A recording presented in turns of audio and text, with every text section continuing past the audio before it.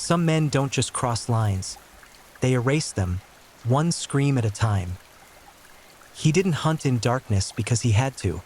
He chose it because darkness understood him. Welcome to True Crime Headquarters, where every story runs darker and truth cuts colder than fiction. I'm so glad you're here. Wherever you're watching from, you're part of the family. If you enjoy the stories, a like, comment, or subscribe helps keep the truth alive. Have you subscribed yet? I'll wait. Done? Perfect. Thank you. Now, this is the story of the Bermudez tapes. We chase monsters expecting fangs and claws, but the real terror wears a smile and knows your name.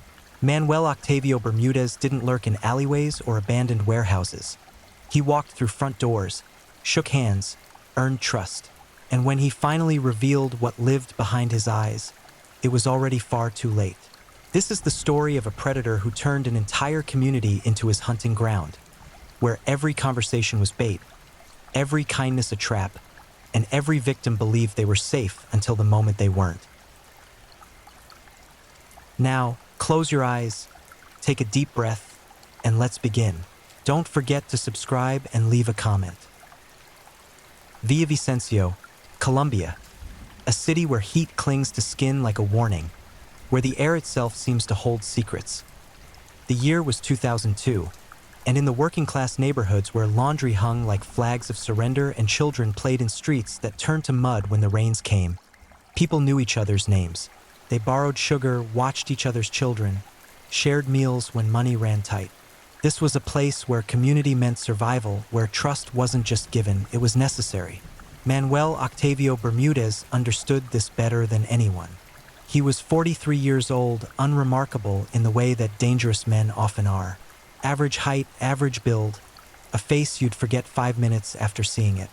He worked odd jobs, construction one week, deliveries the next, always moving, always watching, always learning the rhythms of the neighborhood like a composer studying a symphony before deciding which notes to silence. His smile came easily, too easily, some would later recall, though memory has a way of reshaping itself once horror gives it permission to remember what it should have seen. But in 2002, before the screaming started, before mothers would clutch their daughters closer and fathers would patrol streets with machetes hidden in their jackets, Manuel was just another face in the crowd. Just another neighbor, just another man trying to get by in a city that chewed up dreams and spat out desperation. The first disappearance didn't feel like a beginning. They never do. Rosa Maria Sanchez was 14 years old when she vanished on a Tuesday afternoon in late March. She'd been walking home from her aunt's house, a route she'd taken 100 times before, past the corner store where Don Pedro sold empanadas that steamed in the afternoon heat, past the evangelical church where hymns leaked through open windows, past the vacant lot where stray dogs fought over scraps. 17 minutes. That's how long the walk should have taken. Her mother, Elena, knew because she'd timed it countless times before. Her eyes on the clock, waiting for the sound of her daughter's footsteps on the concrete stairs leading to their second-floor apartment.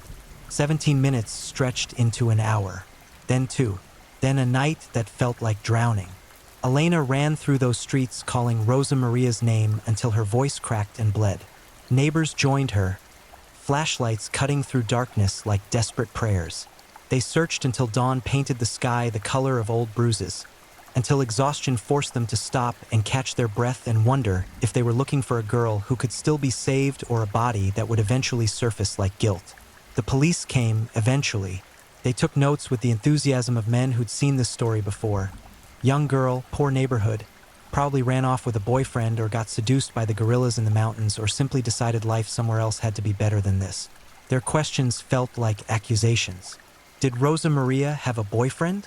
Had she seemed troubled lately? Was there tension at home?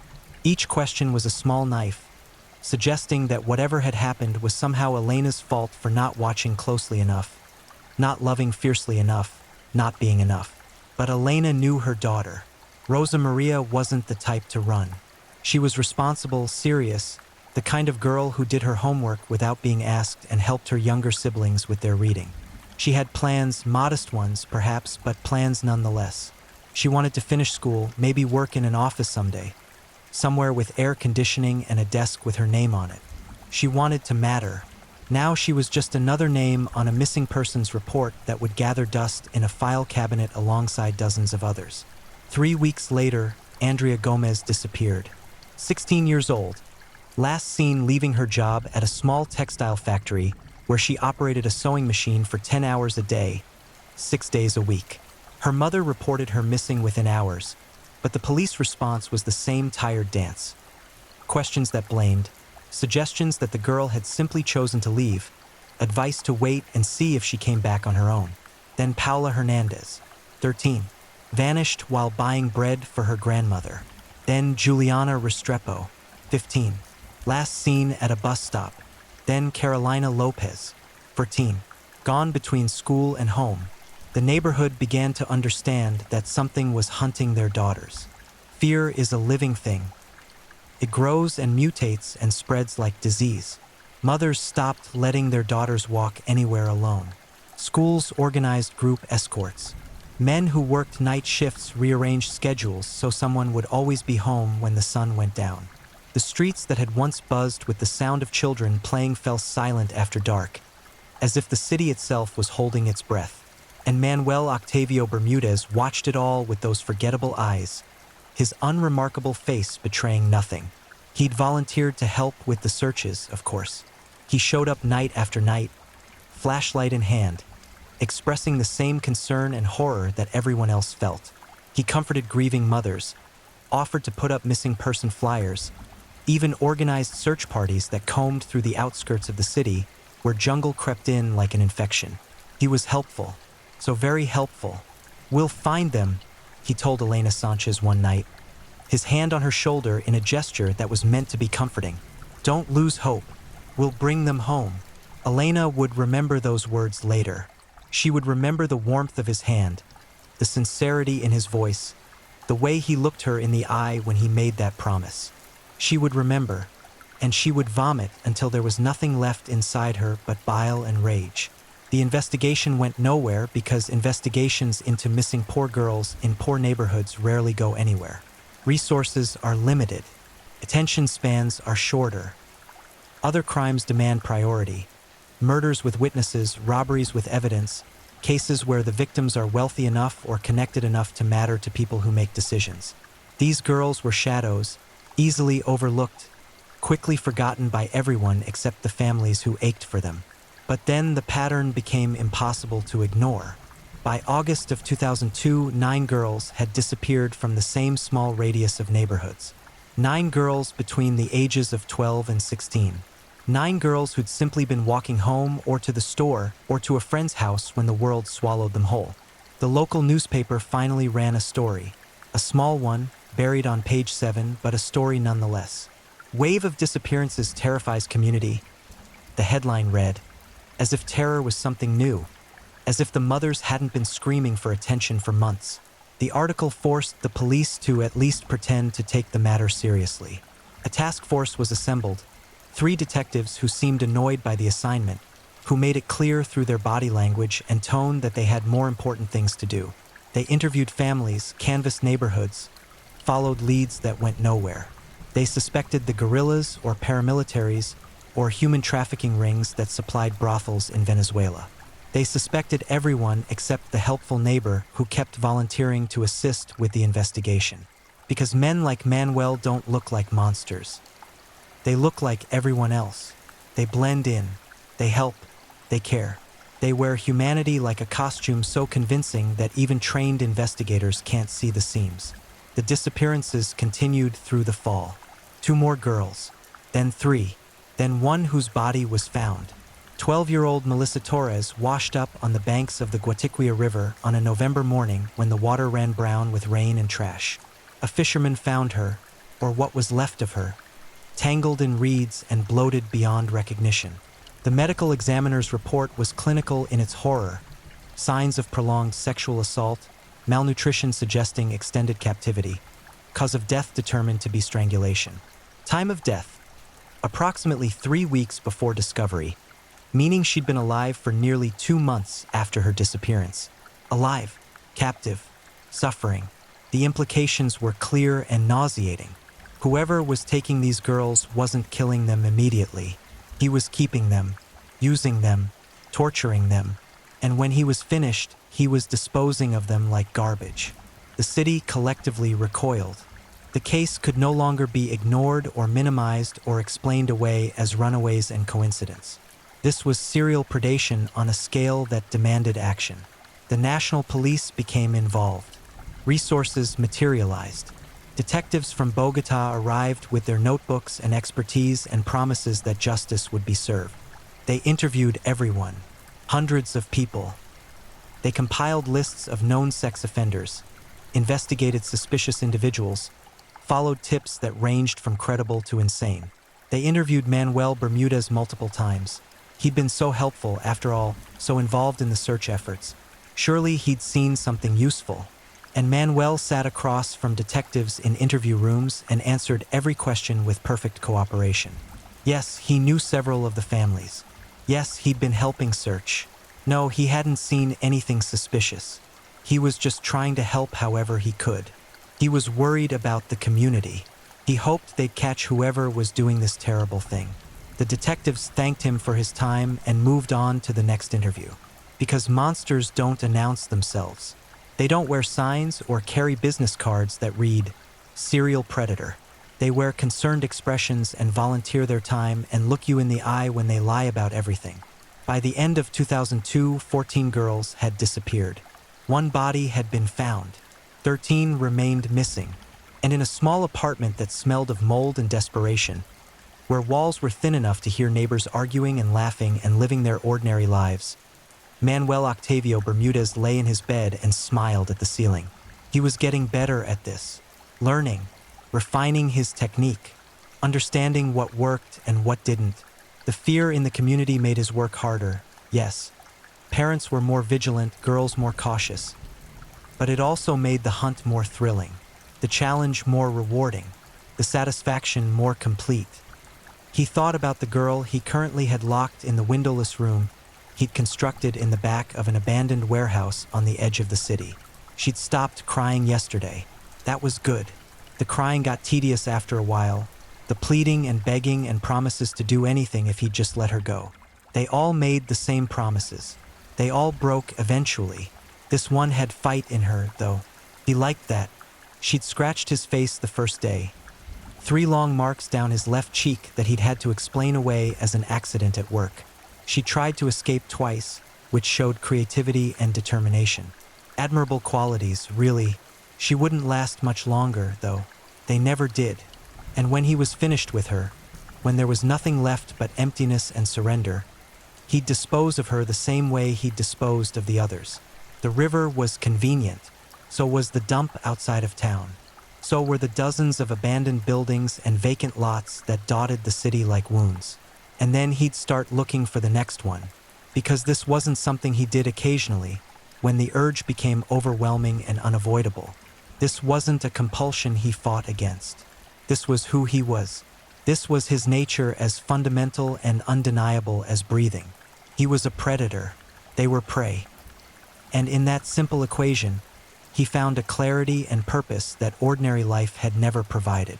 The neighborhood went silent after dark now. Even the dogs seemed to understand that something unnatural prowled these streets. But Manuel wasn't worried. He'd been careful, smart, patient. He'd learned from every encounter, refined every technique, eliminated every risk. The police would never find him because they were looking for a monster, and monsters don't volunteer to help with searches. Monsters don't comfort grieving mothers. Monsters don't look like him.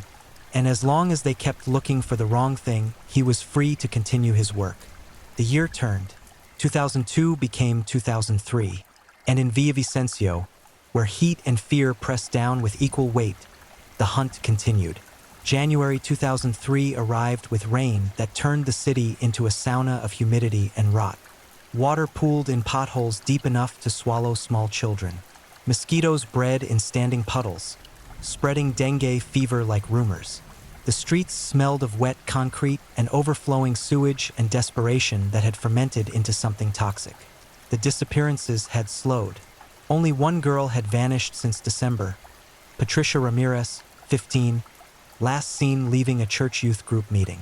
Her mother had escorted her to the door, watched her walk down the church steps, turned away for 30 seconds to speak with the priest. 30 seconds. That's all it took. By the time she looked back, Patricia had evaporated into the twilight like steam. The police theorized that the predator had gone dormant, frightened off by increased patrols and community vigilance. Criminal psychologists brought in from Bogota suggested he might have moved to another city, another hunting ground where fear hadn't yet made the prey too difficult to catch. There was talk of closing the task force, reallocating resources to more solvable crimes. But Detective Ramiro Castellanos wasn't convinced. Castellanos was 52 years old, a career investigator who'd seen enough evil to understand that it rarely announces itself with fanfare. It hides, it waits, it adapts. He'd spent 3 decades working homicides and missing persons cases, and his instincts, honed by years of sitting across from killers who smiled while describing the worst acts humans could conceive, told him that whoever was taking these girls hadn't stopped. He'd simply gotten better at not being seen. Castellanos reviewed every case file, every interview transcript, every piece of evidence collected over the past 10 months. He mapped the disappearances on a large board in the task force office, connecting locations with red string like he'd seen detectives do in American crime shows. He studied the timeline, looking for patterns in the intervals between abductions. He read the autopsy report on Melissa Torres until he'd memorized every clinical detail of her suffering. And he kept coming back to a troubling realization. Whoever was doing this knew these neighborhoods intimately. He knew the rhythms, the routines, the blind spots where someone could be grabbed without witnesses. He knew which streets were busiest at which times. He knew where people lived and worked and played. He knew because he was part of the community. This wasn't an outsider hunting in foreign territory. This was someone local, someone familiar, someone hiding in plain sight. Castellanos began re-interviewing witnesses, family members, anyone who might have seen something useful. He approached these conversations differently than his colleagues had. Less interested in what people had seen, more interested in who they'd seen. Not strange cars or suspicious outsiders, but familiar faces appearing in places they shouldn't have been. He interviewed Elena Sanchez again, Rosa Maria's mother, in the apartment where she'd spent the last 10 months waiting for a daughter who would never come home. The apartment was a shrine now. Photographs of Rosa Maria covered every surface. Candles burned in front of an altar constructed from desperation and dying hope. Elena had aged decades in months. Her eyes were hollow caves where life used to live. "Tell me about the search efforts," Castellanos said. His notebook open, but his attention entirely focused on the woman across from him. Who organized them? Who showed up regularly? Elena recited names, neighbors, friends, family members, people who cared. And then, almost as an afterthought, Manuel Bermudez was very helpful. He was there every night, organizing teams, covering areas we might have missed. Manuel Bermudez, Castellanos repeated, writing the name down. "Tell me about him. He lives a few blocks from here. Works construction, I think. Or deliveries. Something like that. He's always been quiet, keeps to himself mostly, but he was so kind after Rosa Maria disappeared. He told me not to lose hope." Elena's voice cracked on those last words, as if hope was a language she no longer spoke. Castellanos interviewed 6 more families. In every conversation, the same name appeared. Manuel Bermudez, always helpful, always there, always concerned. Pattern was emerging, but patterns aren't evidence. Castellanos needed more. He pulled Manuel's criminal history. It was thin, a drunk and disorderly charge from 1994, a citation for public urination in 1997, nothing that suggested violent tendencies. He'd been employed sporadically over the years, moving between jobs with the kind of frequency that suggested someone unreliable but not necessarily dangerous. He'd never been married, no children. He lived alone in a small apartment that he rented month to month. On paper, Manuel Octavio Bermudez was aggressively ordinary, a nobody, a ghost who happened to have a name and a social security number. But something about the way his name kept appearing in witness statements made Castellanos' instincts scream. He decided to conduct another interview. Manuel answered the door on the third knock, smiling with practiced warmth. Detective Castellanos, yes? Come in, please. I've been expecting someone to follow up. The apartment was as unremarkable as its occupant. Small living room with a couch that looked like it had been rescued from a curb, a television that only received 3 channels, a kitchen area with dishes stacked in the sink. Everything was slightly dirty but not filthy, lived in but not comfortable. The home of someone who existed rather than lived. Castellanos scanned the space with trained eyes, looking for anything that didn't fit. Trophies from victims, newspaper clippings, photographs, but there was nothing. No personal effects at all, really. The walls were bare. No family photos, no artwork, no evidence that anyone actually resided here rather than simply sleeping here between other activities. I appreciate you taking the time, Castellanos said, settling onto the couch that smelled faintly of mildew. I'm re-interviewing everyone who's been involved with the search efforts, just trying to make sure we haven't missed anything. Of course, Manuel said, sitting in a chair across from the detective. Anything I can do to help. Those poor families, I can't imagine what they're going through. His performance was flawless, the right amount of concern, the right tone of voice, eye contact that conveyed sincerity without seeming rehearsed. If Castellanos hadn't been looking for it, he would have missed the microscopic tension in Manuel's shoulders, the slight tightening around his eyes that suggested a man performing rather than simply being. You've been very involved, Castellanos observed, consulting his notebook though he'd already memorized the relevant information. Multiple families mentioned your name. You've organized search parties, put up flyers, comforted parents. That's remarkable dedication. Community is important, Manuel replied. We have to look out for each other, especially now with everything that's happening. Did you know any of the girls personally? Before they disappeared? A few of them, yes. This is a small neighborhood. You see people around, but I wouldn't say I knew them well. Just familiar faces. Rosa Maria Sanchez? I'd seen her around. Never really spoke to her. Andrea Gomez? The name is familiar, but I couldn't pick her out of a photo. Melissa Torres? The girl whose body was found. Something flickered behind Manuel's eyes. Brief, almost imperceptible. But Castellanos saw it. A momentary break in the performance, a crack in the mask. That was terrible, Manuel said, his voice dropping to something that was supposed to sound like grief. When they found her, I couldn't sleep for days. Castellanos leaned forward slightly. Why? Why? Manuel repeated, confused by the question. Why couldn't you sleep? Did you know her well? No, it's disturbing. Knowing that someone could do that to a child, it makes you question everything. The answer was reasonable, appropriate, exactly what a concerned citizen should say.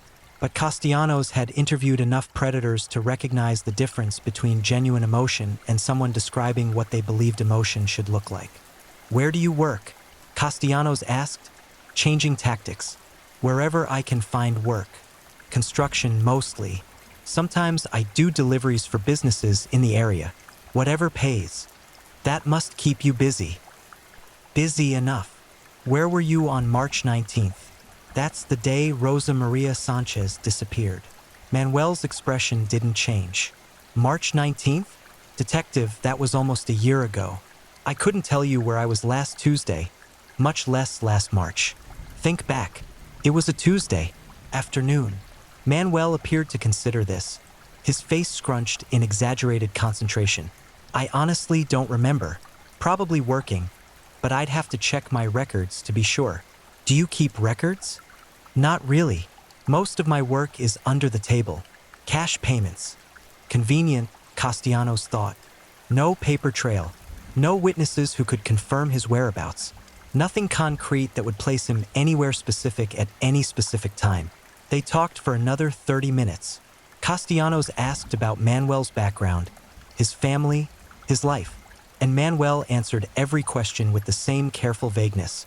offering just enough detail to seem cooperative without actually providing any information that could be verified or disproven. When Castellanos finally left the apartment, he was more convinced than ever that he'd just sat across from a monster. But conviction isn't evidence. Instinct isn't proof. And without something concrete connecting Manuel Bermudez to the disappearances, there was nothing Castellanos could do except keep watching and hoping the predator would make a mistake. What Castellanos didn't know, what he couldn't know, was that Manuel was already making plans for his next victim. And this time, he'd chosen someone whose disappearance would prove that even the most vigilant families couldn't protect their children from a predator patient enough to wait for the perfect moment. Because that was Manuel's greatest strength. Patience. He didn't rush, didn't take unnecessary risks, didn't let eagerness override caution. He studied his prey for weeks, sometimes months, learning their routines and vulnerabilities. He identified the moment when parents relaxed their guard, when girls felt safe enough to let their attention wander, when circumstance and opportunity aligned in a way that allowed him to strike without witnesses. And right now, he was studying 16-year-old Isabella Martinez. Isabella was careful, smart. Her parents had drilled safety protocols into her head until they became instinct. Never walk alone after dark. Always stay in public areas. Tell someone where you're going and when you'll be back. She'd even taken a self-defense class at the community center, learning strikes and escapes that the instructor promised would give her a fighting chance if someone ever tried to grab her. But Isabella had one vulnerability. She was predictable. Every Saturday morning, she walked to the market to help her grandmother, Dona Lucia, carry groceries home. They always took the same route. Down Calle Octava, left on Avenida Libertador, through the small park where old men played dominoes and mothers pushed strollers. The walk took 18 minutes. Isabella had timed it. Manuel had timed it too. He'd watched this ritual for 6 consecutive Saturdays, noting every detail. The way Isabella always stopped to pet the orange cat that lived under the park bench. The way she checked her phone while walking, her attention divided between the screen and her surroundings. The way she relaxed once she entered the park, feeling safe in a public space during daylight hours. And he'd identified the blind spot, a narrow path that cut through the park's southeast corner, bordered by thick vegetation that the city's maintenance budget never quite stretched to properly trim. For approximately 40 seconds, anyone walking that path would be invisible to the rest of the park. 40 seconds of complete isolation in the middle of a crowded public space. 40 seconds was more than enough. Manuel had prepared carefully.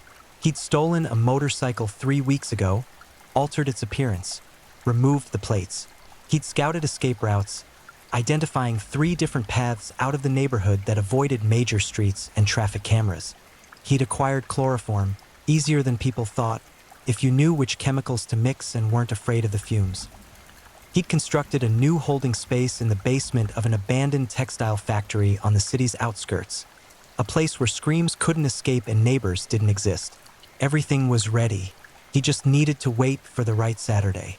A day when Dona Lucia couldn't make the market trip. A day when Isabella would have to walk alone. That day came on February 15th. Dona Lucia woke with severe arthritis pain that made walking impossible. She called Isabella's mother, apologizing profusely, explaining that she couldn't make it to the market, but could someone please pick up a few essential items? Isabella's mother had a sick infant at home, a toddler who'd been vomiting all morning. She couldn't leave the house, but the market, they needed food, basic supplies. She looked at Isabella, 16 years old and responsible and careful. "Do you feel safe going alone?" her mother asked. Isabella considered this. It was mid-morning, broad daylight. The market would be crowded. She'd be gone an hour at most. And she'd be careful, extra careful. "I'll be fine, Mama. I promise." Her mother hesitated, maternal instinct warring with practical necessity. "Take your phone. Keep it in your hand the entire time. If anything feels wrong, anything at all, you call me immediately. And walk fast through the park." "I will. I promise." Isabella left the apartment at 10:15 a.m., her phone clutched in her right hand, her mother's warnings echoing in her ears. She walked quickly, eyes scanning her surroundings, every nerve on high alert. She was careful, so careful. But careful wasn't enough. Manuel was waiting in the park's blind spot, crouched behind vegetation that had grown thick enough to conceal a man of average build. His motorcycle was hidden 15 meters away, engine warm, ready for immediate departure. The chloroform-soaked cloth was in his right hand, sealed in a plastic bag to prevent premature evaporation. He'd timed this perfectly, practiced the movements in his apartment until they became muscle memory. Grab, cover mouth and nose, drag backward into vegetation, wait for unconsciousness, carry to motorcycle, secure with zip ties, depart. 12 seconds from first contact to being on the motorcycle. 20 seconds to clear the park. 2 minutes to be off the main roads. 5 minutes to reach the abandoned factory. He heard Isabella approaching, her footsteps quick and purposeful. She was on the phone with someone, her mother probably, describing what she was seeing at the market, what she planned to buy. Her attention was divided. Perfect. She entered the blind spot at 10:28 a.m. Manuel moved with the practiced efficiency of someone who'd done this before. Left arm around her torso, pinning her arms. Right hand pressing the chloroform-soaked cloth over her mouth and nose. Isabella's phone clattered to the ground, her mother's voice calling her name in sudden panic. Isabella tried to scream, but the sound came out muffled and weak. She tried to fight, but his grip was iron and her self-defense training evaporated under the shock of sudden violence and the chemical burn of chloroform filling her lungs. Consciousness faded in approximately 8 seconds. Manuel caught her weight, dragged her deeper into the vegetation, retrieved her phone and crushed it under his heel. The entire sequence had taken 11 seconds. He carried her to the motorcycle, secured her unconscious body with zip ties and a blanket that made her look like rolled cargo, started the engine, pulled onto the park service road and merged into light morning traffic. By the time Isabella's mother started calling desperately back, calling neighbors, calling police, by the time the search parties mobilized and the neighborhood erupted into fresh panic, Manuel was already at the abandoned factory, carrying his newest acquisition down into the basement that would be her home for as long as she remained useful. And in his apartment, where Detective Castellanos' business cards sat on the kitchen counter, where walls were bare and life was absent, where a monster pretended to be a man, no one suspected anything was wrong, because the predator had been perfect, patient, invisible, and he was just getting started. Isabella Martinez woke to absolute darkness and the smell of mildew and her own terror. Her head throbbed where it had struck something during the abduction. Concrete, maybe, or the motorcycle. Her wrists burned where zip ties cut into flesh. Her mouth was dry, tasting of chemicals and bile. For several seconds, she couldn't remember where she was or how she'd gotten here. Then memory crashed back like cold water, and she understood that the nightmare she'd heard about for months, the fate that had swallowed 14 other girls, had finally claimed her too. She was in the monster's den. The space around her was small. She determined this by the way her screams echoed, close and compressed rather than expanding into vast emptiness. The floor beneath her was concrete, cold and slightly damp. The air was stale, recycled, suggesting poor ventilation and underground confinement. She couldn't see anything, not the faintest outline of shapes, not the suggestion of light around doorframes.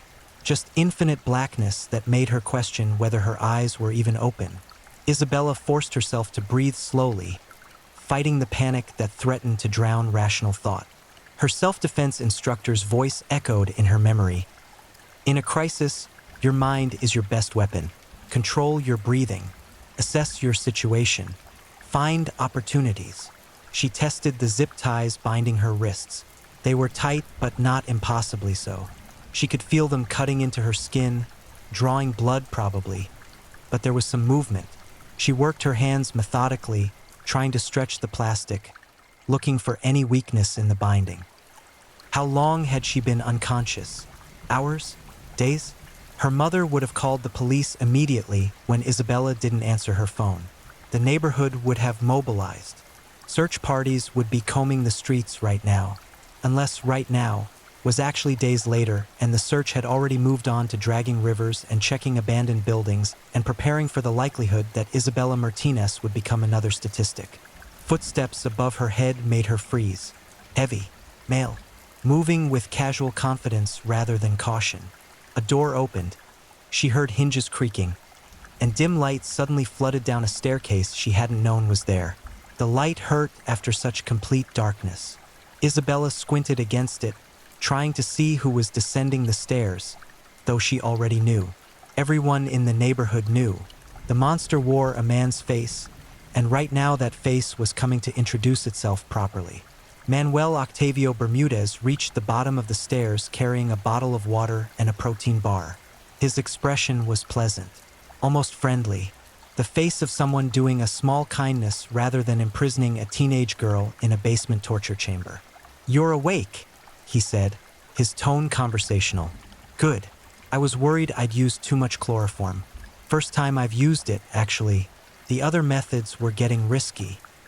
Isabella stared at him, trying to match this ordinary-looking man with the horror stories she'd heard whispered in school hallways and living rooms throughout the neighborhood. He looked like someone's uncle, like a construction worker on his lunch break, like absolutely no one special. "My family is looking for me," Isabella said, forcing her voice to stay steady. "The police too. They'll find this place." Manuel smiled. "They won't, but I appreciate the optimism." He set the water and protein bar on the floor near her feet. "You should eat something. It's going to be a difficult few weeks, and I need you to maintain your strength." The casual way he said "few weeks," as if discussing the weather or grocery shopping, sent ice through Isabella's veins. Few weeks implied a timeline, implied he'd done this before and knew how long it took to break someone completely.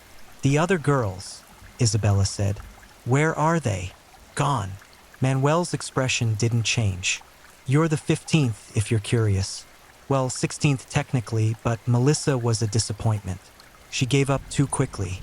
No fight left after the first week. Where's the satisfaction in that?"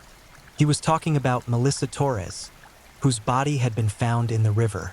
Talking about her like she'd been a failed experiment rather than a 12-year-old child with parents who still couldn't sleep and a younger brother who asked every day when his sister was coming home. Why? The question escaped before Isabella could stop it. Not why had he chosen her specifically, but why any of this? Why did monsters exist? Why did men like him find purpose in destroying innocence? Why the universe allowed creatures like this to draw breath while their victims suffocated underground? Manuel considered the question with what seemed like genuine thoughtfulness. "Because I can," he finally said. "Because I want to. Because the world is full of prey that walks around unaware of predators, and someone has to teach the lesson about how fragile safety really is." Does that answer satisfy you? Didn't. Nothing could. But Isabella understood something crucial in that moment. Manuel Octavio Bermudez wasn't insane. He wasn't driven by delusions or compulsions he couldn't control. He was something worse. A person who'd made a conscious choice to become a monster and felt no regret about that decision.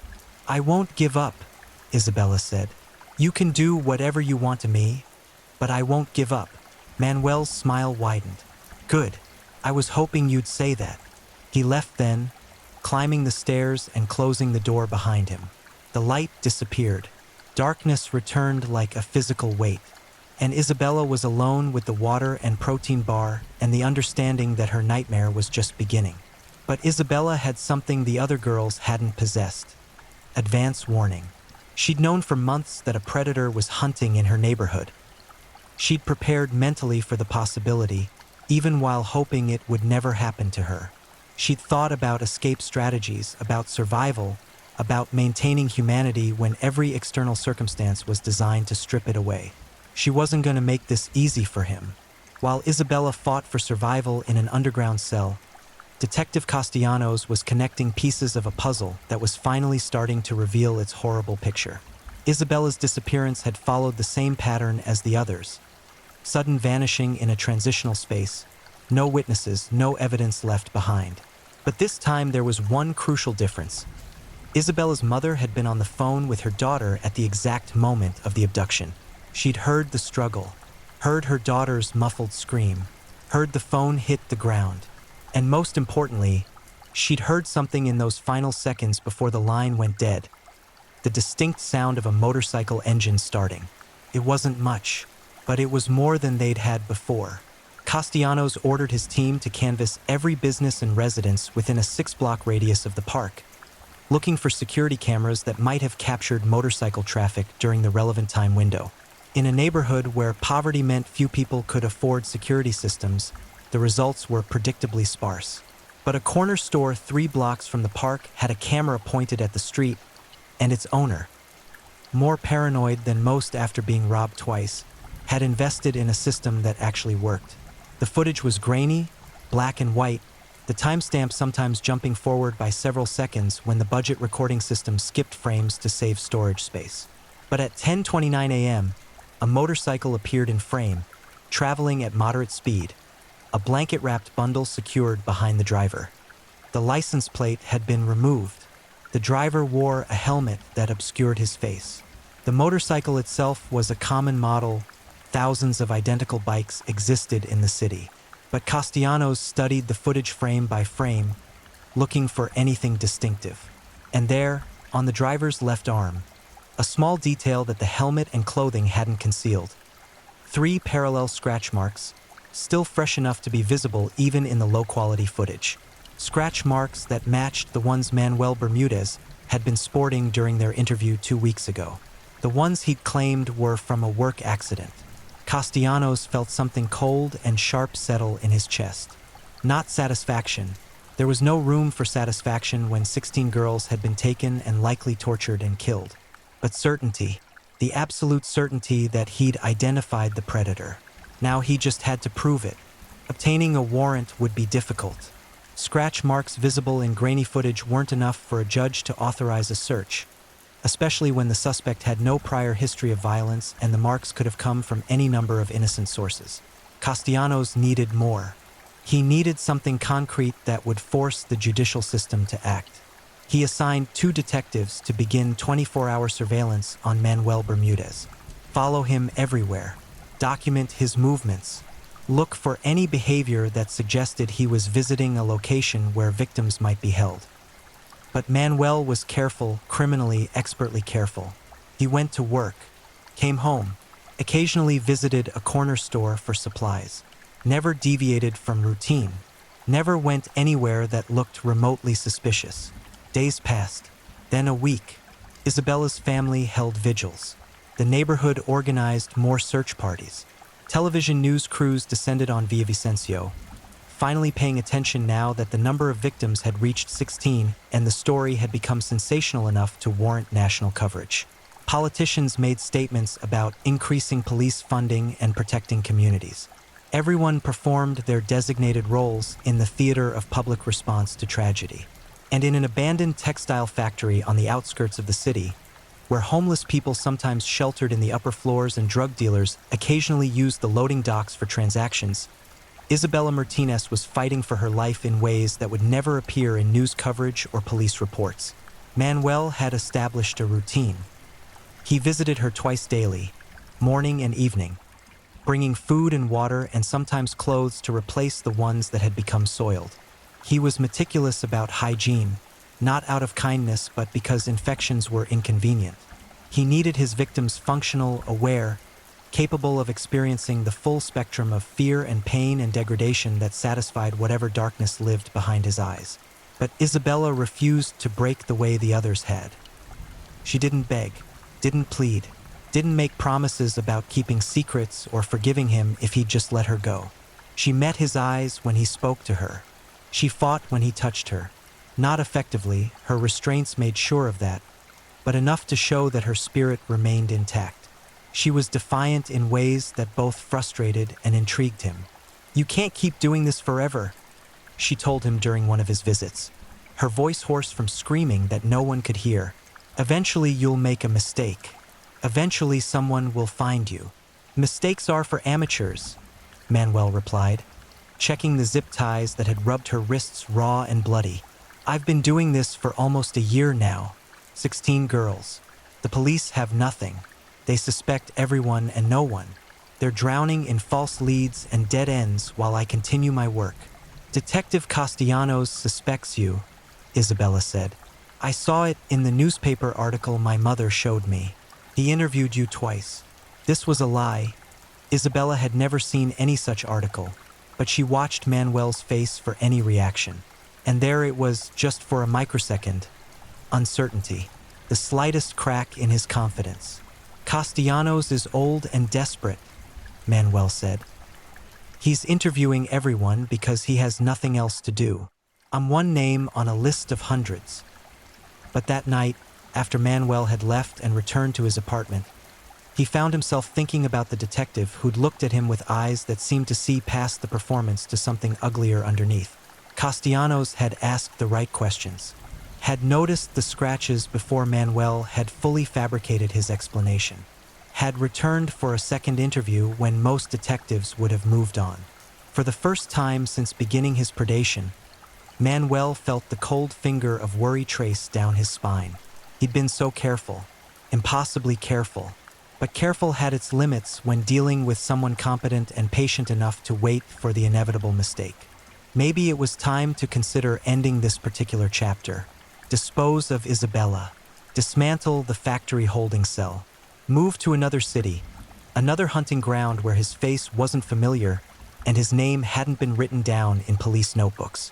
Start fresh somewhere else. Medellin, perhaps, or Cali, cities large enough to drown in, where missing girls were common enough to barely merit investigation. The thought of leaving frustrated him. He'd built such a perfect operation here, knew every street and alley and blind spot, had established himself as a trusted community member whose helpfulness would never inspire suspicion. Starting over meant months of preparation, of learning new territories, of building new covers. But survival required adaptation. And if Detective Castellanos was getting close, if those old eyes had seen something that others had missed, then adaptation was necessary. Manuel decided to give it one more week. If the surveillance continued, and he'd spotted the unmarked car following him, of course he had, then he'd dispose of Isabella and disappear before the walls could close completely. A week was enough time to satisfy his needs. Enough time to break what remained of her resistance. Enough time to finish what he'd started. What Manuel didn't know was that Detective Castellanos wasn't relying solely on surveillance.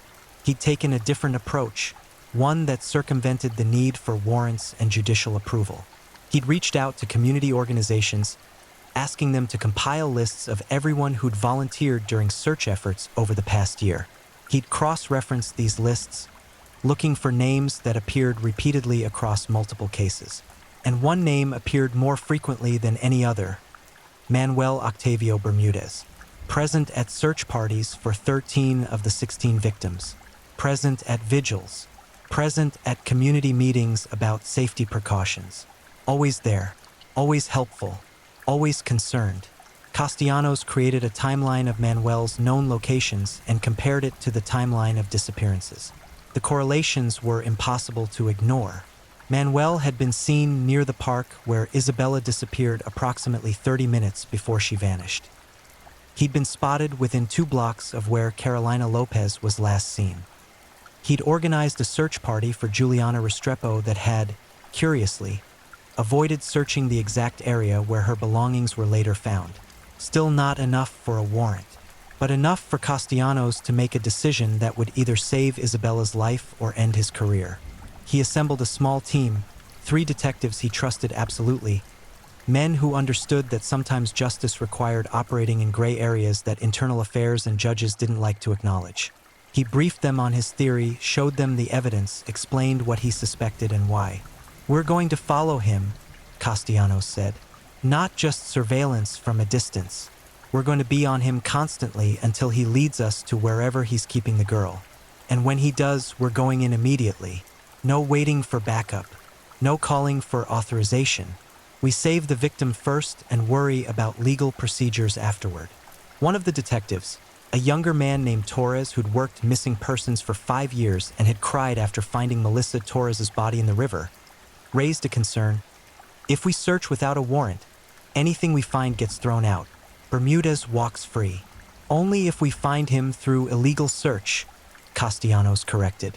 "But if he leads us to the victim, if we have probable cause to believe someone's life is in immediate danger, then exigent circumstances override warrant requirements. We just have to be patient." wait for him to make his move. They didn't have to wait long.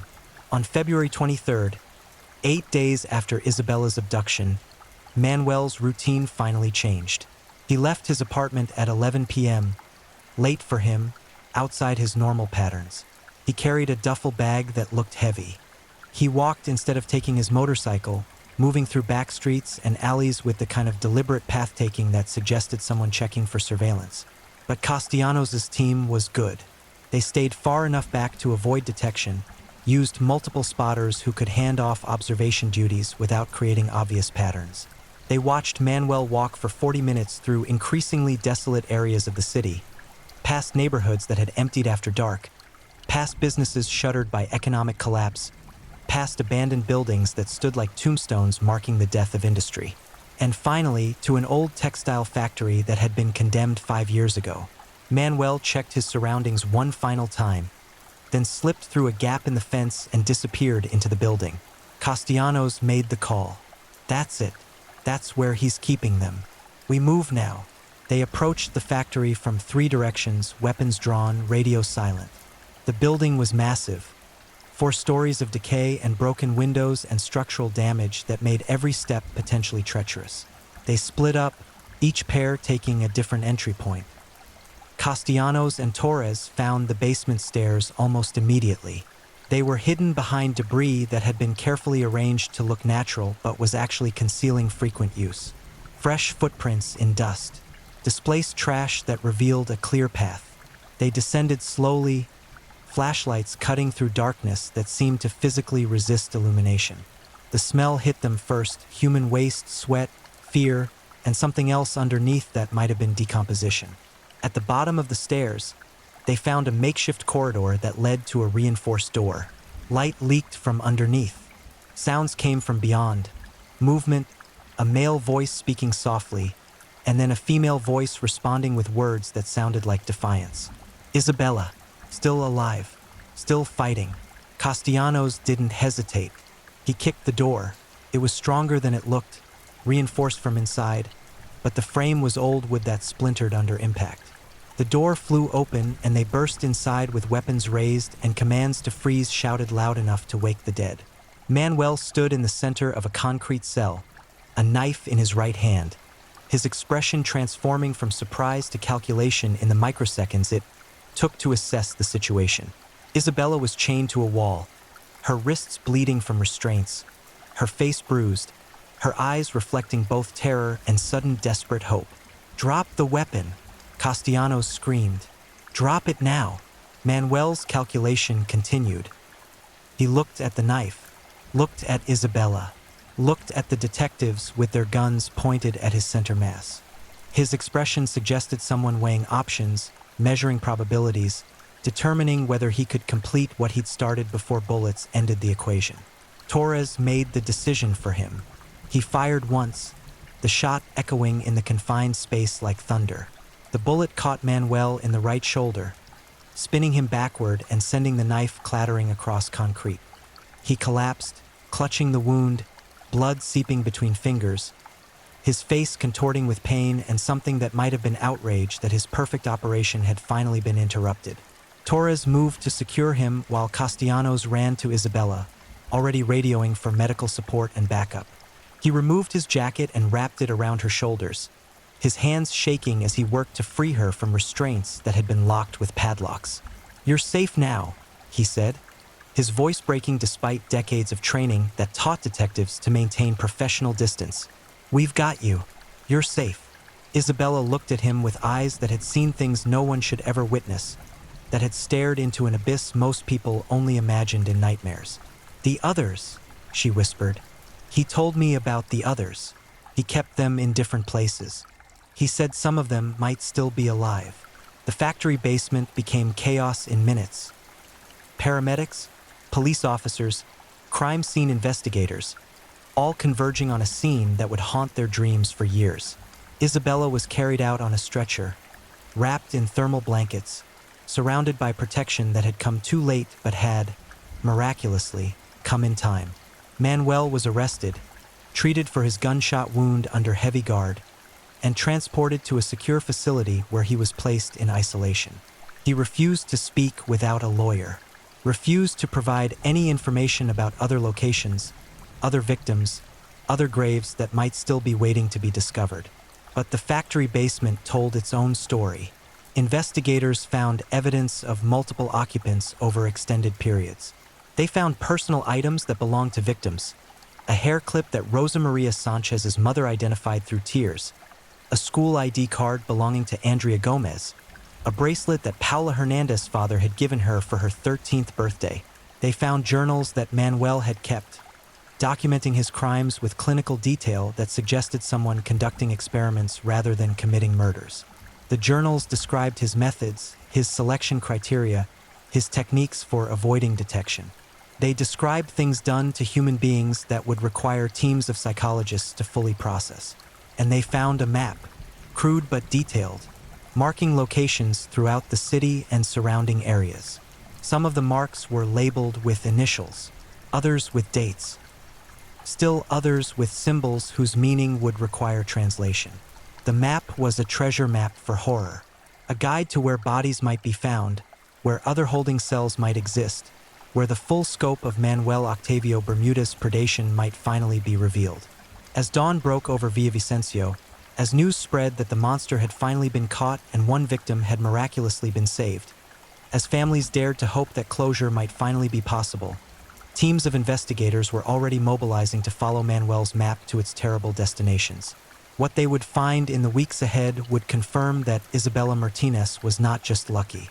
She was the only one, the only victim out of 16 who would return home alive, the only daughter who would be reunited with family, the only girl who had survived an encounter with evil and lived to tell about it. The others had already told their stories in the only way the dead can, through evidence left behind, through absence that screamed louder than presence ever could, through the holes they'd left in families that would never fully heal. The map led investigators to 7 additional locations over the course of 3 weeks. Each site revealed evidence of Manuel's systematic predation, a catalog of horror that transformed from abstract numbers in police reports into devastating physical reality. The first location was another abandoned building, a former auto repair shop on the southern edge of the city where structural damage had forced closure years ago.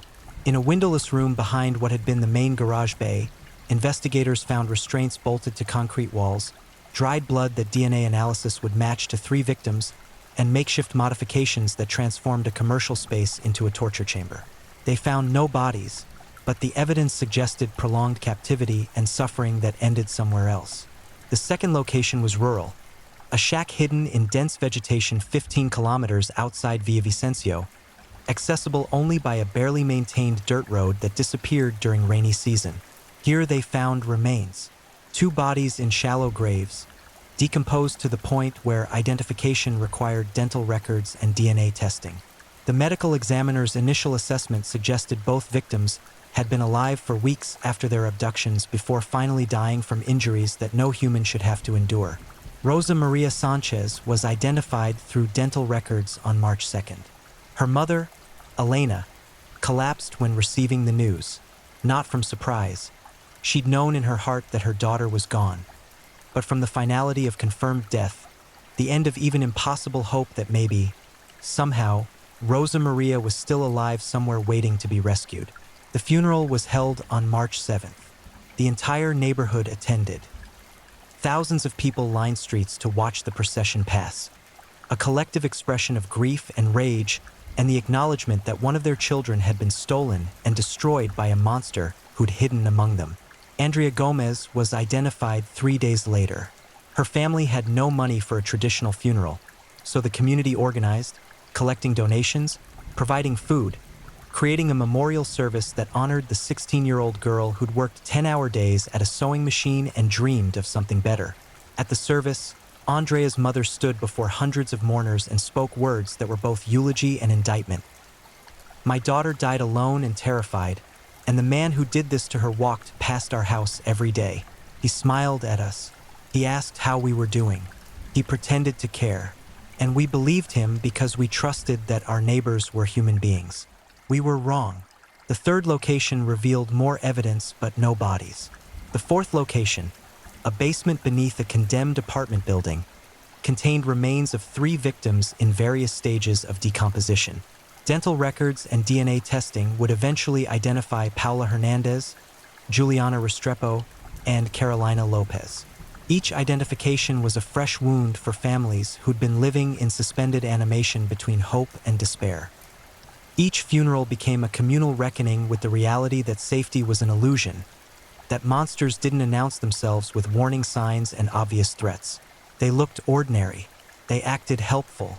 They exploited the very trust that communities needed to function. The investigation expanded to include properties Manuel had rented over the years, storage units registered under aliases, vehicles he'd borrowed or stolen. Each lead generated more evidence, more connections, more confirmation of predation that had been occurring for longer than anyone initially suspected. Because the 16 girls in Villavicencio weren't the beginning. Investigators discovered that Manuel had lived in 3 other cities before settling in Villavicencio. In each location, he'd stayed approximately 2 years. And in each location, unsolved disappearances of young girls had occurred during his residency. Barranquilla, 1997 to 1999. 5 missing girls, ages 12 to 15. No bodies found. Investigation went nowhere. Bucaramanga, 1999 to 2001. 7 missing girls, ages 13 to 17. 1 body recovered from a ravine. No suspects ever identified. Cucuta, 2001 to 2002. 4 missing girls, ages 11 to 14. No bodies found. Cases remained open but inactive. When investigators from these cities reviewed their cold cases with the new information about Manuel's methods and timeline, patterns became impossible to ignore. The victim profiles matched. The disappearance circumstances matched. The complete absence of evidence matched. Manuel Octavio Bermudez hadn't just taken 16 lives in Villavicencio. He'd likely taken 32 or more across 4 cities over 7 years. He was Colombia's most prolific serial predator in decades, a monster who'd perfected his craft through years of practice and refinement, and learning from each encounter how to be more efficient, more careful, more successful at destroying lives while remaining invisible. The scope of his crimes generated national and international attention. News crews from Bogota, Medellin, and international outlets descended on Villavicencio. The story had everything media loved: a large victim count, dramatic rescue, photogenic survivors, and a villain whose ordinariness made him more terrifying than any Hollywood monster. Journalists interviewed Isabella Martinez despite her family's requests for privacy. They interviewed families of the dead. They interviewed neighbors who'd known Manuel and hadn't suspected anything. They interviewed criminal psychologists who provided expert analysis about how serial predators operated and why communities failed to identify them. Everyone had opinions about what this meant, what lessons should be learned, what systemic changes were necessary to prevent future tragedies. Politicians proposed new laws. Police departments promised increased training and resources. Community organizations organized safety workshops. Everyone performed their designated roles in the societal response to horror that had become too large to ignore. But for the families of the victims, the media circus and political theater and expert analysis were just noise obscuring a simpler truth. Their daughters were gone, taken by a man who'd calculated that young girls from poor neighborhoods were prey he could hunt without consequence. And he'd been right for years before finally being caught through a combination of detective persistence and a single mistake that had allowed 1 victim to survive. The prosecution of Manuel Octavio Bermudez began in August 2003. Colombian law didn't allow the death penalty, but prosecutors pursued the maximum sentence possible: multiple concurrent life terms that would ensure he'd never experience freedom again. The evidence was overwhelming. Physical evidence from 7 locations. DNA matches connecting Manuel to multiple victims. Journals detailing his crimes in his own handwriting. Victim testimony from Isabella Martinez that was both devastating and legally airtight. But Manuel, with legal representation provided by the state, mounted a defense that was as calculated as his crimes had been. His lawyers didn't dispute that he'd been found in the factory basement with Isabella. They didn't dispute the physical evidence. Instead, They argued diminished capacity, that Manuel suffered from mental illness that impaired his ability to understand the criminality of his actions or control his impulses. Psychiatric experts were called to evaluate him. Some concluded that he exhibited antisocial personality disorder, narcissistic traits, and a complete absence of empathy, characteristics consistent with psychopathy but not meeting legal standards for insanity. Others argued that his detailed planning, his successful concealment of crimes for years, his ability to maintain a normal appearance while committing atrocities, all demonstrated full awareness of right and wrong and conscious choice to commit evil acts. The trial lasted 4 months. Families of victims attended every session, a silent chorus of grief and rage that filled the courtroom gallery. They watched Manuel sit calmly at the defense table, showing no emotion as prosecutors described in clinical detail what he'd done to their daughters. They watched him take notes as if this were an academic exercise rather than an accounting of destroyed lives. They watched him occasionally lean over to whisper to his lawyers, his expression suggesting boredom rather than remorse. Isabella testified in closed session to protect her privacy, but portions of her testimony were read into the public record. She described her abduction, her captivity, the things Manuel had done and said during the 8 days she'd spent in his control. She described his demeanor, casual, conversational, completely lacking any recognition that he was committing acts of ultimate evil. She described his journals, which he'd sometimes read to her, describing other victims in language that suggested someone reviewing baseball statistics rather than discussing human suffering. He wasn't crazy, Isabella told the prosecutor. That's what everyone wants to believe, that someone who does these things must be insane. But he wasn't. He knew exactly what he was doing. He chose to do it, and the only thing he regretted was getting caught. The defense's psychiatric experts presented their evaluations, arguing that Manuel's childhood, marked by abuse, neglect, and trauma, had created psychological damage that impaired his judgment and impulse control. They described a developmental trajectory that made predation almost inevitable, as if Manuel was a victim of circumstances rather than an architect of horror. The prosecution countered with their own experts who noted that millions of people experience childhood trauma without becoming serial killers. That Manuel's ability to maintain employment, manage logistics, plan complex operations, and avoid detection for years all demonstrated sophisticated cognitive function inconsistent with diminished capacity. That his journals revealed not someone driven by uncontrollable compulsions, but someone who'd made deliberate choices and refined his methods through systematic experimentation. On December 16, 2003, after 6 hours of deliberation, the jury returned verdicts on 32 counts of murder, 16 counts of kidnapping, and numerous counts of sexual assault and torture. Guilty on all charges. The judge sentenced Manuel to the maximum penalty allowed under Colombian law at the time, 40 years imprisonment, later increased to 60 years after additional evidence and charges were filed. Manuel showed no reaction when the verdicts were read. No surprise, no anger, no relief. He simply stood when instructed, allowed himself to be handcuffed, and was led from the courtroom without looking at the families whose lives he'd destroyed. In the years following his conviction, Manuel gave several interviews to psychologists, journalists, and criminal researchers attempting to understand what creates monsters like him. His responses were chilling in their matter-of-factness. He didn't deny his crimes or express remorse. He didn't blame his victims or society. He simply explained in clinical detail how he'd selected targets, refined techniques, maintained his cover, and found satisfaction in acts that most humans couldn't conceptualize without experiencing visceral revulsion. I hunted because I enjoyed hunting, he told one interviewer. Not in some abstract philosophical sense. I literally enjoyed the process. The stalking, the capture, the control, the fear in their eyes when they realized no one was coming to save them. That's not insanity. That's preference. Some people like painting. Some like music. I liked this. When asked if he felt any remorse, any recognition of the suffering he'd caused, Manuel considered the question thoughtfully before responding.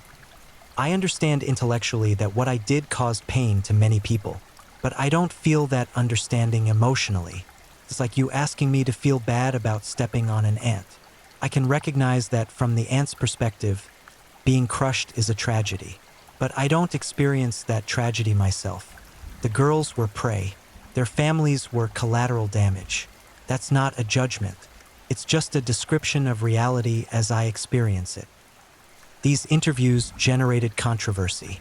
Victims' families argued that giving Manuel a platform to discuss his crimes was a form of continued victimization, allowing him to relive his predation and traumatize survivors. Media ethicists debated whether society benefited from understanding monsters or whether that understanding came at too high a cost. Prison officials noted that Manuel received fan mail from people attracted to his notoriety. Women who wanted to marry him, men who admired his ability to evade capture for years, disturbed individuals who saw him as some kind of anti-hero rather than what he actually was. A predator who destroyed dozens of lives because he'd wanted to and could. But perhaps the most disturbing element of Manuel's case wasn't his crimes or his lack of remorse. It was how easily he'd hidden among normal people for years. How his neighbors had considered him helpful and kind. How search parties had welcomed his assistance. How even trained detectives had interviewed him multiple times without initially recognizing what lived behind his ordinary face.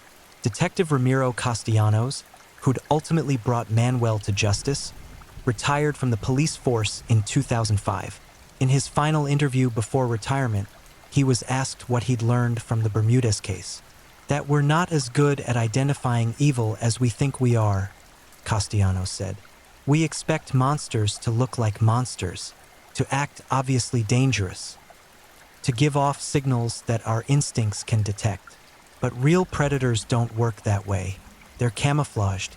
They've learned to mimic normal human behavior well enough to pass inspection. And by the time we finally see them for what they are, they've usually destroyed multiple lives. We caught Bermudez eventually, but only after he'd been operating for nearly a decade. That's not a success story. That's a failure we happened to eventually correct. For Isabela Martinez, the years following her rescue were a complex journey through trauma, recovery, and the challenge of building a life after experiencing evil most people can't imagine. She spent months in therapy, working through PTSD, survivor's guilt, and the devastating knowledge that she'd been saved while 15 others had died. She finished school through distance learning, unable to return to physical classrooms where other students would stare at her as the girl who survived the monster. She moved away from Villavicencio, seeking anonymity in a larger city where her face and story weren't known to everyone she encountered. In 2010, she gave her first public interview, speaking to a journalist who'd covered the case since its beginning. Isabela was 23 by then, no longer the terrified 16-year-old who'd been chained in a basement. She'd built a life, not the life she would have had if March 15, 2002, had been an ordinary day, but a life nonetheless. She worked with an organization supporting survivors of violent crimes. She'd written a memoir about her experience, donating all proceeds to families of victims. She'd become, somewhat reluctantly, a voice for survivors who often remain silent under the weight of trauma and shame. People ask me how I survived, Isabela said in that interview. They want to know if I had some special strength or insight that kept me alive when the others died. But the truth is simpler and more terrible than that. I survived because Detective Castellanos figured out who Manuel was fast enough, and because Manuel made a small mistake that allowed police to follow him. If either of those things hadn't happened, I'd be dead like the others. There's no deep meaning there, no inspirational lesson, just random chance and timing. She paused, looking directly at the camera with eyes that had seen too much. What I can tell you is this: evil is real. It doesn't just exist in movies or books or places far away from wherever you consider safe. It exists in ordinary men who smile at you on the street. It exists in neighbors who seem helpful and kind. It exists in people you'd never suspect because they've learned to hide what they are beneath layers of normalcy. And the only way to fight it is to stay aware, to trust your instincts even when they seem paranoid, and to never assume that safety is guaranteed just because something has always been safe before. The families of victims pursued various paths towards something resembling healing, though healing is perhaps the wrong word for the process of learning to exist alongside permanent devastation. Some found comfort in religious faith, believing their daughters were in better places beyond human suffering. Some channeled grief into activism, pushing for legal reforms and better protections for vulnerable populations. Some simply endured, day after day, carrying grief like stones that never quite became light enough to bear comfortably. Elena Sanchez, Rosa Maria's mother, never recovered. She became a ghost haunting her own life, going through motions of existence without finding reasons to fully engage with the world. She died in 2008 from what the death certificate called heart failure, but what everyone who knew her understood was a heart that had been broken beyond repair 5 years earlier. The abandoned buildings where Manuel had held his victims were demolished, partly for safety reasons, partly because no one wanted structures standing as monuments to horror. The textile factory where Isabella had been rescued was torn down in 2004. A community center was built on the site in 2006, funded partially by government grants and partially by donations from citizens who wanted something constructive to replace something destructive. The center offered after-school programs for children, job training for adults, and counseling services for families. A small plaque near the entrance read, "In memory of those we lost, in hope for those we protect." Manuel Octavio Bermudez remains imprisoned as of 2025, serving his 60-year sentence in a maximum security facility. He's housed in isolation for his own protection. Prisoners have their own hierarchies and moral codes, and those who harm children are considered the lowest form of existence even among populations that have committed serious crimes. He's been attacked twice by other inmates who managed to breach security protocols. He's received death threats. He's been denied parole at every opportunity. He will likely die in prison, an old man who spent the last decades of his life in a concrete cell reflecting on the decades he spent destroying others. Whether he experiences any remorse in those solitary hours, whether he ever achieved any recognition of the magnitude of his crimes, whether he understood the holes he'd torn in the fabric of families and communities. These questions remain unanswered because Manuel has stopped granting interviews, stopped responding to correspondence, stopped engaging with the world beyond his cell walls. Perhaps that silence is its own form of mercy. Perhaps the world doesn't need to understand monsters. Perhaps it's enough to know they exist, to remain vigilant against them, to remember their victims not as tragic statistics but as real people with names and families and futures that were stolen. The neighborhood in Villavicencio where most of the victims lived has changed in the years since the case. Families have moved away, seeking fresh starts in places not haunted by memories of daughters who vanished. New families have moved in, often unaware of the history that soaked into these streets. Children play again in parks where silence once reigned. Life continues because life always continues, even in places where horror once consumed everything. But those who remember, the families, the investigators, the neighbors who helped search, the community members who trusted a monster because he'd worn a human face, carry the knowledge with them always. They understand now what Detective Castellanos tried to articulate, that evil doesn't announce itself, that predators hide in plain sight, that safety is never guaranteed no matter how vigilant we try to be. And they remember the girls. Rosa Maria, who wanted to work in an office someday. Andrea, who operated a sewing machine and dreamed of something better. Paula, who was just buying bread for her grandmother. Juliana, Melissa, Carolina, Patricia, and all the others whose names deserve to be spoken, whose lives deserve to be honored, whose deaths demand that we never forget what happened when a monster hunted in broad daylight and nearly no one saw him for what he was. The story of Manuel Octavio Bermudez is not a mystery with a satisfying resolution. It's not a tale of good ultimately triumphing over evil. It's a reminder that monsters are real, that they walk among us wearing familiar faces, and that the only thing separating their victims from the rest of us is often nothing more than chance and timing and the random luck that places us outside their predatory paths. We tell ourselves that evil is obvious, that we'd recognize it if we encountered it, that our communities would rally to protect the vulnerable before tragedy could strike. The Bermudez case proves otherwise. It proves that monsters thrive on those comfortable assumptions. They count on our trust, our desire to see the best in people, our reluctance to believe that ordinary-seeming neighbors could harbor such darkness. And so we're left with an uncomfortable truth.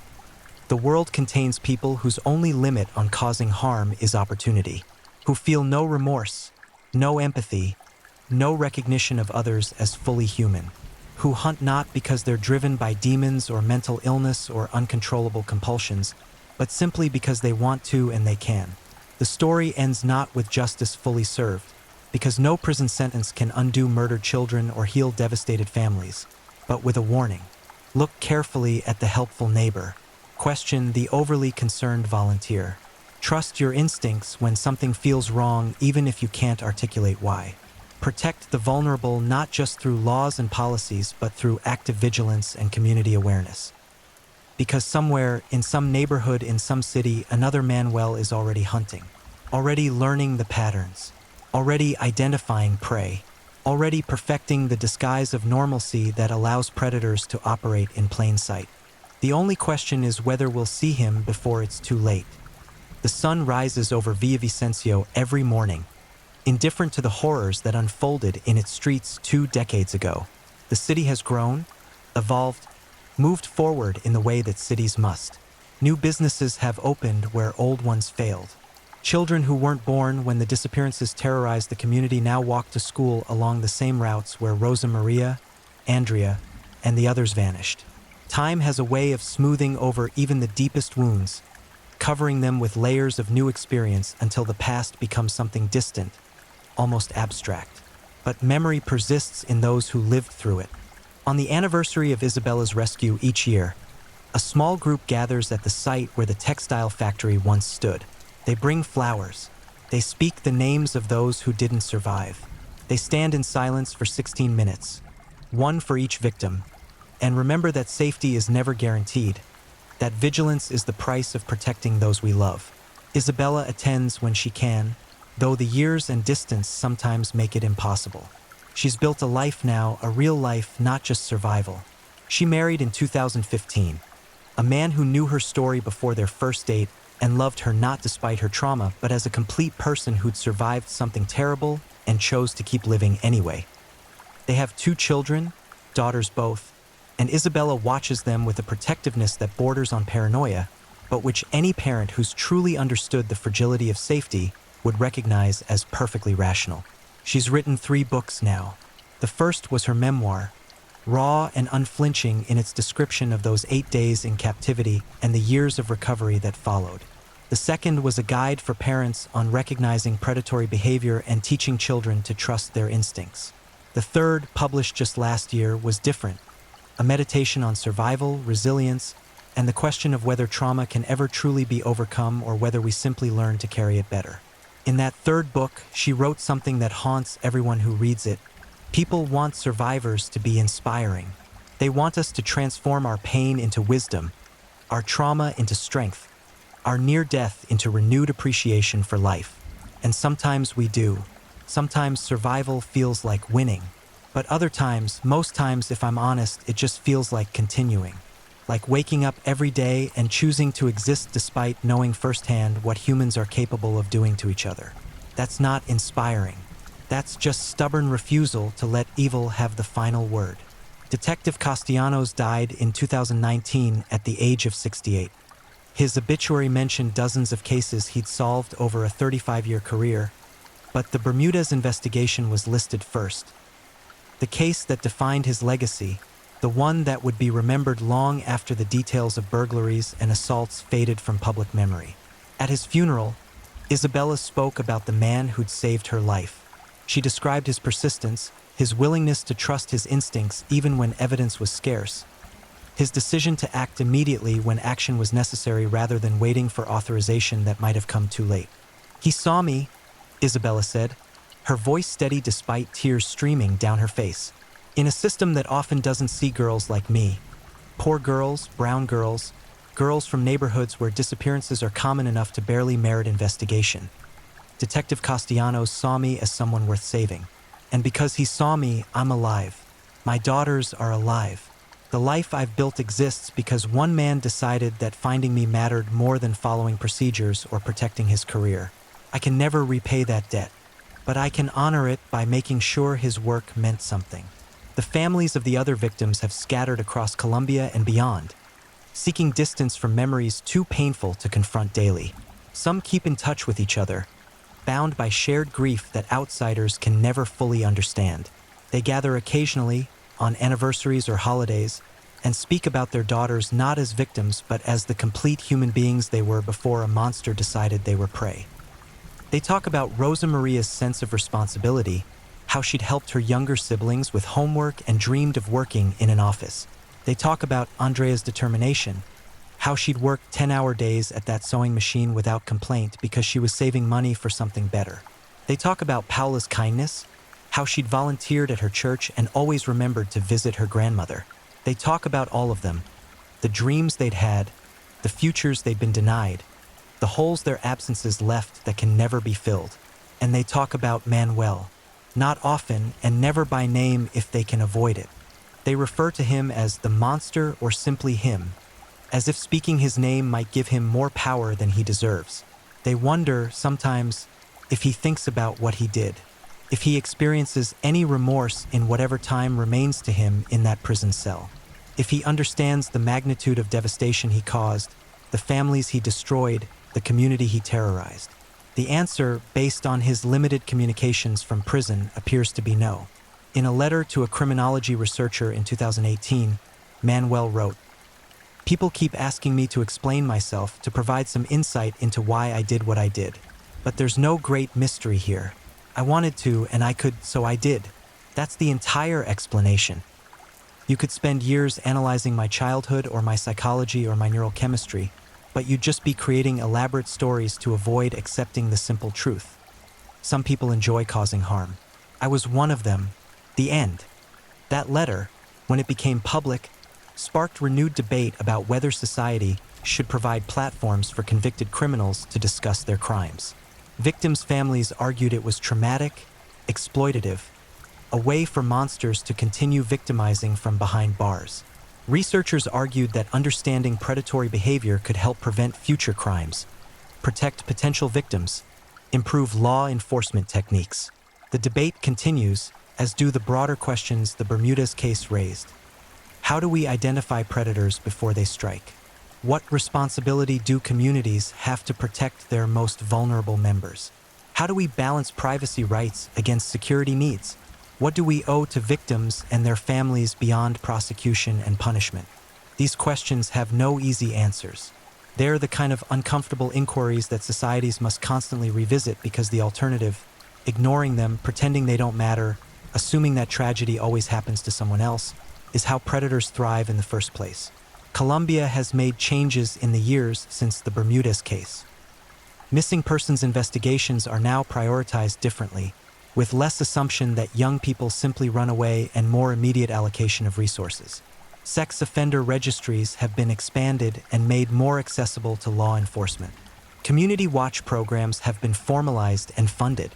Training for police officers now includes modules on identifying serial predation and understanding how predators camouflage themselves within communities. Whether these changes would have prevented Manuel's crimes if they'd existed in 2002 is impossible to say. Predators adapt. They learn. They find new vulnerabilities to exploit and new methods to avoid detection. The battle between those who hunt and those who protect is evolutionary, each side learning from the other's strategies. What can be said with certainty is that the 16 girls whose names are carved into a memorial stone in Villavicencio's Central Plaza deserved better than they received. They deserved to live in a world where walking home from school was safe, where buying bread for grandmother didn't carry mortal risk, where trusted neighbors were actually trustworthy. They deserved the futures that were stolen from them, the graduations and careers and relationships and children of their own, and all the ordinary milestones that constitute a human life. They didn't get those futures. Manuel Octavio Bermudez took them, deliberately and without remorse, because satisfying his desires mattered more to him than their right to exist. That's the core horror at the heart of this story. Not that a monster existed, but that the monster was human. That he walked among other humans for years, undetected, trusted, even appreciated for his helpfulness while he systematically destroyed young lives.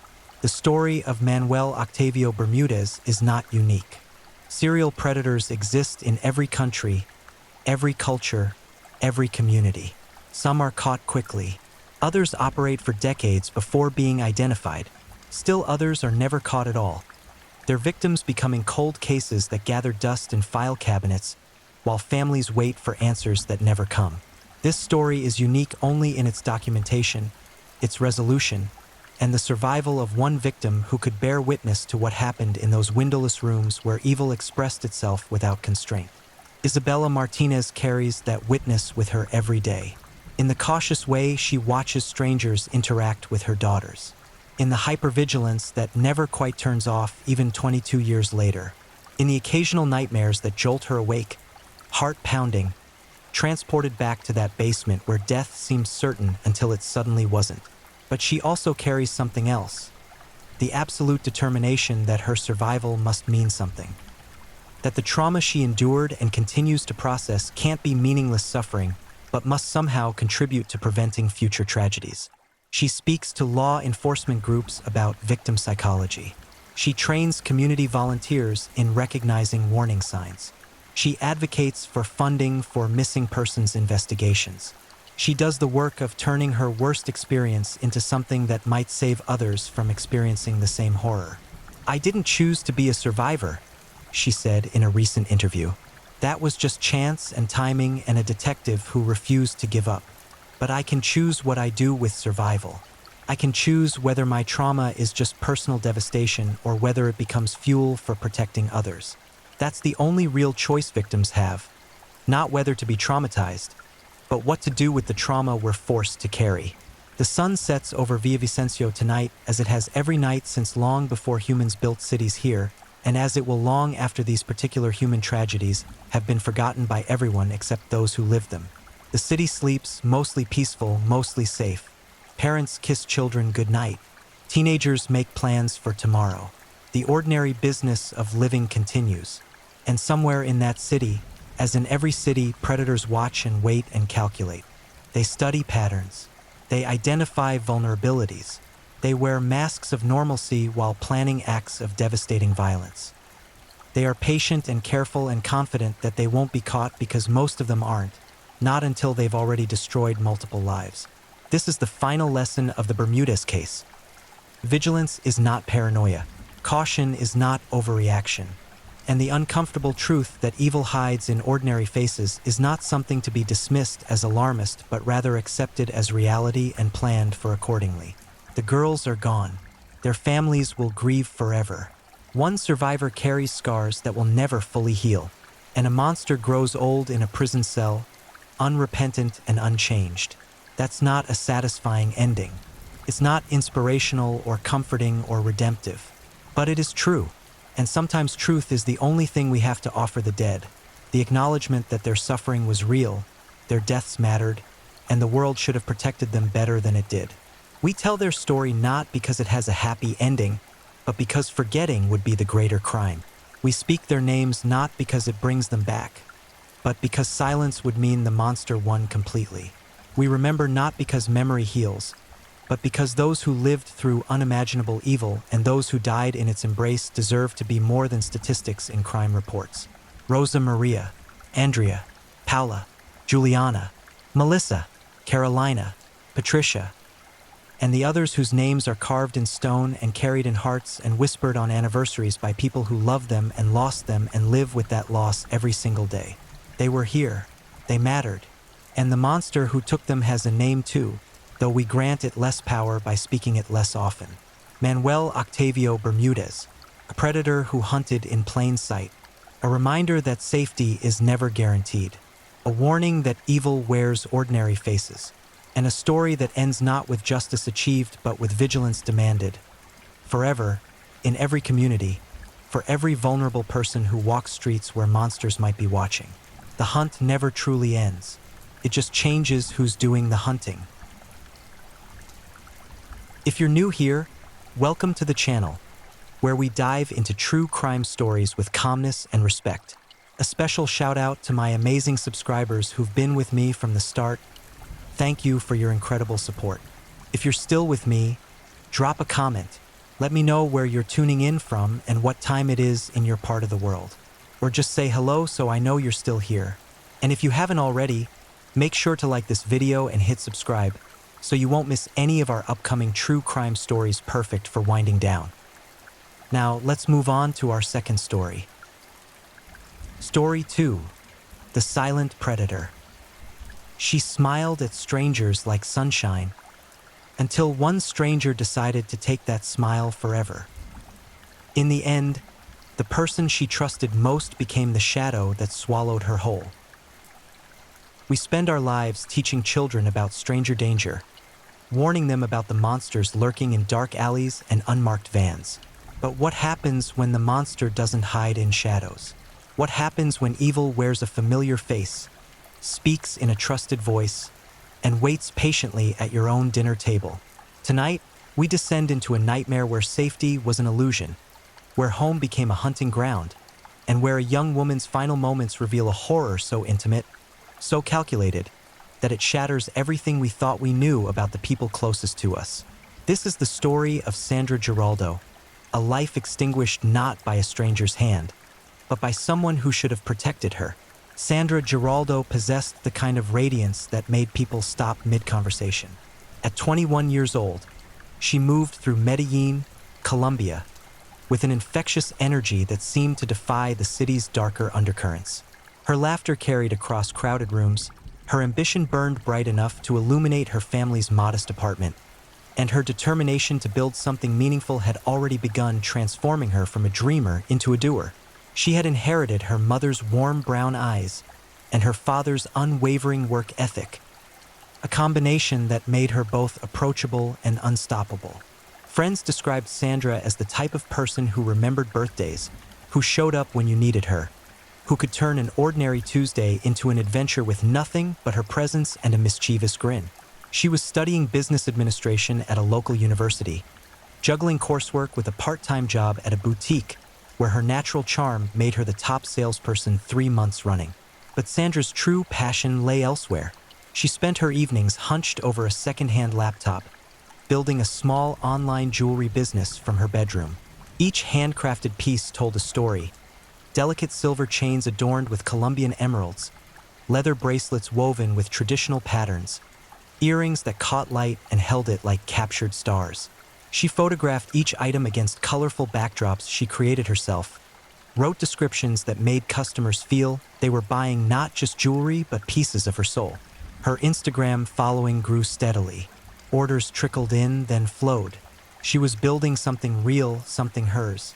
Her family lived in a working-class neighborhood where houses pressed against each other like teeth, where the sounds of living, arguments, celebrations, televisions, crying babies, formed a constant symphony. Their home was small but meticulously kept, filled with the scent of her mother's cooking and decorated with family photographs that chronicled Sandra's journey from gap-toothed child to ambitious young woman. Her mother, Maria, worked as a seamstress, her fingers permanently marked by needle pricks and thread. Her father, Julio, spent long hours as a taxi driver, navigating Medellin's chaotic streets with the weary patience of someone who had done it for 30 years. Sandra was their only child, their miracle. Her mother called her, born after years of hoping and praying. They had poured everything into her: their savings, their dreams, their unwavering belief that she would transcend their circumstances and grasp opportunities they never had. And Sandra had never disappointed them. She brought home good grades, stayed out of trouble, helped with household expenses when she could, and always came home before midnight. But something had shifted in recent months. Her parents noticed it in subtle ways at first. She became protective of her phone, angling the screen away when messages arrived. She started wearing more makeup, spending extra time in front of the mirror, applying lipstick with a care she had never bothered with before. She began making excuses to leave the house, meeting friends for study groups, running errands that took hours, taking walks that stretched into darkness. Maria confronted her daughter one evening while folding laundry, her hands moving with practiced efficiency as she asked the question mothers have asked since time immemorial: "Is there someone?" Sandra's face had flushed, a telltale bloom of color across her cheeks. She had smiled that secret smile young women wear when their hearts first learn the language of longing. "Maybe," she had whispered, "but it's complicated, Mama. I'll tell you when it's not." Maria had wanted to press, to extract details the way she extracted confessions when Sandra was small, but something in her daughter's eyes, a mixture of joy and uncertainty, made her hold back. She told herself Sandra was 21, old enough to navigate her own romantic life. She told herself that everyone deserved privacy, deserved the space to make their own mistakes and discoveries. She would replay that conversation 1,000 times in the months that followed, wondering if pressing harder might have changed everything. The someone remained a mystery to Sandra's parents, but her friends knew fragments of the truth. Sandra had been seeing someone, though she remained frustratingly vague about details. She described him as different from other guys, someone who really understood her. When pressed, she would change the subject with practiced ease, redirecting conversations away from specifics and toward generalities. Her best friend, Camila, later recalled growing frustrated with Sandra's evasiveness. I asked her why she was being so secretive, Camila told investigators, her voice cracking with guilt. She just said some things needed to stay private until the time was right. She said he had his reasons for keeping things quiet, and she respected that. She seemed happy, really happy. I thought maybe he was married or had an ex who was crazy or something. I never thought. Her voice had trailed off into the terrible silence of hindsight. The truth was darker than anyone suspected. Sandra had indeed fallen for someone, and that someone had recognized in her something valuable. Not her radiant smile or ambitious spirit, but her vulnerability, her trust, her capacity to keep secrets. And he had exploited those qualities with the precision of a predator who had done this before. The weeks leading up to her disappearance, Sandra seemed caught between conflicting emotions. Some days she practically floated through conversations, her mind clearly elsewhere, wrapped in private joy. Other days she appeared troubled, chewing her lower lip the way she did when wrestling with difficult decisions. She began asking her friends hypothetical questions that, in retrospect, carried the weight of real dilemmas. If someone you cared about asked you to keep a secret that might hurt other people, what would you do? She had asked Camila over coffee 2 weeks before she vanished. Depends on the secret, Camila had replied, stirring sugar into her drink. If it's hurting someone, you tell. Always. Sandra had nodded slowly, but something in her expression suggested she disagreed, or perhaps that she was already in too deep to find her way back to such clear moral certainty. The last time Maria Giraldo saw her daughter alive was on a humid Tuesday evening in March 2019. Sandra had emerged from her room wearing jeans and a yellow blouse that brought out the gold flecks in her eyes. She carried a small purse and wore the nervous energy of someone heading towards something significant. Where are you going, mi amor? Maria had asked from the kitchen where she was preparing dinner. Just meeting a friend, Sandra had replied, the lie slipping out smoothly. Too smoothly, Maria would later realize. I won't be late. She had kissed her mother's cheek, the gesture casual and practiced, the kind of goodbye exchanged 1,000 times before. Maria had felt the warmth of her daughter's lips, smelled her perfume, something floral and young, and returned her attention to chopping vegetables, thinking about nothing except whether she had enough cilantro for the soup. Sandra's father was out driving his taxi, navigating the evening traffic, thinking about nothing except getting home in time for dinner. Neither parent knew that their daughter was walking toward an ending, that the person she was meeting had already decided her fate, that the yellow blouse she wore would become evidence, that the kiss she gave her mother would be the last. She never came home that night. Her phone went straight to voicemail. Her friends hadn't heard from her. The study group she claimed to be attending didn't exist. By dawn, Maria and Julio were standing in a police station, filling out a missing persons report with shaking hands, already feeling the cold dread that comes when you know something terrible has happened but don't yet have a name for it. The police officer taking their report had seen countless worried parents, had heard countless stories about young adults who disappeared into their own lives, who ran away or got drunk or stayed with boyfriends without telling anyone. He had tried to be gentle as he explained that most missing young adults turn up within 72 hours. He had advised them to go home, make calls, wait. But Maria knew. Mothers always know. Something was catastrophically wrong. Her daughter wasn't living her own life somewhere. Her daughter wasn't choosing to stay away. Her daughter was in trouble. Or worse, The knowing settled into her bones like winter, cold and permanent, transforming her from hopeful parent into grieving mother before anyone had even confirmed there was something to grieve. Medellin is a city of contradictions. Breathtaking mountains surrounding urban sprawl, incredible wealth existing blocks from crushing poverty, resilient communities shadowed by violent history. It's a place where people disappear for countless reasons. Gang violence, kidnapping, migration, choice. Sandra Giraldo became one more face on one more missing person poster, her radiant smile reduced to photocopied urgency, her story becoming one more tragedy in a city that had witnessed too many. But this wasn't a random disappearance. This wasn't gang violence or a stranger's crime. What happened to Sandra Giraldo was intimate, calculated, and monstrous.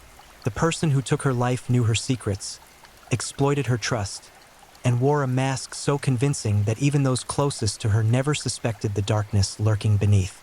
The investigation that would eventually unravel this nightmare hadn't even begun. Sandra's family was still hoping, still praying, still believing that any moment their daughter would walk through the door with an explanation and an apology. They didn't know that Sandra's body was already growing cold, that evidence was being destroyed, that the person responsible was already constructing alibis and rehearsing lies. The monster wasn't coming for Sandra Giraldo. The monster had already taken her, and he was someone she had trusted completely. 3 days passed with no word from Sandra. 3 days that felt like 3 lifetimes for Maria and Julio Giraldo. They retraced their daughter's steps with obsessive desperation, visiting every place she frequented, showing her photograph to shopkeepers and street vendors, calling every friend and acquaintance whose number they could find. Each conversation ended in the same dead end. No one had seen her. No one knew where she had gone. No one could explain her disappearance. Camila provided the first real lead, though she didn't realize its significance at the time. When Maria came to her apartment, clutching Sandra's photograph with white-knuckled intensity, Camila mentioned the mysterious boyfriend her friend had been seeing. She couldn't provide a name, couldn't describe him beyond older and someone she worked with, but it was something, a thread to pull, a direction to search. She was so private about him, Camila told Maria, guilt written across her young face. I should have pushed harder.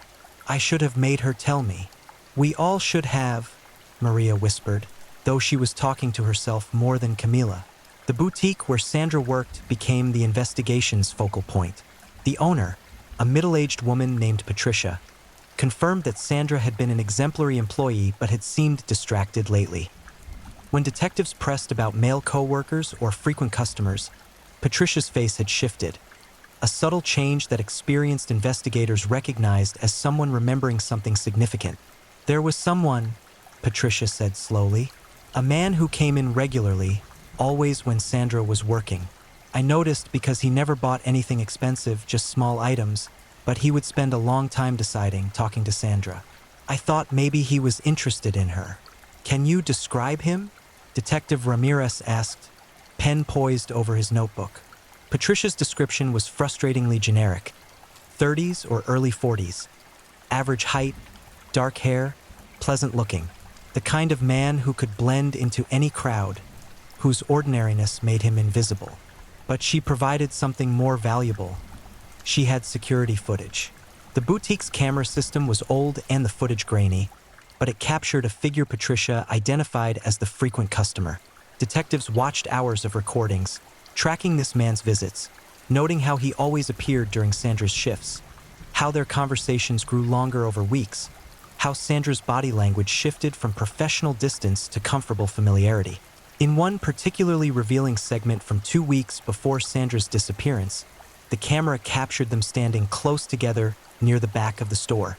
The man's hand brushed Sandra's arm. She leaned into him slightly. The gesture was intimate, familiar, the body language of 2 people sharing more than casual conversation. After several minutes, Sandra glanced around, checking if anyone was watching, before pulling her phone from her pocket. The man did the same. They appeared to be exchanging numbers or social media information, their heads bent together over their devices. The man's face, however, remained frustratingly unclear. The camera angle and poor resolution turned his features into an impressionistic blur. Detectives could determine his approximate build and clothing, but nothing distinctive enough to identify him. They released the footage to local media, hoping someone would recognize the figure, but responses were scattered and unhelpful. Too many people resembled the grainy image, and none led anywhere concrete. Meanwhile, Maria Giraldo couldn't sleep. She spent nights in Sandra's room, searching through her daughter's belongings with the frantic energy of someone convinced that answers must be hiding somewhere. She read old journal entries, scrolled through Sandra's laptop, examined every receipt and note and photograph. She was looking for anything that might explain where her daughter had gone, who she had been with, what had happened. What she found instead was evidence of a double life. Buried in a folder on Sandra's laptop, hidden within innocuous-sounding directories, Maria discovered photographs Sandra had never shared on social media. Selfies taken in locations Maria didn't recognize. A restaurant bathroom, a park she'd never heard of, what appeared to be an apartment that definitely wasn't theirs.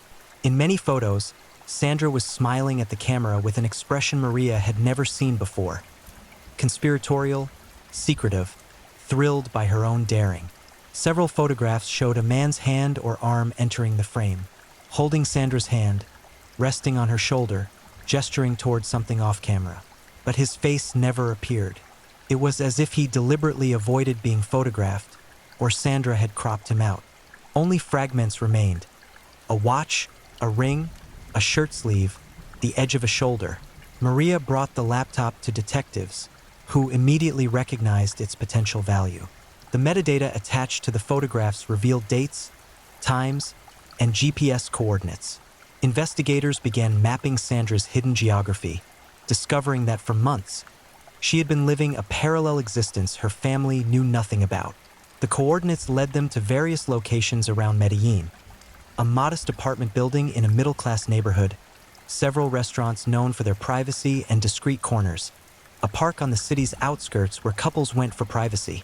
Detectives canvassed each location, showing Sandra's photograph, asking about the man who might have accompanied her. At the apartment building, they struck gold.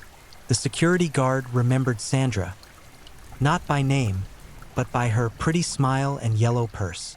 She had visited regularly over several months, always meeting the same man. "Can you describe him?" Detective Ramirez asked, barely containing his excitement. The guard's description was marginally more helpful than Patricia's. 30s, professional looking, drove a newer model sedan, but the critical detail came next. "He lived in apartment 304, the guard said, "but he moved out about a week ago, said he was relocating for work, paid his lease termination fee, took all his stuff in one day.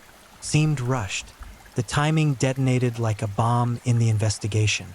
The man had vacated the apartment within days of Sandra's disappearance. Not suspicious by itself, but combined with everything else, it transformed coincidence into damning pattern. The building's management provided rental records for apartment 304. The lease had been signed by Ricardo Mendoza, age 38, profession listed as sales consultant. The application included references, previous addresses, and an employer, a legitimate telecommunications company with offices in Medellin. Finally, they had a name.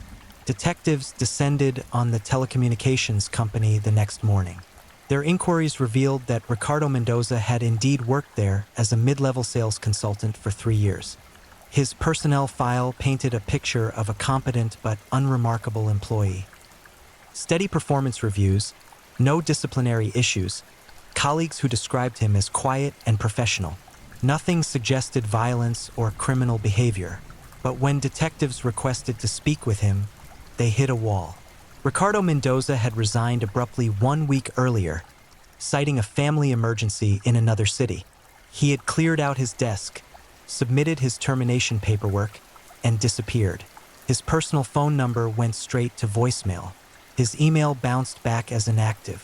His family emergency was conveniently unverifiable. The pattern was unmistakable. Someone was running. Investigators obtained a warrant for the vacated apartment. What they found inside confirmed their worst fears and provided chilling evidence of premeditation.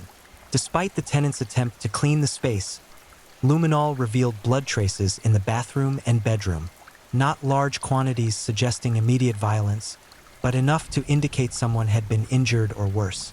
The blood was sent for DNA analysis, a process that would take weeks but might definitively link Sandra to the apartment.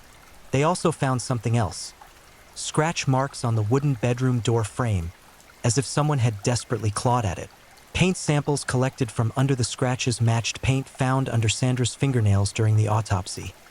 An autopsy conducted on remains that would be discovered 3 days later in a shallow grave outside the city. A hiker found her. A man walking his dog in a semi-rural area 20 kilometers from Medellin noticed freshly disturbed earth partially hidden under transplanted vegetation. Something about the scene troubled him, the deliberate arrangement, the way someone had tried to make the ground look undisturbed while clearly disturbing it. He called the police with a feeling he couldn't name but couldn't ignore. Forensic teams arrived and began the careful excavation. 30 centimeters down, they found fabric, the yellow blouse Sandra had been wearing when she left home. Below that, wrapped in plastic sheeting and a tarp, they found Sandra Giraldo. The medical examiners report detailed horrors that would haunt her parents forever. Sandra had been strangled, the ligature marks on her neck indicating sustained pressure that had crushed her windpipe and cut off blood flow to her brain. But the strangulation hadn't been quick or impulsive. The pattern of bruising and the damage to her throat structures suggested her killer had released pressure multiple times before finally finishing the job, either to prolong her suffering or because he kept changing his mind about whether to actually kill her. Defensive wounds covered her hands and arms. She had fought back with desperate strength, scratching and clawing at her attacker. Under her fingernails, forensic technicians found skin cells, blood, and several strands of hair that didn't belong to Sandra, DNA evidence that would eventually seal her killer's fate. The timeline suggested Sandra had died within hours of leaving her home that Tuesday evening.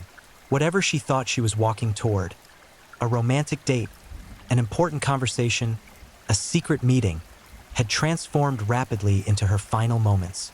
The apartment where blood traces were found became her death scene. The shallow grave became her resting place, and Ricardo Mendoza became the prime suspect in her murder. But Ricardo Mendoza had vanished as completely as Sandra had, though his disappearance was voluntary. Police issued bulletins across Colombia and to Interpol. His photograph appeared on news programs and in newspapers. Tips flooded in, dozens of supposed sightings that led nowhere, theories from amateur investigators that went nowhere, and confusing reports of someone resembling Mendoza in various cities that turned out to be cases of mistaken identity. What investigators learned about Ricardo Mendoza during this period painted a disturbing picture. He had no criminal record, but deeper investigation revealed a pattern of short-term relationships with younger women, each ending abruptly with Mendoza relocating to a new city. Former girlfriends described him as initially charming and attentive, but increasingly controlling and possessive as relationships progressed. Several mentioned his jealousy, his need to know where they were constantly, his anger when they asserted independence. One ex-girlfriend, Gabriela, provided particularly chilling testimony. She had dated Mendoza 4 years earlier in Bogota, before he moved to Medellin. The relationship had lasted 6 months and ended when Gabriela told him she wanted to break up. He completely changed, Gabriela told detectives, her voice shaking, like a switch flipped. He said if he couldn't have me, no one would. He showed up at my apartment at all hours, followed me to work, sent hundreds of messages. I finally filed a restraining order and he just disappeared, moved to another city. I heard he had done the same thing with a girl before me. I think he's done it his whole life. Finds young women, charms them, then becomes obsessed. When they try to leave, he either terrorizes them until they're too scared to stay, or he moves on to someone new. But Sandra, her voice broke. I think Sandra was different. I think she tried to end it, and he couldn't let her go. The theory fit the evidence. Sandra's friends reported she had seemed troubled in her final weeks, asking questions about keeping secrets and making difficult decisions. Perhaps she had realized Ricardo wasn't who he claimed to be. Perhaps she had discovered something about his past or his present, maybe a wife or other girlfriends. Perhaps she had simply wanted to end the relationship and focus on her family and business. Whatever the reason, the evidence suggested Sandra had arranged to meet Ricardo that Tuesday evening not for romance, but to end things. And he had decided that if he couldn't control her anymore, no one would have her. Ricardo Mendoza remained a ghost, disappeared into the country's vast population, or perhaps fled across borders into Venezuela or Ecuador. Months became a year, and the investigation stalled despite constant pressure from Sandra's family and public attention to the case. Maria Giraldo couldn't rest. She became a fixture at police headquarters, appearing weekly to ask about progress, to beg for updates, to remind detectives that her daughter's killer was still breathing free air while Sandra lay in the cold ground. She organized vigils and prayer groups. She gave interviews to any journalist who would listen. She became the face of her daughter's case, refusing to let Sandra become just another forgotten victim. Justice seemed impossible, delayed indefinitely by a killer who had successfully vanished. But Maria Giraldo didn't know the meaning of surrender. And in the darkness of her grief, she couldn't imagine that the resolution to her daughter's murder would come from the most unexpected source: the killer's own arrogance. Ricardo Mendoza was careful. He had spent years perfecting his ability to manipulate, control, and when necessary, disappear. After Sandra's murder, he had executed his exit strategy with practiced efficiency. Terminating his lease, resigning from his job, disconnecting from his known identity, and slipping into the anonymous masses of Colombia's larger cities. For 17 months, he remained invisible, presumably living under assumed names, working cash jobs, avoiding cameras and official documentation. But Ricardo Mendoza had a fatal flaw, one shared by many killers who initially evade capture. He was a narcissist who couldn't resist the urge to be known. The anonymity that kept him safe also suffocated him. He craved attention, validation, the intoxicating feeling of being desired and admired. More specifically, he craved the company of women. Young women who would look at him with admiration, who would believe his carefully constructed lies, who would make him feel powerful and in control. His downfall began with a dating app. 17 months after Sandra's murder, a young woman named Lucia Martinez was scrolling through profiles on a popular Colombian dating platform when she encountered someone calling himself Rafael Dominguez. His profile picture showed an attractive man in his late 30s, smiling at the camera in what appeared to be a mountain hiking setting. His bio described a telecommunications consultant who enjoyed travel, good food, and meaningful conversations. It was generic enough to be forgettable, specific enough to seem authentic. Lucia, 23 and recently single, swiped right. They matched. The conversation that followed was textbook seduction. Rafael was attentive without being pushy, funny without trying too hard, interested without being intrusive. After a week of messaging, he suggested they meet for coffee. Lucia agreed. Their first date took place at a busy cafe in Cali, a city several hundred kilometers from Medellin, where Ricardo had apparently relocated. Lucia later told investigators that Rafael seemed perfect, charming, well-dressed, genuinely interested in her life and ambitions. He talked about his work, his travels, his dreams. He asked about her family, her education, her goals. He made her laugh. He made her feel special. They began dating. Over the following weeks, the relationship progressed rapidly. Rafael was generous with gifts and compliments, always available when she called, seemingly devoted to making her happy. But Lucia began noticing small inconsistencies. He was vague about his past, changed subjects when she asked specific questions, never introduced her to friends or family. His apartment was strangely impersonal, like a hotel room rather than a home. He had no photographs displayed, no personal items that suggested history or roots. Most troubling was his phone. He kept it locked constantly, angling the screen away when messages arrived, leaving the room to take calls. When Lucia once jokingly reached for it, his reaction was explosive. A flash of anger quickly covered with a nervous laugh and an explanation about work confidentiality. The controlling behavior Mendoza's previous girlfriends had described began emerging. He wanted to know where Lucia was constantly. He texted multiple times per hour. He grew irritable when she spent time with friends. He suggested she shouldn't post photographs on social media because privacy is important. He created subtle pressure for her to spend all her free time with him, isolating her from her support network. Lucia's older sister, Carmen, recognized the warning signs. She had studied psychology and worked with domestic violence survivors. She saw the pattern forming, the rapid intimacy, the isolation tactics, the controlling behavior disguised as concern. She confronted Lucia after noticing bruises on her sister's arm. "He grabbed you," Carmen said, not asking but stating. Lucia had tried to defend him. "It was an accident," he apologized immediately. He had just been stressed about work. But Carmen heard the excuses abuse victims always make. She insisted Lucia run a background check on Rafael Dominguez. The background check revealed nothing because Rafael Dominguez didn't exist beyond the fake documents Ricardo Mendoza had created. But the process planted seeds of doubt in Lucia's mind. She began paying closer attention to the inconsistencies, the gaps in his stories, the way he never let her get too close to the truth of who he really was. Then came the evening that would unravel everything.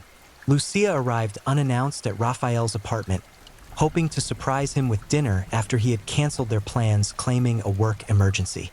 She had a key he had reluctantly given her after weeks of pressure.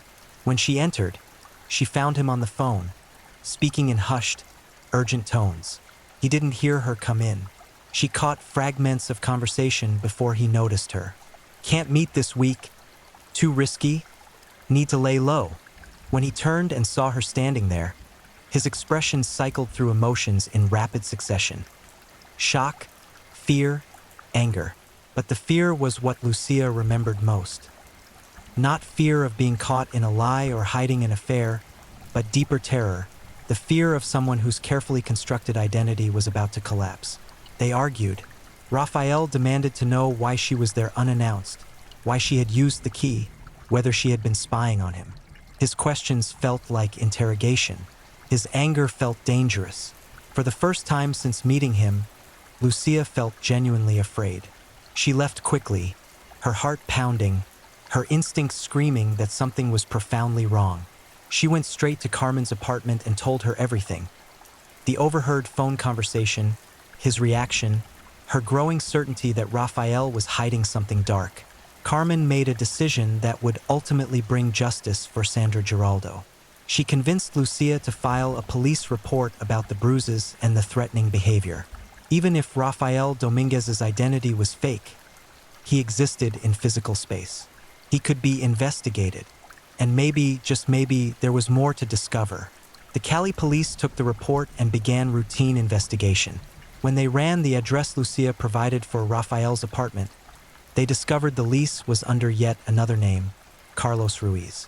The landlord confirmed a man matching Lucia's description lived there, but he had signed the lease with documents that further investigation revealed were fraudulent. This triggered deeper scrutiny. Detectives obtained security footage from the apartment building and surrounding businesses. They compiled photographs of the man calling himself Rafael. And when they ran these images through facial recognition software connected to national criminal databases and missing persons investigations, they got a hit. The software matched Rafael Dominguez to Ricardo Mendoza, person of interest in the murder of Sandra Giraldo in Medellin 17 months earlier. The discovery electrified the investigation. Within hours, Medellin homicide detectives were on their way to Cali. Within a day, they had coordinated with local police to establish surveillance on the apartment. Within 2 days, they had obtained warrants for Ricardo Mendoza's arrest. The arrest happened at dawn on a Wednesday morning. SWAT teams surrounded the apartment building. Detectives positioned themselves at all exits. At exactly 6 a.m., they breached the apartment door. Ricardo Mendoza was in bed, asleep, apparently believing himself still safely hidden behind his false identity. He woke to find guns pointed at him and officers shouting commands. For a moment, witnesses said, he looked genuinely confused, as if he couldn't comprehend how his careful planning had failed. Then recognition dawned, followed by resignation. "Ricardo Mendoza," Detective Ramirez said, "you are under arrest for the murder of Sandra Giraldo." He didn't resist. He didn't protest his innocence or claim mistaken identity. He simply nodded slowly, as if some part of him had always known this moment would arrive. They handcuffed him and led him from the apartment where he had been building yet another false life with yet another unsuspecting victim. The search of his apartment revealed a treasure trove of evidence. Detectives found multiple fake IDs under different names, suggesting Mendoza had been prepared to disappear and reinvent himself again if necessary. They found burner phones with contacts to other women, suggesting Lucia wasn't his only target and that his pattern of predation had continued unabated. Most damning, they found a shoebox hidden in the back of his closet, tucked behind clothes and seemingly forgotten, or perhaps kept deliberately as trophies. Inside were photographs of Sandra Giraldo, not the happy, posed photographs from her social media, but candid shots clearly taken without her knowledge. Sandra walking down the street, Sandra at the boutique where she worked, Sandra sitting in a park, unaware she was being observed. The photographs documented surveillance, stalking behavior that had preceded their relationship. Below the photographs, investigators found jewelry, delicate silver pieces that Sandra's mother would later identify as items her daughter had made for her online business. Investigators theorized that Mendoza had taken them from Sandra's body or her belongings after killing her, keeping them as souvenirs of his crime. Perhaps most chilling was a journal, handwritten in Mendoza's neat script. The entries detailed his thoughts about Sandra, his growing obsession with her, his rage when she tried to assert independence. The final entries, dated around the time of Sandra's murder, revealed his mental state as the relationship deteriorated. She thinks she can just walk away. One entry read, "She thinks I'm like other men she can dismiss when she gets bored. She doesn't understand what she means to me. She doesn't understand what I've done for her. If she tries to leave, she'll learn. They always learn." Another entry, dated the day before Sandra's murder, was even more explicit. "Tomorrow I'll make her understand. Tomorrow she'll realize she's mine. One way or another." The journal entries wouldn't be admissible in court without careful legal review, but they provided investigators with crucial insight into Mendoza's psychology and premeditation. This wasn't a crime of passion or a relationship dispute that escalated unexpectedly. This was planned murder, executed by someone who had probably fantasized about killing Sandra for weeks before actually doing it. DNA evidence collected from the apartment included hair and skin samples that matched the biological material found under Sandra's fingernails. Crime scene analysts concluded that Mendoza had likely brought Sandra to this apartment, or one similar to it in Medellin, where he killed her. The blood traces, the defensive wounds, the forensic evidence all aligned to place him at the scene of her death. Back in Medellin, news of the arrest spread rapidly. Maria Giraldo received a phone call from Detective Ramirez, who delivered the news she had waited 17 months to hear. "We have him. Sandra's killer is in custody." Maria collapsed, overwhelmed by emotions she couldn't separate or name. Grief, relief, rage, exhaustion, vindication. Her daughter was still gone, still buried in the cold earth, still taken too young and too violently. But the man who had stolen her life would finally face consequences. The monster would be caged. Mendoza was extradited back to Medellin to face murder charges. During transport, he remained silent, staring out the window of the police vehicle, as if memorizing a world he wouldn't see again from outside prison walls. Detectives attempted to interview him, hoping for a confession or at least an explanation, but he had lawyered up immediately and refused to speak. His silence was its own kind of cruelty, denying Sandra's family the answers they deserved, refusing to acknowledge the pain he had caused, maintaining control even in custody by withholding information only he possessed. But his silence couldn't overcome the evidence. The forensics, the witness testimony, the photographs, the pattern of predation, the DNA, all of it built an insurmountable case. The prosecution moved forward with confidence. They had their monster. Now they needed to ensure he never hunted again. But the story of Ricardo Mendoza's capture raised disturbing questions. How many other women had he victimized during his 17 months on the run? The burner phones suggested multiple targets. Had he hurt others? Were there more victims, perhaps ones who had never come forward or whose cases had never been connected to him? Investigators began the painstaking work of tracking his movements during those 17 months, identifying other women he had contacted, searching for additional victims. They would discover that Lucia Martinez had been extraordinarily lucky. Mendoza had been grooming her as his next target, and without her sister's intervention and the eventual arrest, she might have become another Sandra Giraldo. The case reminded law enforcement and the public of a terrifying truth. The most dangerous predators don't lurk in shadows. They swipe right on dating apps. They smile at you in boutiques. They charm your daughter with promises of love and understanding. They wear masks so convincing that even those trained to spot danger miss the warning signs until it's too late. Ricardo Mendoza had lived among ordinary people, worked ordinary jobs, presented an ordinary face to the world. But beneath that carefully maintained exterior lived something monstrous. A man who viewed women not as human beings but as possessions to be acquired, controlled, and discarded. And when one woman dared to assert her autonomy, to suggest she belonged to herself and not to him, he had decided that death was preferable to losing control. The arrest brought some measure of peace to Sandra's family, but it couldn't restore what had been stolen. Maria Giraldo had her daughter's killer in custody, but she would never have her daughter back. Justice, she was learning, wasn't the same as healing. The trial of Ricardo Mendoza began 14 months after his arrest, delayed by legal maneuvering and the sheer volume of evidence prosecutors needed to organize. The courtroom in Medellin became ground zero for one of the most watched criminal proceedings in recent Colombian history. Media packed the gallery. Victim advocacy groups rallied outside. And every day, without fail, Maria Giraldo sat in the front row, staring at the man who had murdered her daughter. Mendoza had changed during his time in custody. The charming, well-groomed man who had seduced Sandra and later Lucia had been replaced by someone harder, more guarded. His hair had grayed at the temples. His face had taken on the pallor of someone denied sunlight. But his eyes remained the same, cold, calculating, devoid of remorse. The prosecution, led by senior prosecutor Elena Vargas, built their case methodically. They began with Sandra's life, showing the jury who she had been, what she had meant to her family and community, the bright future that had been extinguished.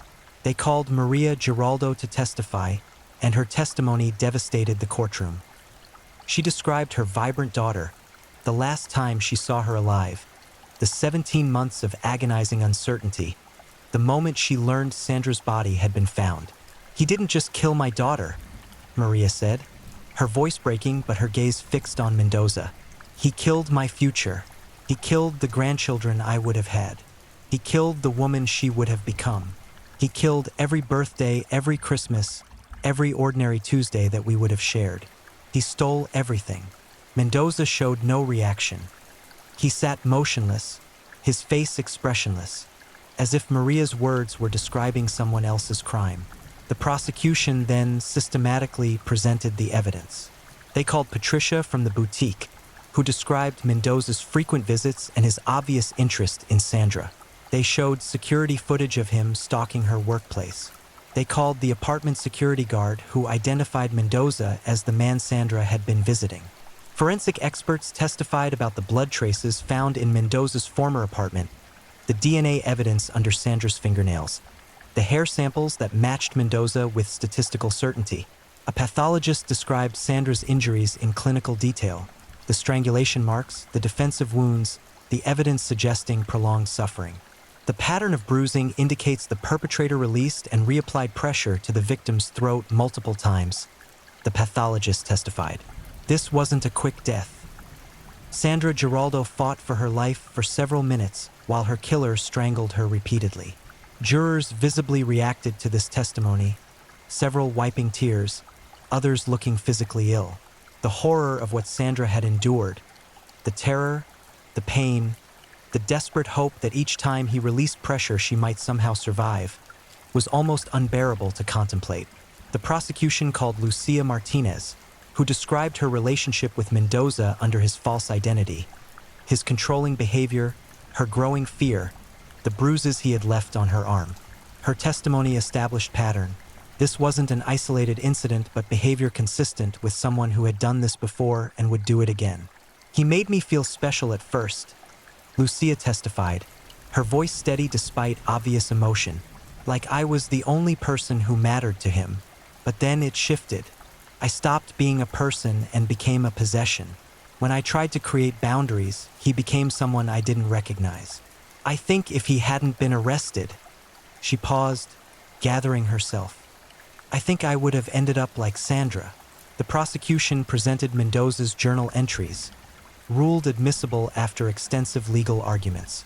Hearing Mendoza's own words read aloud, his obsessive thoughts about Sandra, his rage at her independence, his threats, transformed the case from circumstantial to damning. These were the documented thoughts of someone planning murder, not someone caught in a moment of passion. Former girlfriends testified via video conference, describing relationships that followed identical patterns. Initial charm transforming into control, jealousy escalating into threats, abrupt endings when the women asserted independence. One woman, Ana Sofia, described an incident where Mendoza had locked her in his apartment and refused to let her leave for hours, only relenting when she promised not to break up with him. I thought I was going to die that night, Ana Sofia testified. The way he looked at me, there was nothing human in his eyes, just rage and this need to dominate. I promised him whatever he wanted, and the moment he let me go, I ran. I moved cities to get away from him. When I heard about Sandra Giraldo, I wasn't surprised. I was just sad that he finally did what I always knew he was capable of. The cumulative weight of evidence and testimony painted an undeniable picture. Ricardo Mendoza was a serial predator who had been escalating for years, targeting vulnerable young women, manipulating and controlling them, and finally, when Sandra Giraldo tried to escape his grasp, murdering her. The defense attempted to create reasonable doubt, but they had precious little to work with. Mendoza's attorney, a public defender named Carlos Herrera who had drawn the unenviable task of representing him, tried to argue that the evidence was circumstantial, that DNA could have been transferred innocently, that the journal entries were fantasies, not plans. But the argument fell flat. There was nothing innocent about surveillance photographs taken without consent.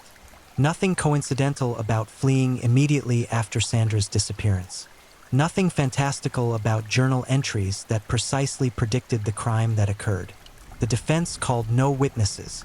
Mendoza himself refused to testify, exercising his right to remain silent. This meant the jury never heard his voice, never received any explanation or alternative narrative. The prosecution's version stood unchallenged. Closing arguments stretched over 2 days. Prosecutor Vargas delivered a masterful summation that connected every piece of evidence into an unbreakable chain. She stood before the jury and spoke with controlled passion about justice, accountability, and the responsibility to protect society from predators like Ricardo Mendoza. Sandra Giraldo was 21 years old, Vargas said. She was building a business. She was pursuing her education. She was loving her family and friends. She had her entire life ahead of her. Decades of experiences and accomplishments and love and joy. Ricardo Mendoza decided none of that mattered. He decided that his need for control was more important than her life. He decided that if he couldn't possess her, no one could. And then he strangled her, slowly and deliberately, while she fought for every breath. Vargas paused, letting the horror sink in. He tried to hide his crime by burying her body and hiding his identity.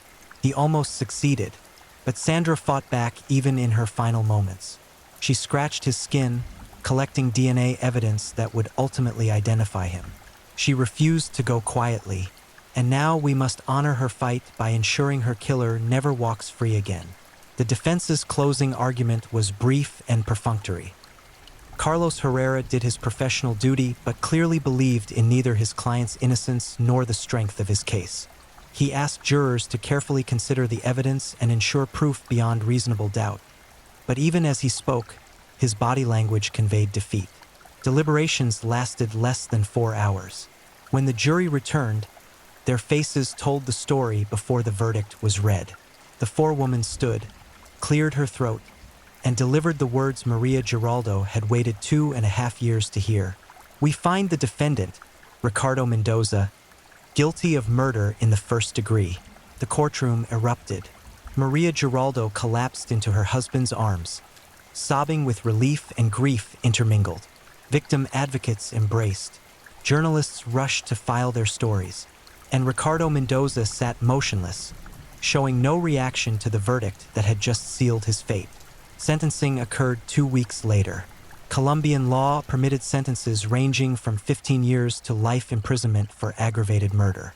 Given the premeditation, the cruelty of the crime, the predatory pattern established with other women, and Mendoza's complete lack of remorse, Prosecutor Vargas argued for the maximum sentence.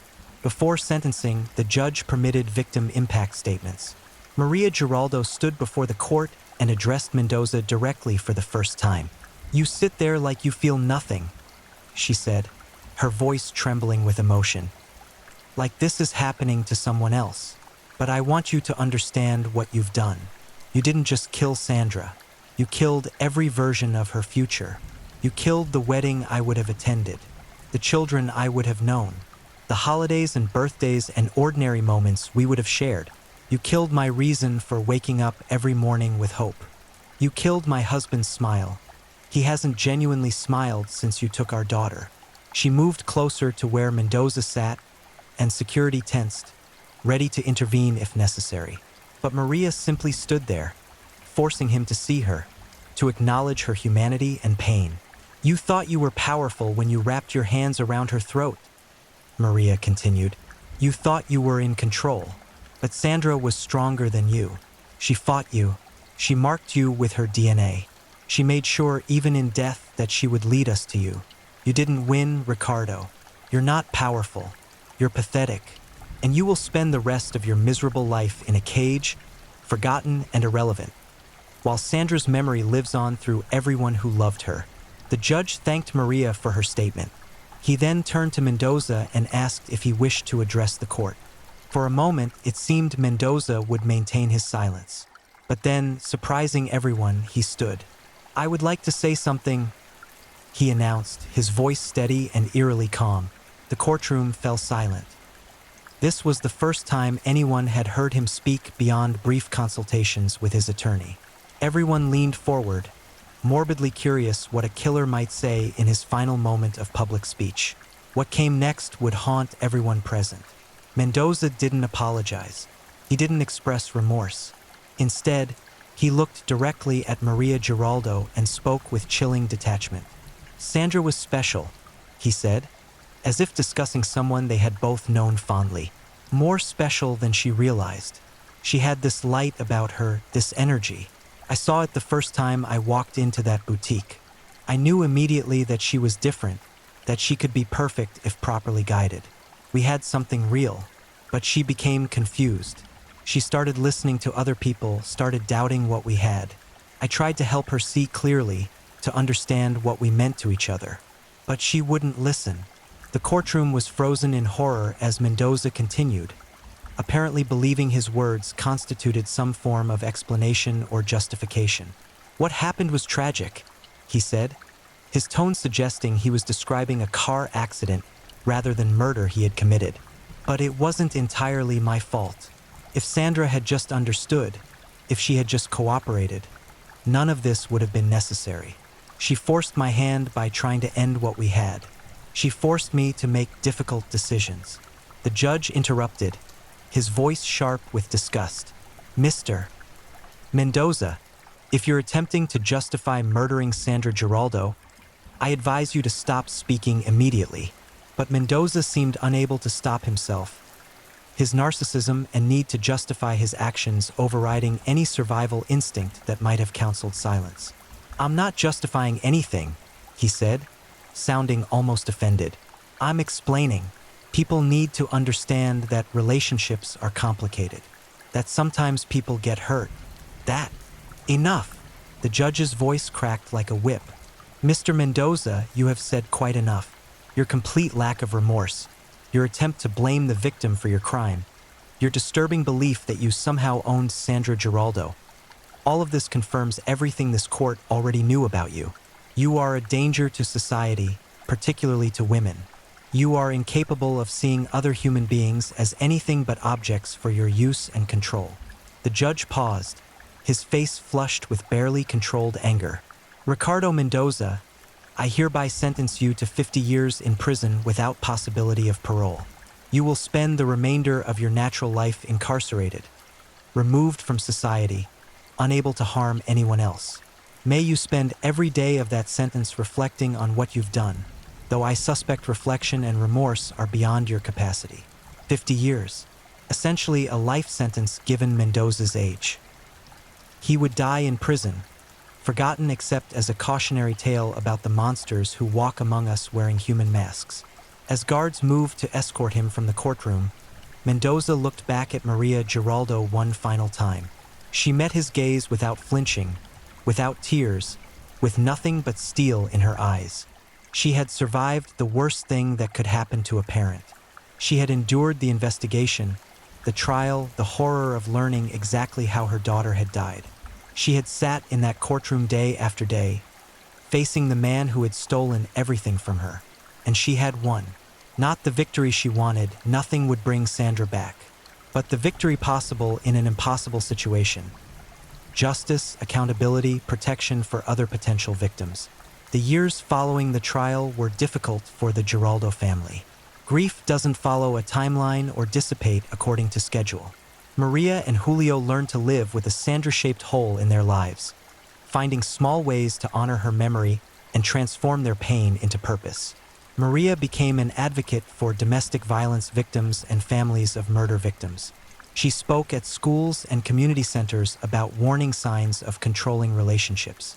She lobbied for better police response to missing persons cases.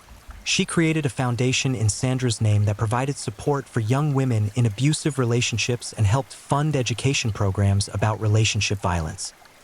Sandra's story doesn't end with her death. Maria told journalists on the foundation's first anniversary, "It continues through every young woman we help, every life we potentially save, every person who recognizes warning signs because they heard Sandra's story. My daughter's light was extinguished too soon, but it still shines through the work we do in her memory." The boutique where Sandra worked installed a small plaque in her honor. Her friends held an annual memorial gathering on her birthday, sharing stories and celebrating the person she had been. Her jewelry designs, saved on her laptop, were turned into a memorial collection with proceeds funding scholarships for young women entrepreneurs. Ricardo Mendoza disappeared into the Colombian prison system, his name fading from headlines as newer tragedies replaced Sandra's story in the public consciousness. He became inmate number 447821, stripped of the power and control he had craved, reduced to nothing more than another aging convict counting down days in a concrete cell. Investigators continued exploring whether other unsolved cases might be connected to him. During his 17 months on the run, he had moved through multiple cities, used multiple identities, contacted multiple women. Some of these women came forward after the trial, sharing stories of near misses and narrow escapes. But whether there were other victims, other Sandras who never made it home, remains unknown. What is known is this: Sandra Giraldo lived 21 years, loved deeply, dreamed boldly, and fought bravely even as her life was being stolen from her. She was more than a victim, more than a cautionary tale, more than a headline in a true crime story.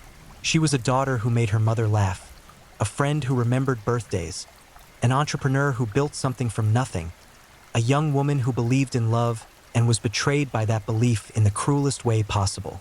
She was a person who mattered, whose absence created a void that can never be filled, whose memory demands more than passive sympathy. Her story demands action, vigilance, education, intervention, support for those in dangerous relationships, and unwavering pursuit of justice when violence occurs. The monster in this story has been caged. He will never hunt again. But there are other monsters, wearing other masks, charming other victims, building toward other tragedies. Sandra's story is a reminder that evil doesn't always announce itself with obvious warning signs. Sometimes it smiles, compliments, promises love while planning violence. The best way to honor Sandra Giraldo isn't just to remember how she died, but to ensure others don't die the same way. To listen when women express fear about partners. To believe them when they describe controlling behavior. To offer support instead of judgment. to understand that leaving an abusive relationship is often the most dangerous time, requiring community protection and assistance.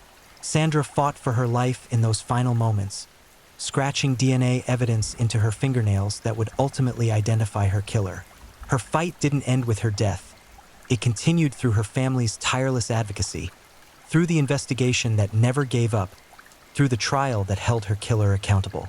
Justice was served, but the price of that justice was unimaginably high. A young woman is gone, buried in Colombian soil, her potential forever unrealized. A family is broken, learning to function around an absence that should never have existed. A community is traumatized, reminded that danger can wear a friendly face and that trust can be weaponized. This is Sandra Giraldo's story, a tragedy and a warning, a heartbreak and a call to action. May her memory be a blessing to those who loved her. May her story protect those who need protection. And may the monster who took her life spend every remaining day of his existence understanding that he failed to silence her voice. Sandra Giraldo will be remembered. Her killer will be forgotten. That, perhaps, is the only justice possible when justice comes too late to save a life but arrives just in time to prevent other lives from being taken. The yellow blouse she wore on her last night has been preserved as evidence, locked in a police storage facility. But Maria doesn't need fabric to remember her daughter. She sees Sandra every time she helps a young woman escape a dangerous relationship. She hears her daughter's laugh in the scholarship recipients who share their dreams. She feels her presence in the foundation that carries her name and continues her fight. Sandra believed in building things, Maria says. Her jewelry business was just the beginning. She had so many plans, so many dreams. We can't build those dreams for her, but we can build something in her honor. A safer world, a more vigilant community, a society that protects its daughters instead of blaming them when monsters attack. That's Sandra's legacy. That's how we keep her alive. The case of Sandra Giraldo closed with a conviction. But the lessons of Sandra Giraldo's case remain open, urgent, demanding attention. The monsters are still out there, swiping right, smiling in coffee shops, learning names and vulnerabilities and how to exploit both. The question isn't whether there will be other Ricardo Mendozes. The question is whether we'll recognize them before they claim their next victim. Whether we'll listen when women express fear. Whether we'll act when we see warning signs. Whether Sandra Giraldo's death will mean something beyond tragedy. That choice belongs to all of us. The story is finished. The work continues. And Sandra's memory calls us to vigilance, to action, to ensuring that her name joins the list of victims remembered not just for how they died, but for the lives their death helped save. Rest in peace, Sandra Giraldo.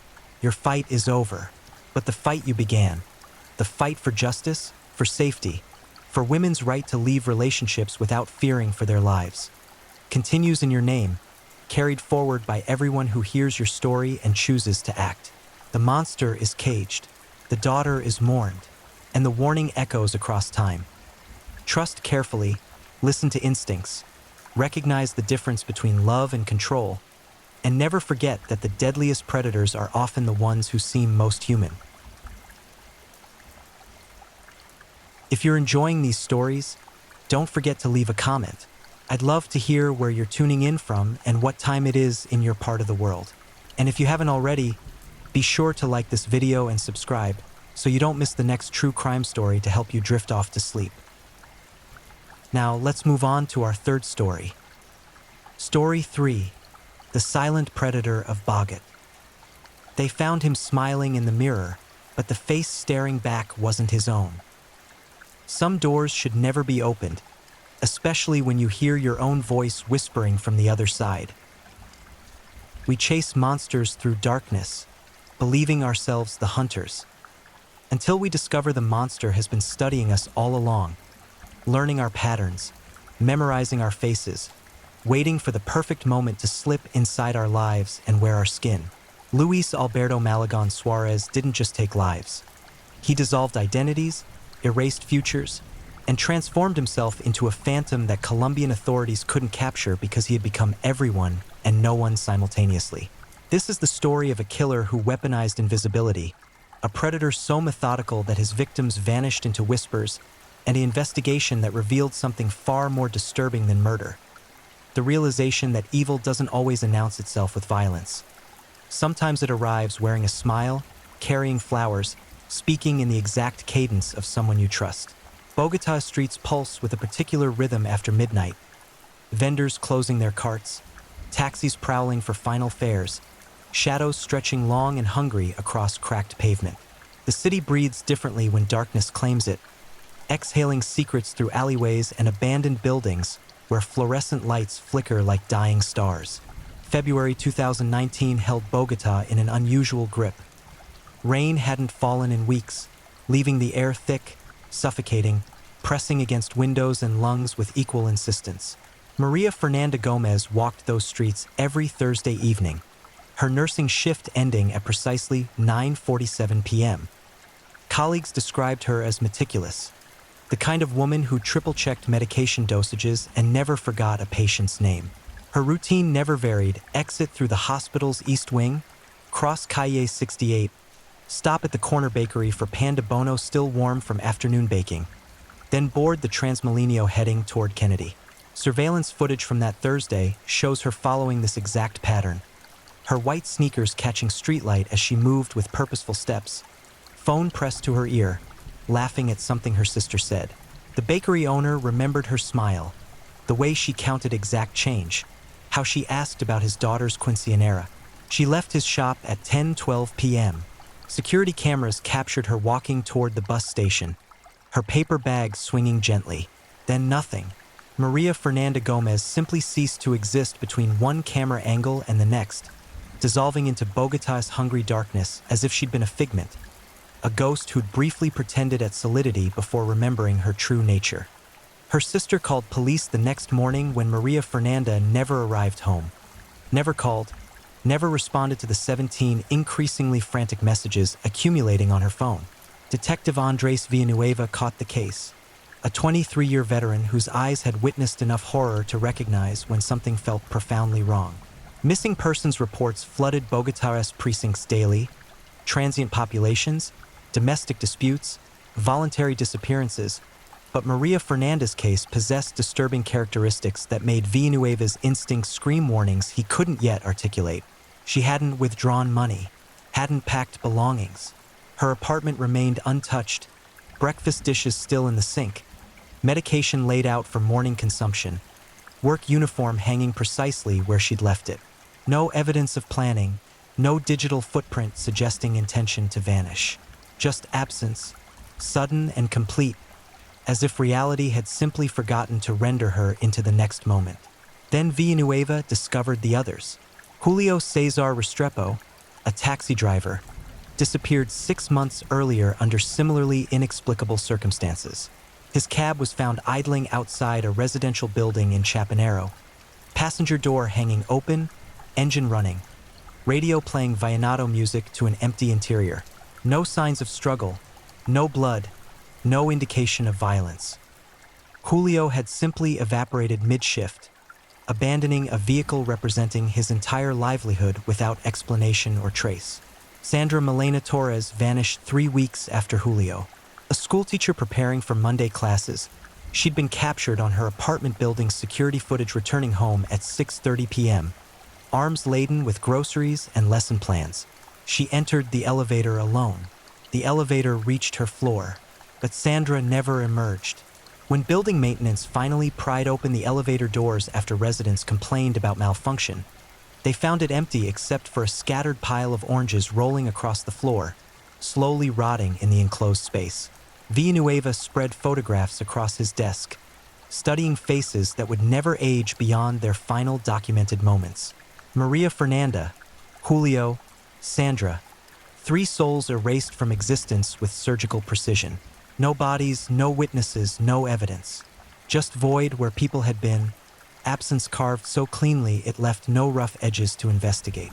But patterns exist even in chaos.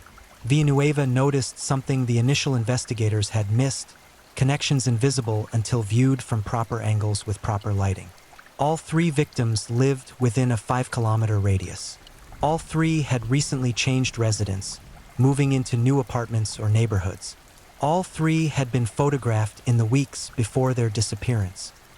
Not by family or friends, but by street photographers, those ubiquitous vendors who snap tourist pictures and offer prints for a few thousand pesos. The detective began canvassing photography vendors, showing victim photographs, asking questions that generated shrugs and dismissive waves. Most vendors couldn't remember specific customers from weeks prior, faces blurred together in endless streams of tourists and locals. But one vendor, operating outside the Museo del Oro, studied Maria Fernanda's picture with sudden intensity, recognition flickering across weathered features. "Yes," he whispered, voice dropping to conspiratorial tones that made Villanueva lean closer. "A man bought her photograph, but something about him felt wrong, detective. Wrong in a way I cannot explain with words." The vendor described someone utterly unremarkable, average height, average build, forgettable features that slipped from memory even while looking directly at him. But his eyes, the vendor insisted, his eyes held something absent, something hollow, like looking into windows of an abandoned house where nothing living remained. This man had purchased photographs of all three victims, always paying cash, always asking if the vendor had captured any other images, always speaking in a voice so soft people had to strain forward to hear, forcing unwitting intimacy. He'd offered generous tips, smiled warmly, complimented the vendor's artistic eye. Nothing overtly threatening, nothing actionable. Just presence that lingered afterward like residue, making the vendor compulsively check over his shoulder for days following each encounter. Villanueva felt ice crystallize in his chest. This wasn't random. Someone was selecting victims, studying them, preparing. But preparing for what? The vendor couldn't identify the buyer from police databases. No security footage captured him clearly. He seemed to possess an uncanny ability to position himself in blind spots, to turn away precisely when cameras might capture distinguishing features. The detective expanded his investigation, discovering additional disappearances matching the pattern, 8 more over 3 years, all within the same geographic area, all following residence changes, all photographed by street vendors shortly before vanishing. 11 people erased from existence with such thoroughness that families began doubting their own memories, wondering if their loved ones had ever truly existed. Bogotá citizens started noticing the absences, whispering in grocery stores and on public transportation about friends who'd stopped answering phones, neighbors whose apartments remained dark, colleagues who'd simply failed to appear for work without explanation. Fear spreads through communities like contagion, invisible but palpable, changing behaviors and heightening awareness. Villanueva worked obsessively, sleeping at his desk, consuming cold coffee and mounting dread in equal measure. He knew with absolute certainty that someone was hunting through Bogotá's streets, selecting prey with terrifying precision. But knowing provided no protection, offered no prevention. The killer remained phantom, more concept than person, existing only in the void-shaped spaces where victims had been. Meanwhile, in apartments across the city, people began checking locks compulsively, avoiding eye contact with strangers, refusing to smile at street photographers, because they'd realized something fundamental had shifted in their understanding of safety. Their city, their home, had become hunting ground for something that moved unseen, struck without warning, and left nothing behind but haunting questions and photographs of people who would never age, never change, never come home. Maria Fernanda's sister placed flowers at the bus stop where security footage last captured her image, creating a makeshift memorial that grew weekly as others added photographs and candles for their own vanished loved ones. The memorial became pilgrimage site, a place where the living came to acknowledge absence, to whisper prayers into darkness, to beg the city itself to release those it had swallowed. But the city kept its secrets, and somewhere in Bogotá's endless sprawl of concrete and shadow, Luis Alberto Malagon Suarez was already selecting his next victim, already planning another perfect disappearance, already sharpening the invisible blade he wielded with such devastating efficiency. The monster was hunting, and no one, not Villanueva, not the terrified citizens, not the victims themselves, understood they weren't dealing with simple murder. They were dealing with something far worse. A killer who didn't just take lives but erased them completely, methodically removing all evidence that his victims had ever drawn breath, ever loved, ever mattered. He was rewriting reality itself, deleting souls from existence as casually as one might erase pencil marks from paper. And he was just beginning. Detective Villanueva's breakthrough arrived on a rain-soaked Tuesday morning when Bogotá's drought finally shattered, releasing torrents that transformed streets into rushing rivers within minutes. The city's drainage system, never designed for such deluge, buckled immediately, flooding low-lying areas and exposing infrastructure normally hidden beneath pavement and civilized veneer. A construction crew working on pipeline repairs in the Suba district made the discovery that would crack the investigation wide open. Beneath a condemned warehouse slated for demolition, workers found a crawlspace, an architectural mistake or intentional void, barely tall enough for a person to crouch within. Inside this forgotten cavity, tucked behind crumbling brick, they discovered something that made seasoned construction workers vomit onto rain-slicked concrete. A collection. Not bodies, Villanueva almost wished for bodies. Bodies could be identified, processed, buried, grieved. Bodies provided closure, however horrific. Instead, they found items, carefully organized and preserved in plastic containers that spoke of obsessive care. Personal effects belonging to all 11 missing victims, arranged with museum-quality precision. Maria Fernanda's nursing badge, her ID photograph smiling with professional warmth. Julio's taxi license, his fingerprints still visible on the laminated surface. Sandra's lesson plans, annotated in her distinctive purple ink. But these items represented only the beginning. Deeper investigation revealed hundreds more objects. Jewelry, keys, photographs, clothing articles, phones, wallets, each labeled with dates and names, some stretching back nearly a decade. Villanueva stood in that crawlspace, crime scene lights casting harsh illumination across what could only be described as a trophy room, and felt reality tilting beneath him. This wasn't the work of someone who killed impulsively, in rage or passion. This was the archive of a collector, someone who viewed human beings as acquisitions, objects to be obtained, cataloged, and stored. But the most disturbing element wasn't the collection itself. It was what accompanied each victim's belongings. Notebooks filled with meticulous observations, written in handwriting so precise it appeared mechanical. Page after page detailing victims' routines, habits, preferences, what time they woke, what they ate for breakfast, how they laughed, their walking patterns, their unconscious gestures, their fears. One notebook focused exclusively on Maria Fernanda. 37 pages documenting 3 months of surveillance. Subject prefers left elevator button even when right is closer. Right-handed but wears watch on right wrist.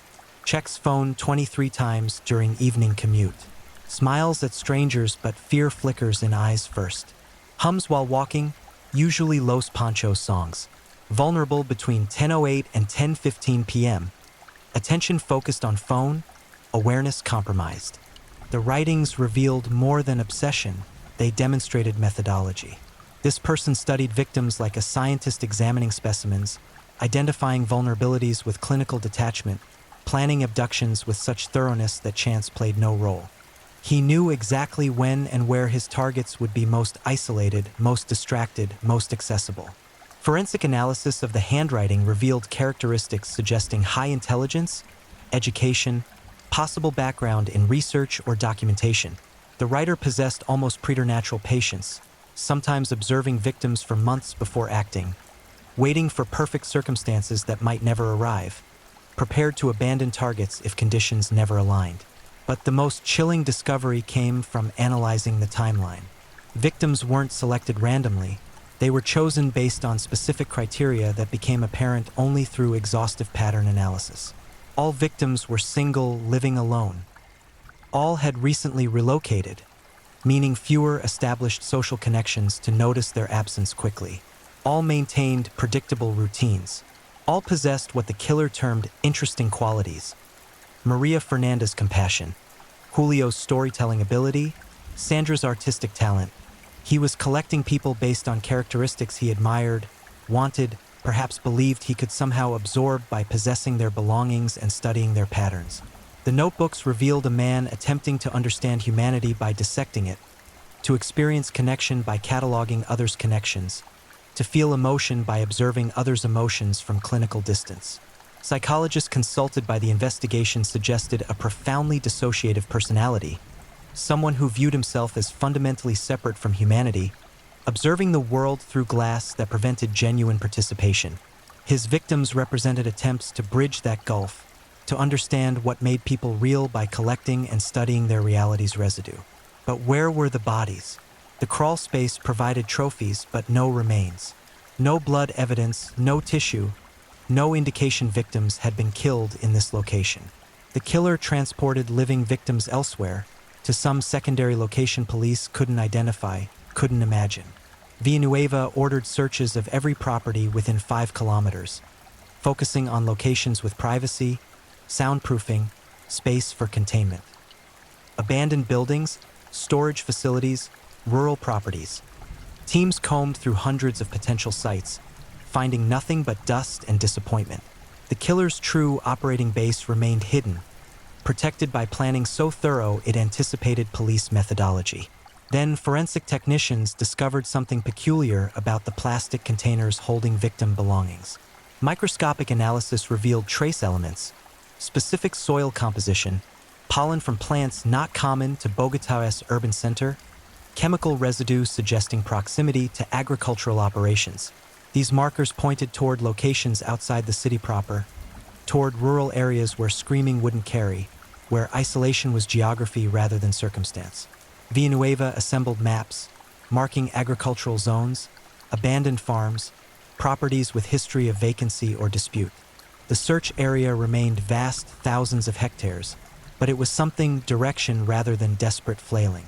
Meanwhile, the media discovered the crawlspace collection, and Bogotá erupted into paranoia.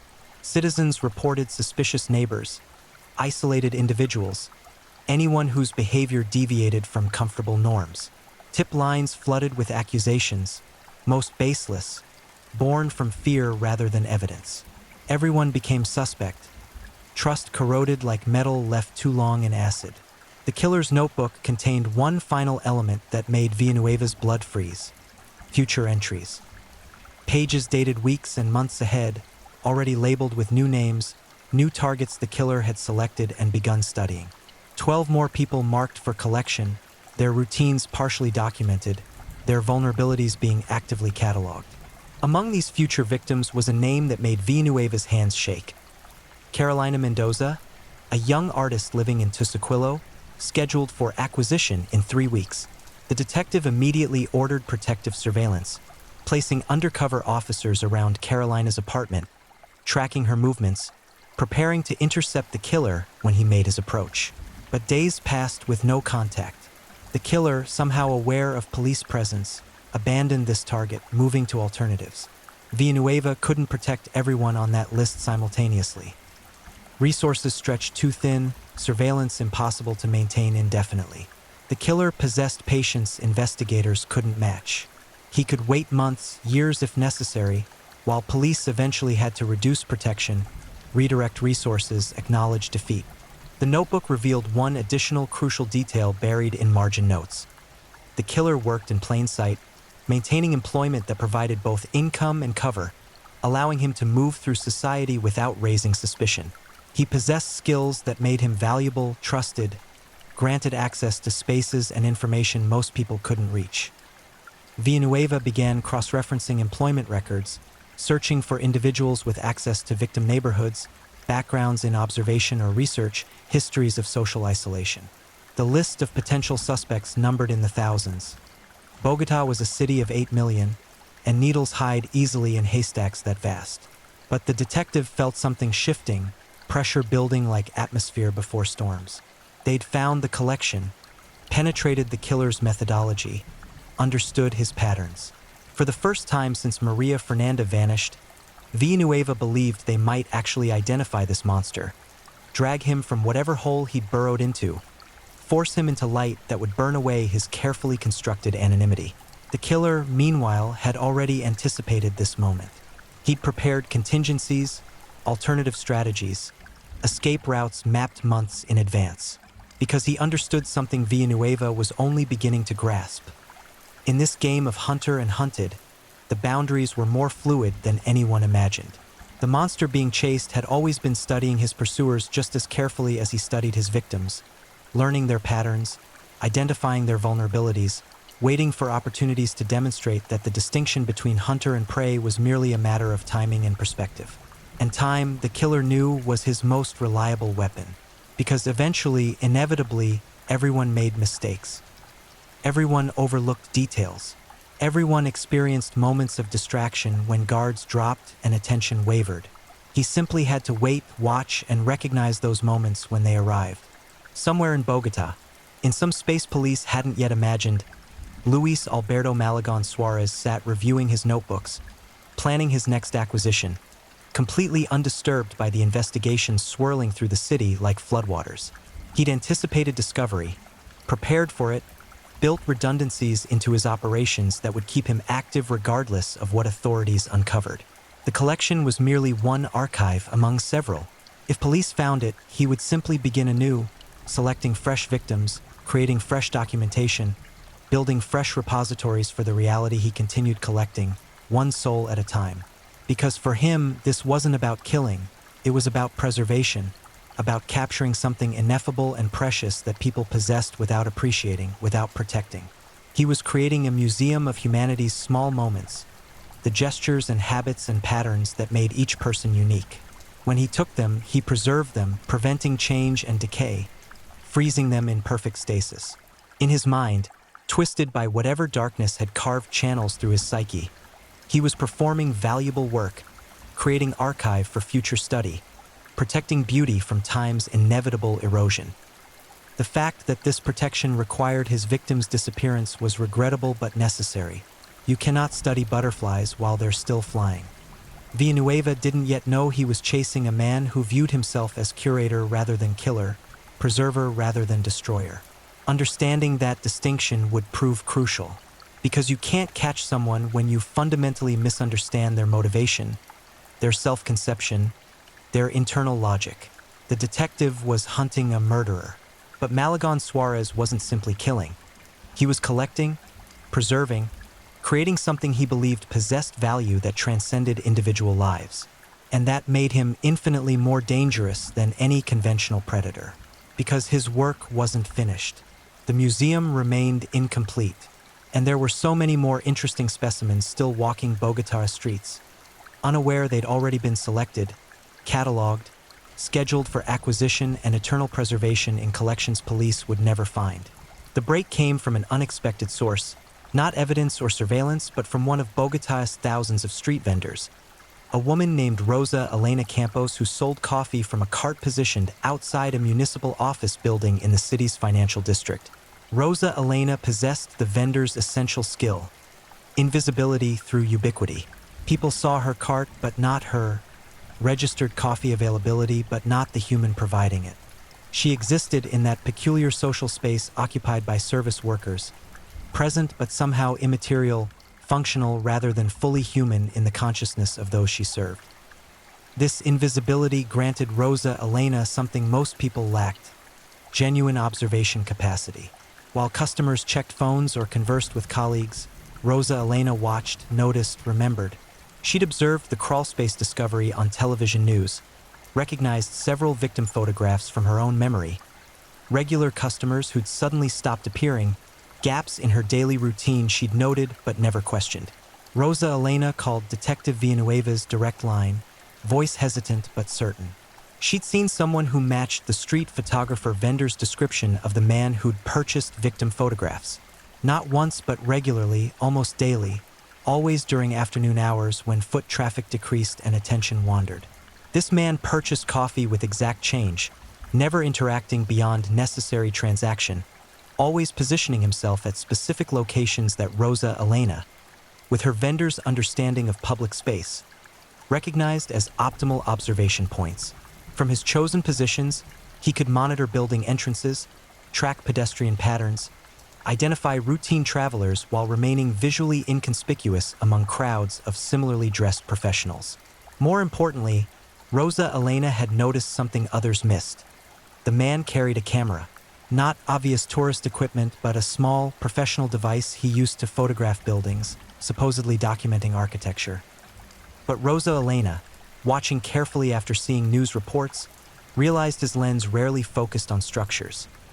It captured people, individuals walking past, entering buildings, following their daily patterns completely unaware of being documented. Villanueva felt electricity course through his exhausted body. Finally, something actionable, concrete. He immediately deployed undercover officers to Rosa Elena's location, positioning them to observe without disturbing the area's natural flow. If this man appeared again, they'd photograph him, follow him, identify him. The hunter was finally getting a glimpse of his prey. 3 days of surveillance produced nothing. Rosa Elena began doubting her memory, wondering if she'd simply seen someone innocuous and constructed significance from desperation to help. But on the 4th day, precisely at 2:47 p.m., he appeared. Villanueva watched through binoculars from an office window 3 floors up, heart hammering with anticipation and dread. The man looked exactly as described. Aggressively average, forgettable, someone you'd pass 1,000 times without noticing. Brown hair, medium build, casual business clothing that could have been uniform for half of Bogotá's white-collar workers. Nothing distinctive, nothing memorable, except his eyes. Even from this distance, even through binoculars, Villanueva could see what the photography vendor had described: emptiness, absence, windows opening onto void rather than human consciousness. The man moved through crowded streets like ghosts navigating between living people, present but not participating, observing but not connecting. He purchased coffee from Rosa Elena with practiced efficiency, then positioned himself against a building wall and began photographing. To casual observers, he appeared to be another architectural enthusiast, common in Bogotá's historic districts.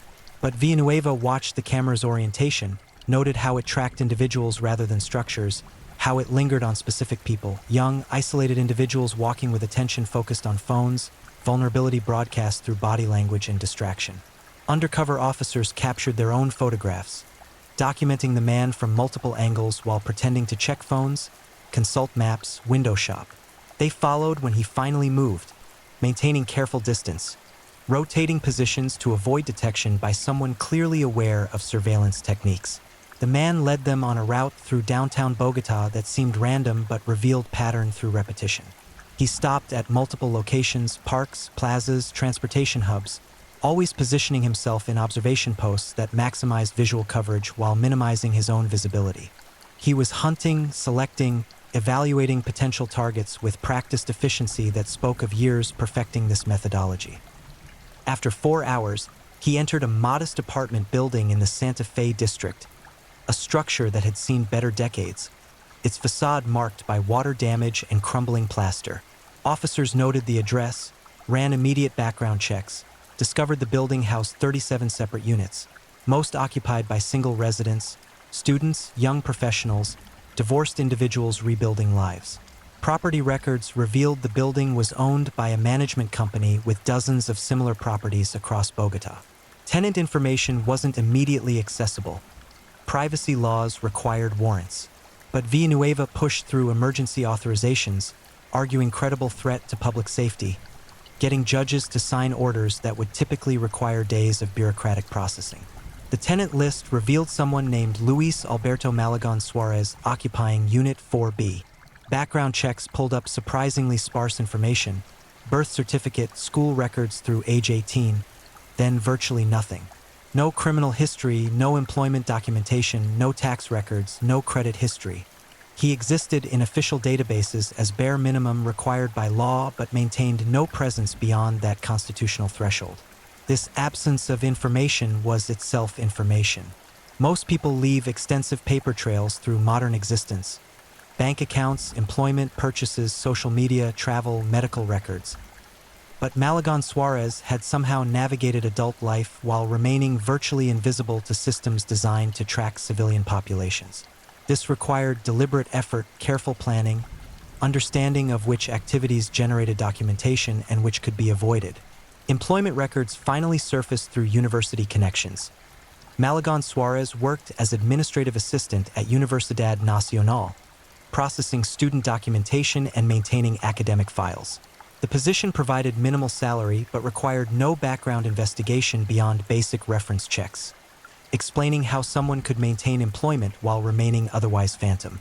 More disturbingly, his university position granted access to student records, personal information, photographs, addresses, everything required to select targets and begin surveillance. He worked inside a system designed to document thousands of students, and he'd used that access to build his collection, identifying vulnerable individuals, tracking their patterns, waiting for graduation or relocation to neighborhoods where he could operate freely. Villanueva obtained surveillance footage from Universidad Nacional, reviewing months of archived recordings. There, Malagon Suarez moving through corridors with same ghost-like quality, present but not notable, functional but not memorable. He spoke minimally with colleagues, performed his duties with mechanical precision, disappeared immediately after shifts ended. But the footage revealed something else. Malagon Suarez frequently photographed student bulletin boards, documenting posted flyers about sublease apartments, roommate searches, graduation notices. He was using these public postings as hunting grounds, identifying students transitioning to new residences, tracking them as they moved into the isolation and vulnerability he required. Villanueva now faced a crucial decision. They'd identified the suspect but lacked evidence connecting him directly to disappearances. The crawlspace collection contained no fingerprints. Malagon Suarez had been careful. His notebooks provided psychological profile but not legal proof. They could arrest him, but without bodies, without concrete evidence, prosecutors couldn't guarantee conviction. Malagon Suarez might walk free, and once alerted to police awareness, he'd disappear completely, potentially continuing his collection in another city, another region, beyond their reach. The detective needed more, either bodies or confession, something that would guarantee this monster never hunted again. He decided on high-risk strategy. Place Malagon Suarez under intensive surveillance, watch him constantly, wait for him to lead police to his primary operating location, the place where victims were actually taken, where evidence would be irrefutable. Dozens of officers rotated through 24-hour surveillance, tracking Malagon Suarez's every movement. He followed rigid routine. Work, home, occasional grocery shopping, nothing else. No social interactions, no entertainment, no deviation.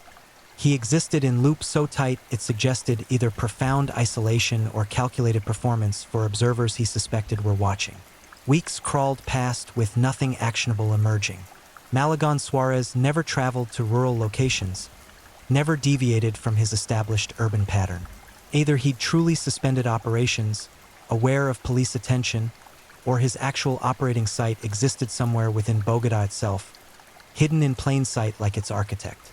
Then psychologists advised Villanueva to consider alternative strategies. Malagon Suarez possessed patience that exceeded police resources. He could maintain this benign routine indefinitely, while officers burned through overtime budgets and political pressure mounted to either arrest or abandon surveillance. They needed to provoke action, force him into movement that would reveal his secrets. The plan was dangerous, potentially illegal, definitely controversial. Use media to suggest police had identified additional evidence, claimed to be close to discovering victim remains, implied imminent arrests. Make Malagon Suarez believe his collections were compromised, force him to check on them, verify their security, potentially relocate materials that would require accessing his actual operating sites. Villanueva leaked carefully crafted misinformation to sympathetic journalists, stories suggesting breakthrough discoveries, unnamed suspects, pending warrants. The gambit was pure manipulation, psychological warfare designed to destabilize someone who'd maintained control through meticulous planning. Make him doubt his preparation, question his security, react emotionally rather than rationally. The media blitz hit hard. Newspapers, television, radio, all reporting imminent resolution to the disappearances that had terrorized Bogotá for years. The city held collective breath, hoping, praying this nightmare might finally end. Malagon Suarez's behavior shifted subtly. Surveillance teams noticed increased agitation, checking over his shoulder more frequently, varying his walking routes, purchasing prepaid phones from different vendors. Small changes that suggested growing concern, cracking composure, exactly what Villanueva hoped to provoke. Then, on a Friday evening when rain hammered Bogota into submission and streets emptied of everyone except those with desperate necessity, Malagon Suarez finally moved. He left his apartment carrying a backpack, traveled via public transportation to the city's industrial southern sector, walked through flooding streets to a warehouse complex scheduled for demolition. Surveillance teams followed at maximum distance, terrified of spooking him before reaching his destination. Malagon Suarez used keys to enter a building marked condemned, disappearing into its dark interior. Officers established perimeter, called for backup, prepared for building entry. This was it, the location where victim remains might finally be discovered, where Malagon Suarez had likely conducted whatever horrific activities he'd spent years perfecting. But when tactical teams breached the building with flashlights cutting through darkness and weapons drawn, they found only more storage, more carefully organized containers holding additional victim belongings, more documentation, more evidence of surveillance and collection, but no bodies, no indication of where victims had been taken or what had happened to them. Malagon Suarez stood calmly in the building's center, hands raised, expression completely neutral. He offered no resistance, spoke no words, simply waited for officers to approach and apply handcuffs with professional efficiency. During transport to police headquarters, he maintained absolute silence, staring forward with those empty eyes, present but somewhere else simultaneously. In interrogation, he refused counsel, refused to speak, simply sat motionless for hours while detectives attempted every technique. Sympathy, aggression, deception, logical appeals, all met with absolute stillness. But when Villanueva finally asked where the victims were, where he'd taken them, what he'd done to them, Malagon Suarez smiled for the first time. Not a pleasant expression, but a pulling of facial muscles into configuration that approximated human emotion without containing any. "They're preserved," he whispered, voice carrying quality that made everyone in the room shudder involuntarily. "Perfect and unchanging, exactly as they were in their most interesting moments. You'll never find them because you're looking in wrong places, thinking in wrong ways. I didn't destroy them, I made them eternal." Then he stopped speaking, retreated back into silence that would never fully break, leaving police with confirmation of murders but no locations, no bodies, no closure for families still desperately hoping their loved ones might somehow be alive. Villanueva felt crushing weight settle across his shoulders. They'd caught their monster, but the nightmare wasn't over. It was transformed into different torture, knowledge without resolution, capture without complete victory.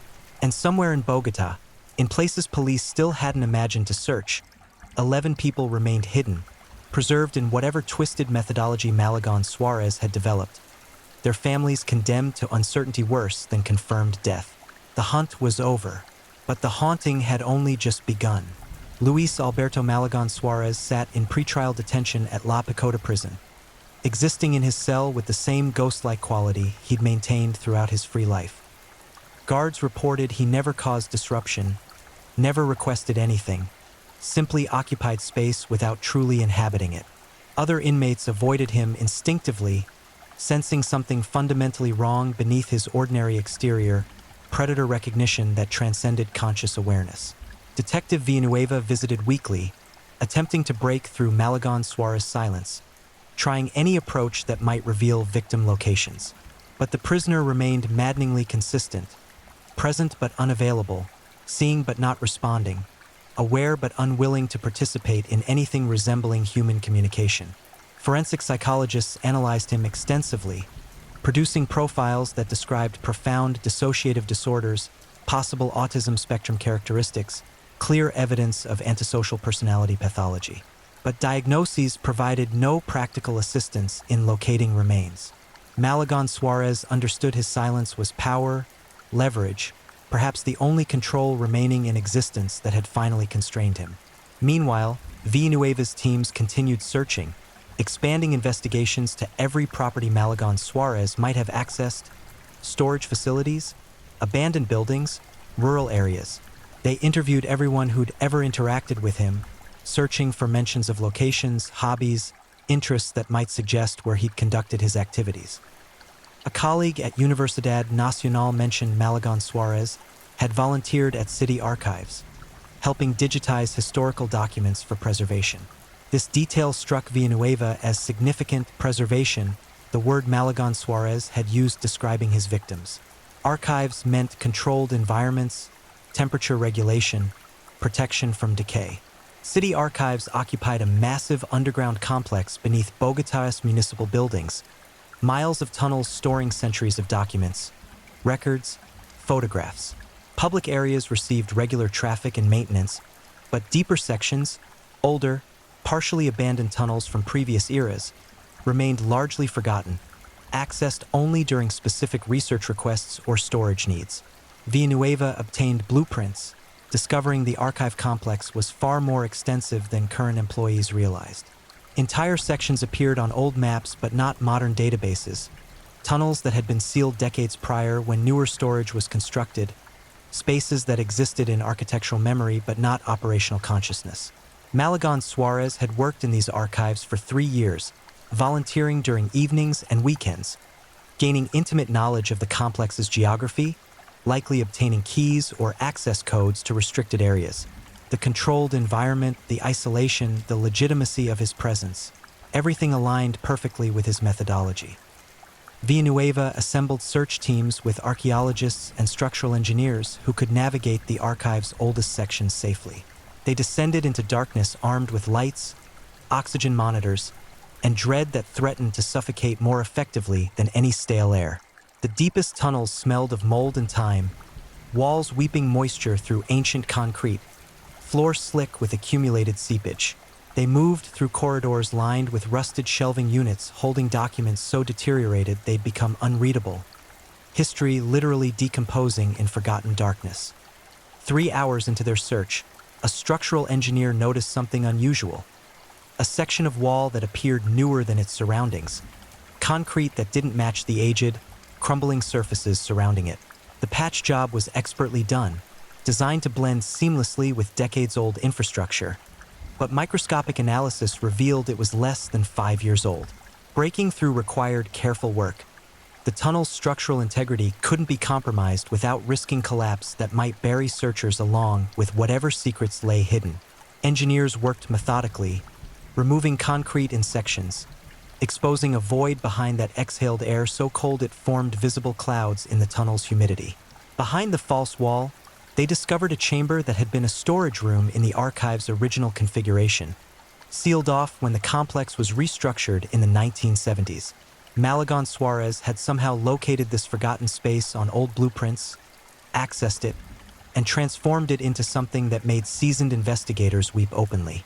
The chamber was immaculate, walls lined with industrial shelving, temperature controls maintaining steady coolness, dehumidifiers running silently on backup generators Malagon Suarez had installed illegally, tapping into the building's electrical grid without detection.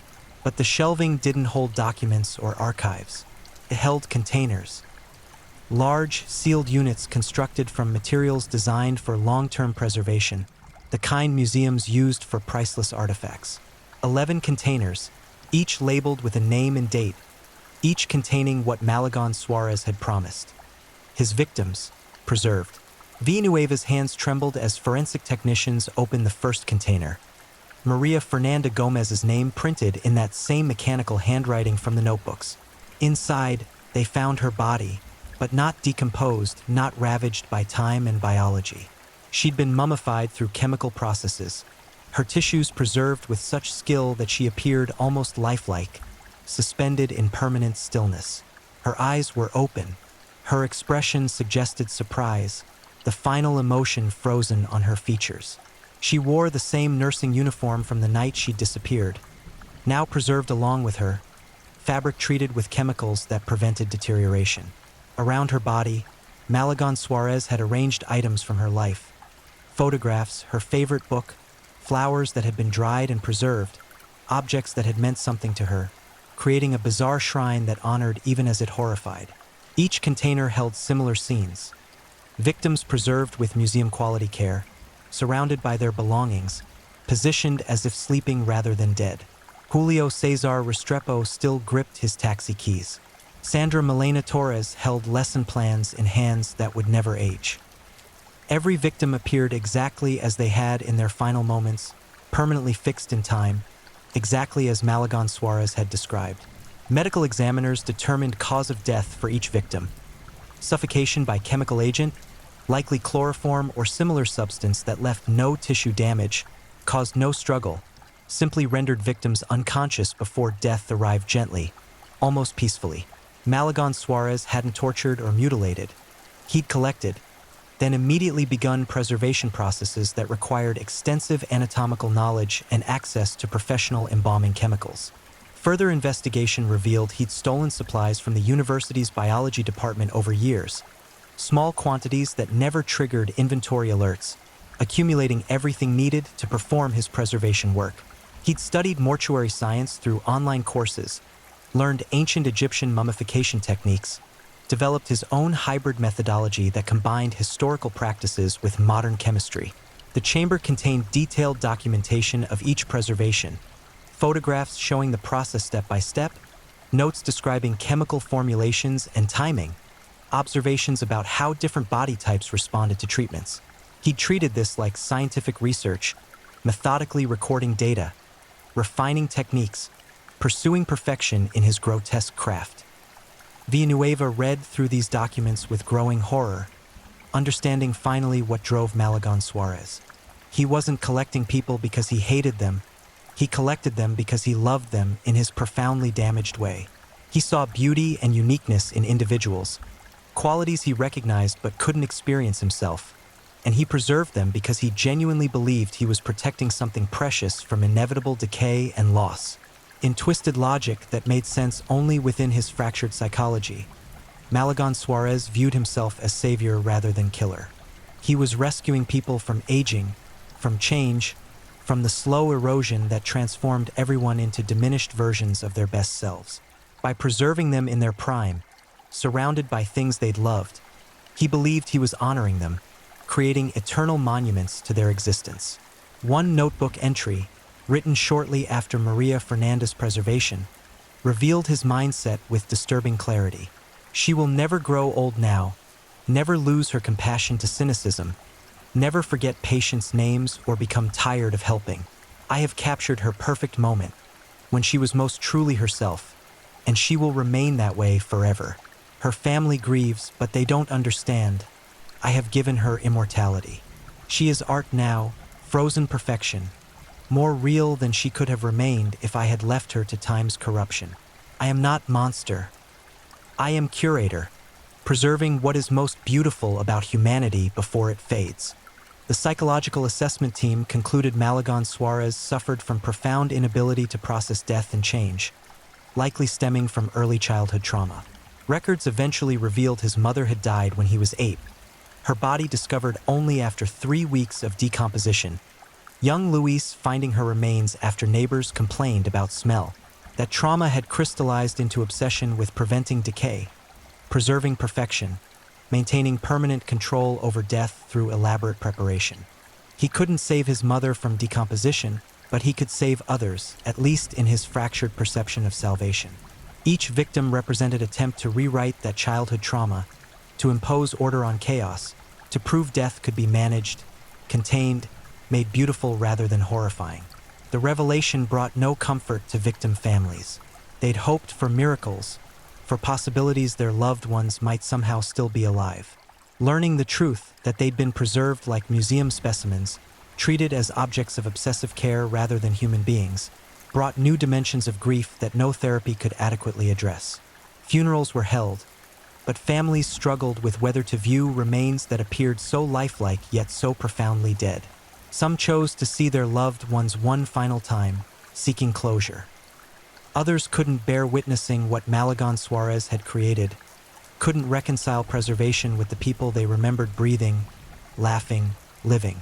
Maria Fernanda's sister collapsed at the viewing, screaming that the thing in the casket wasn't her sister, couldn't be her sister, looked too much like her sister but was somehow wrong, uncanny, a replica that perfectly copied external features while missing everything that had made Maria Fernanda actually human. The preservation was too perfect, too controlled, robbing the dead of the dignity that comes with natural process, with returning to Earth rather than being held in permanent stasis. Malagon Suarez's trial became international sensation, media covering every detail of the Bogotá collector case. Psychologists testified about his disorders. Families testified about their losses. Prosecutors presented overwhelming evidence of 11 murders, each methodically documented by the killer himself. Defense attorneys attempted diminished capacity arguments, suggesting Malagon Suarez's mental illness prevented him from understanding his actions' wrongfulness. But prosecution demonstrated his extensive planning, his awareness of legal consequences, his deliberate efforts to avoid detection, all indicating he understood perfectly that society deemed his actions criminal, even if he personally viewed them differently. The jury deliberated for 6 hours before returning guilty verdicts on all counts. The judge sentenced Malagon Suarez to 11 consecutive life terms without possibility of parole, effective death sentence for someone who would die in prison decades hence, never again experiencing freedom, never again able to practice his obsessive preservation. During sentencing, the judge asked if Malagon Suarez wished to make a statement. For the first time since his arrest, he spoke more than single sentences, his voice carrying that same hollow quality that made listeners' skin crawl. "You see me as monster, and perhaps by your definitions I am. But I gave my subjects something you cannot understand, permanence in world that destroys everything.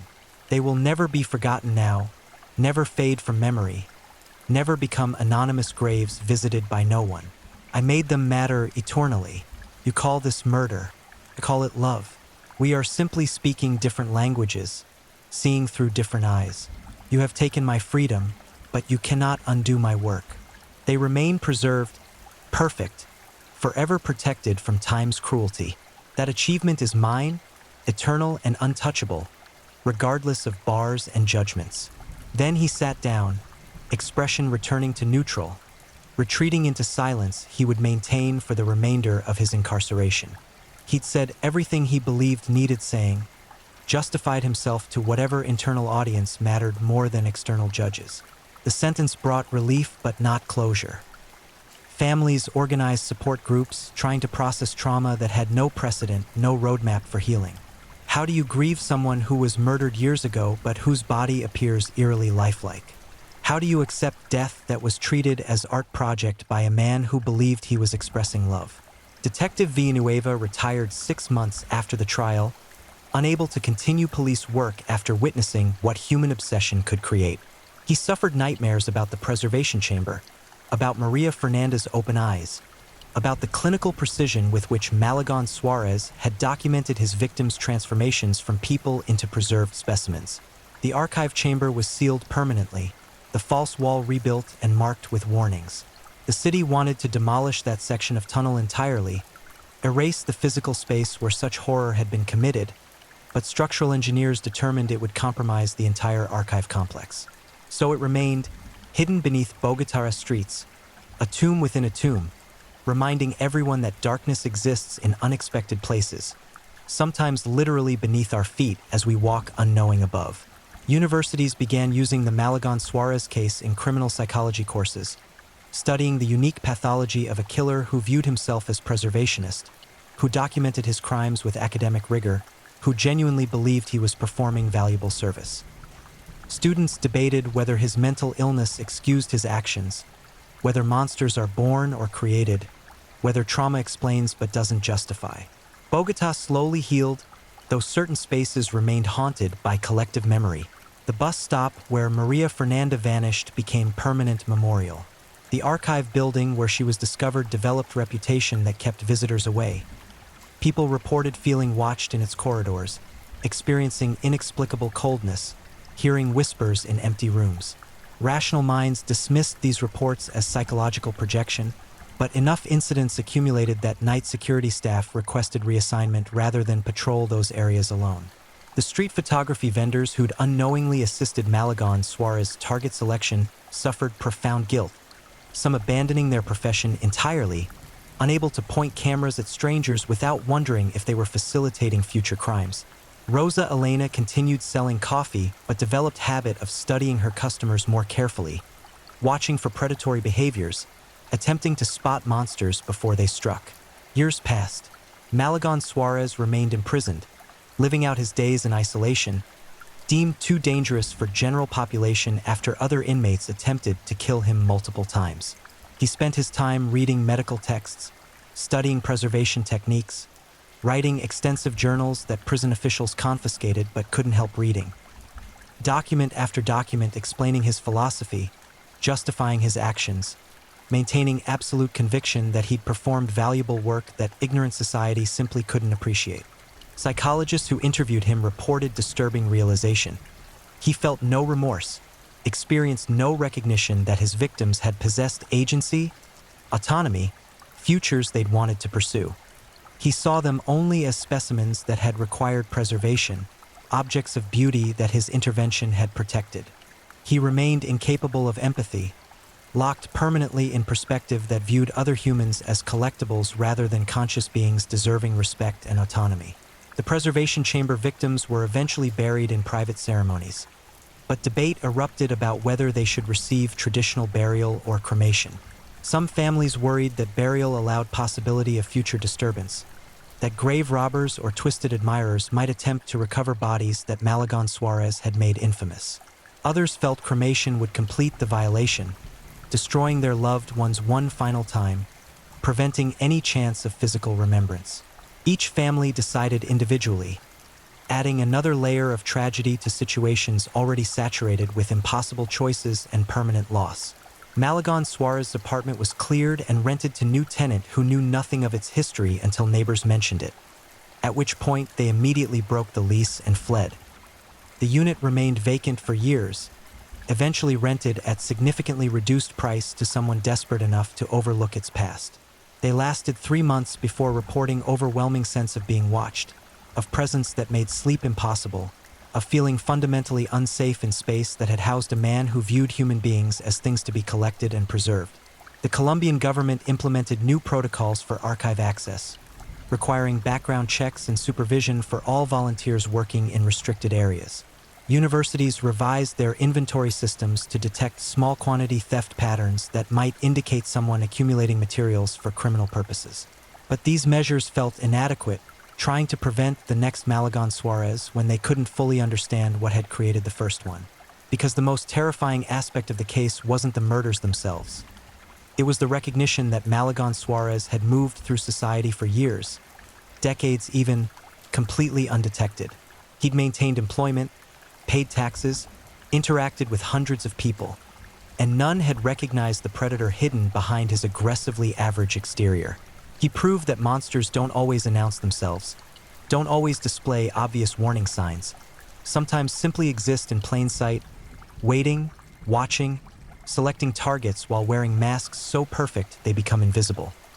Villanueva, in his retirement, occasionally drove past the archive building, staring at its unremarkable facade, trying to reconcile this ordinary structure with the chamber of horrors hidden in its depths. He wondered how many other spaces in Bogota, how many buildings, how many hidden rooms, how many sealed chambers, contained secrets equally dark, crimes equally meticulous, monsters equally patient. The city held 8 million people, any of whom might be predator or prey, hunter or hunted. And after Malagon Suarez, after understanding how easily horror could hide in bureaucratic positions and volunteer work and simple ordinary routines, Villanueva could never quite shake the feeling that somewhere, someone else was watching, selecting, planning their own collection of preserved perfection.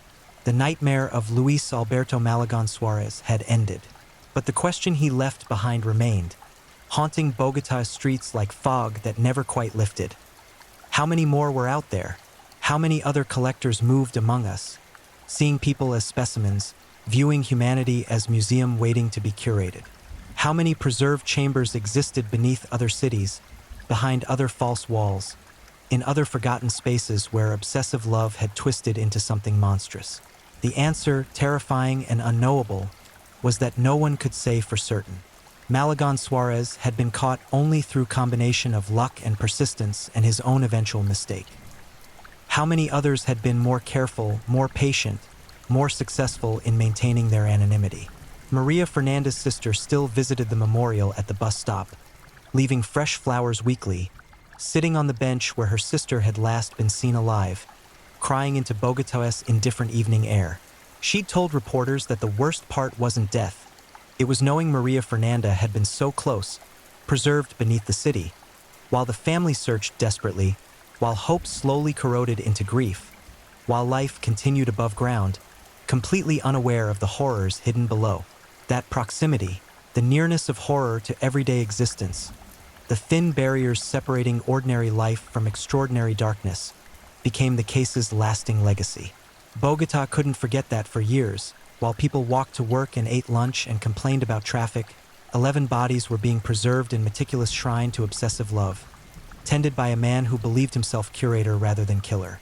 The city would carry that knowledge forward, a scar on its collective consciousness, a reminder that monsters aren't always strangers in dark alleys, but sometimes ordinary people with extraordinary pathologies, waiting patiently for opportunities that would allow them to transform their twisted love into permanent preservation. And in La Pacoda prison, Luis Alberto Malagon Suarez sat in his cell, eyes fixed on nothing, mind replaying memories of his collection, 11 perfect specimens protected from time's ravages, preserved exactly as they'd been in their most interesting moments. To the end, he would believe he'd performed valuable work. To the end, he would see himself as savior rather than destroyer. That perhaps was the most disturbing element of all. Not that evil exists, but that evil rarely recognizes itself, often believing itself to be good, convinced its actions serve higher purposes that others simply cannot understand. The Bogotá collector had been captured, but the questions he raised about human nature, about the capacity for self-delusion, about how easily obsession masquerades as love, those questions remained unanswered, echoing through the city's streets like whispers that would never quite fade into silence. If you're enjoying these stories, don't forget to leave a comment. I'd love to know where you're tuning in from and what time it is in your part of the world. And if you haven't already, make sure to like this video and subscribe so you never miss the next true crime story to help you unwind. Now, let's get into our final story. Story 4. The Candlemaker's Confession. Some men don't just hide bodies. They preserve them. And Tomás Maldonado Serra knew exactly how long human fat burns. We spend our lives believing monsters announce themselves, that evil wears a mask we can recognize, a shadow we can avoid. But what happens when the monster is the quiet man who sells you candles at the market? The neighbor who waves each morning? Tonight, we descend into the twisted mind of a man who didn't just take lives. He transformed them into something he could keep forever, melting humanity itself into wax and memory. This is the story of Tomás Maldonado Serra, the man who made murder his art form, and how his obsession with preservation led to one of the most disturbing crime scenes investigators would ever witness. The small town of Almendralejo, Spain, possessed the kind of beauty that tourists photograph but never truly see. Whitewashed buildings climbed narrow streets like stacked dice, their terracotta roofs glowing amber under the Extremaduran sun. Olive groves stretched beyond the town limits, their ancient trunks twisted into shapes that resembled frozen screams. And somewhere among these picturesque streets, in a workshop that smelled of beeswax and something far more sinister, Tomás Maldonado Serra was perfecting his craft. The year was 1913, and Tomás had earned a reputation as Almendralejo's finest candlemaker. His hands, calloused and stained yellow from years of working with wax, could shape tallow and paraffin into ecclesiastical candles so perfect that priests from neighboring provinces would travel specifically to purchase his work. Churches throughout the region glowed with his creations during Mass, the flames dancing across congregation faces, casting shadows that seemed almost alive. Tomás stood barely 5 feet 6 inches tall, his frame slight but wiry, built from years of manual labor. His face carried the weathered texture of someone who'd spent decades bent over steaming vats, the heat having etched permanent flush marks across his cheeks. His eyes, those dark, sunken eyes, possessed an unsettling quality that most townspeople attributed to his solitary profession. They didn't hold malice exactly, but rather an intensity that suggested he was always calculating, always measuring, always planning something beyond ordinary comprehension. He lived alone in a two-story building that served as both residence and workshop. The ground floor housed his candle-making operation, industrial pots for melting wax, wooden molds of every conceivable size, hanging racks where finished candles dried like stalactites in a cave. The air hung thick with the cloying sweetness of beeswax mixed with something else, something organic and wrong that customers occasionally noticed but politely ignored. Business was business, after all, and Tomas's candles burned longer and brighter than anyone else's. But it was the upper floor, the living quarters that no customer ever entered, where Tomas's true work took place, where he spent his evenings after closing the shop, the windows shuttered tight, a single oil lamp illuminating whatever dark rituals occurred in that sealed space. Neighbors sometimes heard sounds filtering through the walls late at night, scraping, the splash of liquid, and once, a sound that might have been crying but was probably just the wind whistling through the eaves. Maria Dolores Romero disappeared on a Tuesday evening in March. She was 23 years old, a seamstress who worked from a small shop 3 streets away from Tomas's workshop. Known for her beauty, olive skin, hair like polished ebony, eyes that sparkled with intelligence and humor, Maria had captured the attention of half the young men in Almendralejo. She'd also captured the attention of Tomas Maldonado Serra, though in an entirely different way. He'd been watching her for months, tracking her routines with the same meticulous attention he applied to his candle making. He knew she closed her shop at 7 each evening, knew she walked home alone through the Plaza de España, her footsteps echoing against the cobblestones, knew that on Tuesdays, she stopped at the fountain to splash water on her face before continuing home, a small ritual to wash away the day's thread, dust, and eye strain. The plaza stood empty that particular Tuesday, unusually so for an evening in March when the weather had finally turned pleasant.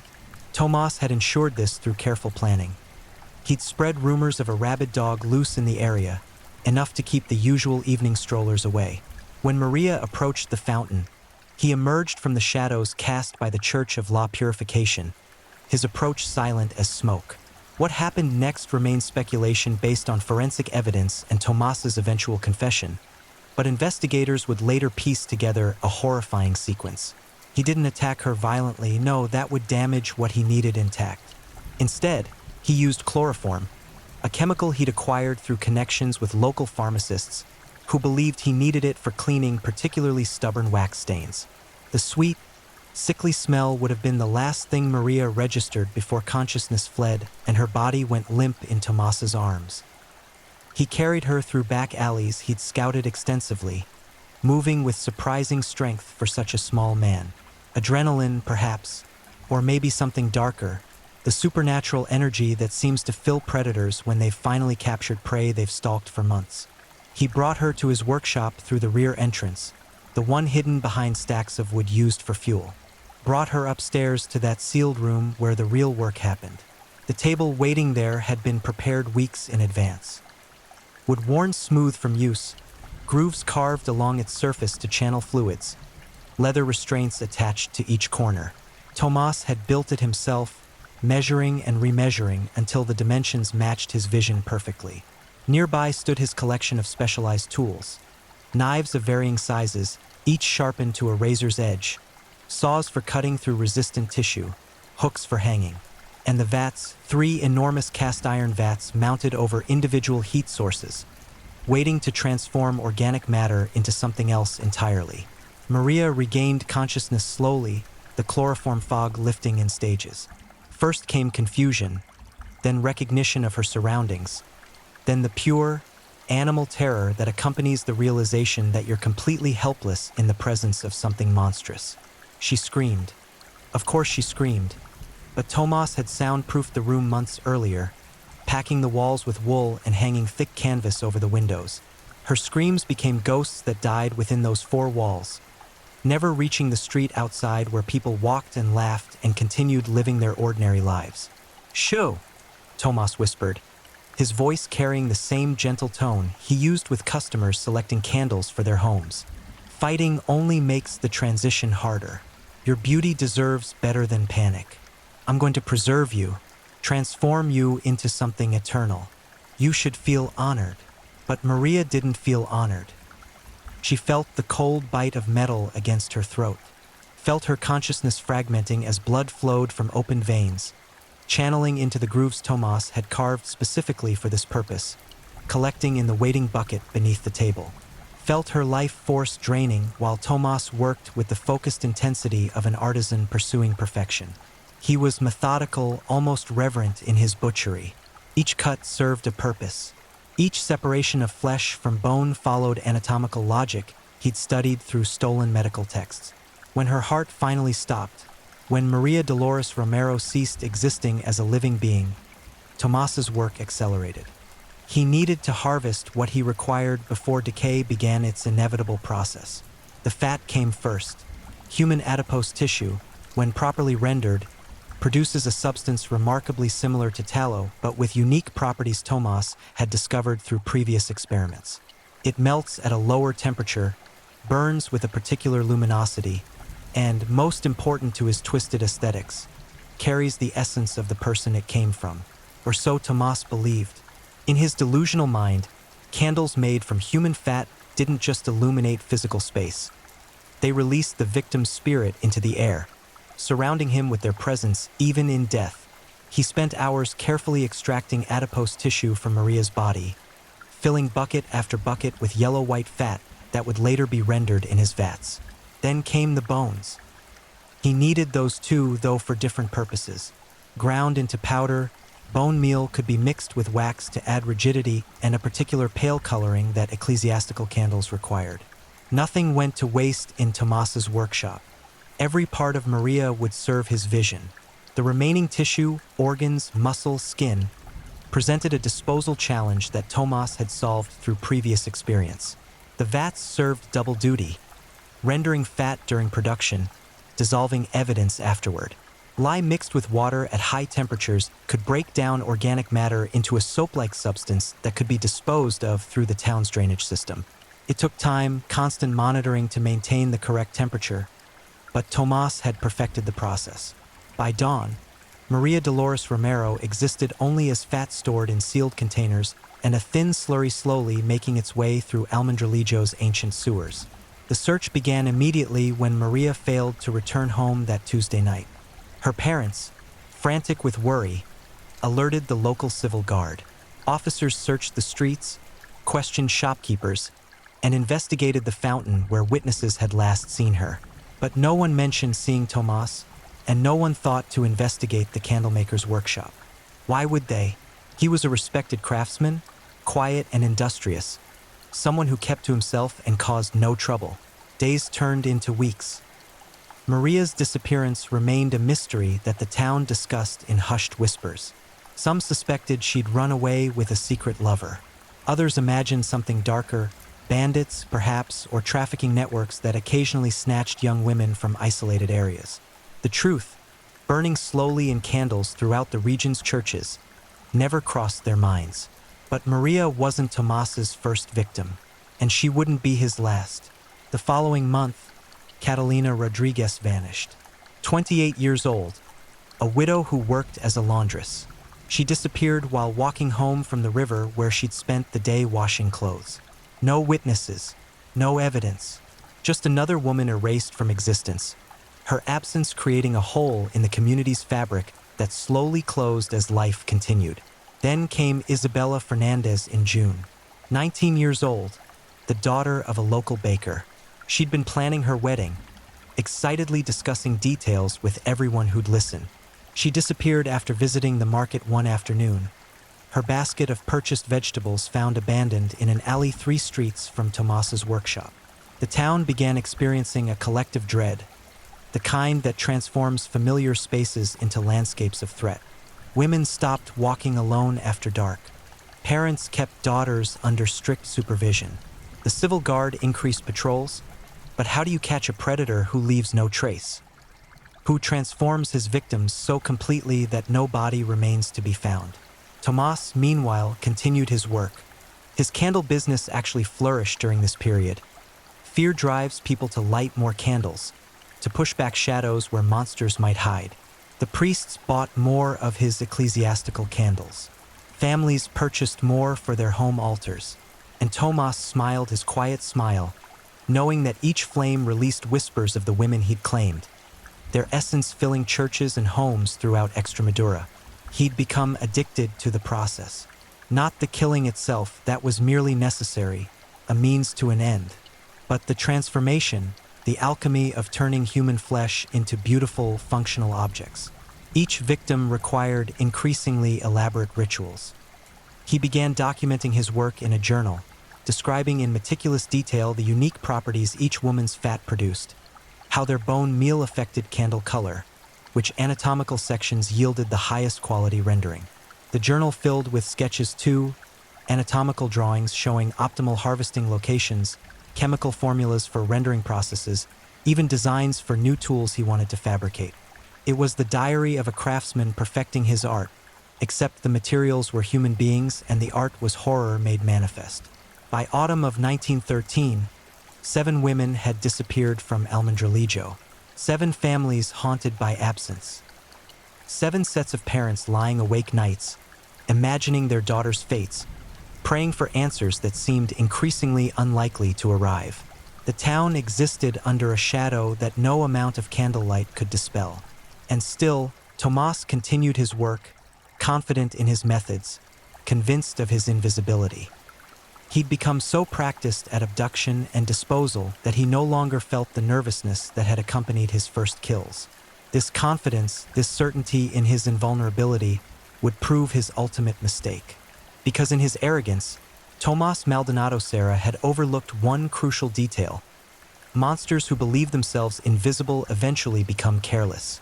And carelessness, even in the most meticulous predator, leaves cracks through which light can enter. That light was about to arrive in the form of Captain Francisco Torres of the Civil Guard, a man whose obsession with solving these disappearances would soon match Tomás's obsession with his craft.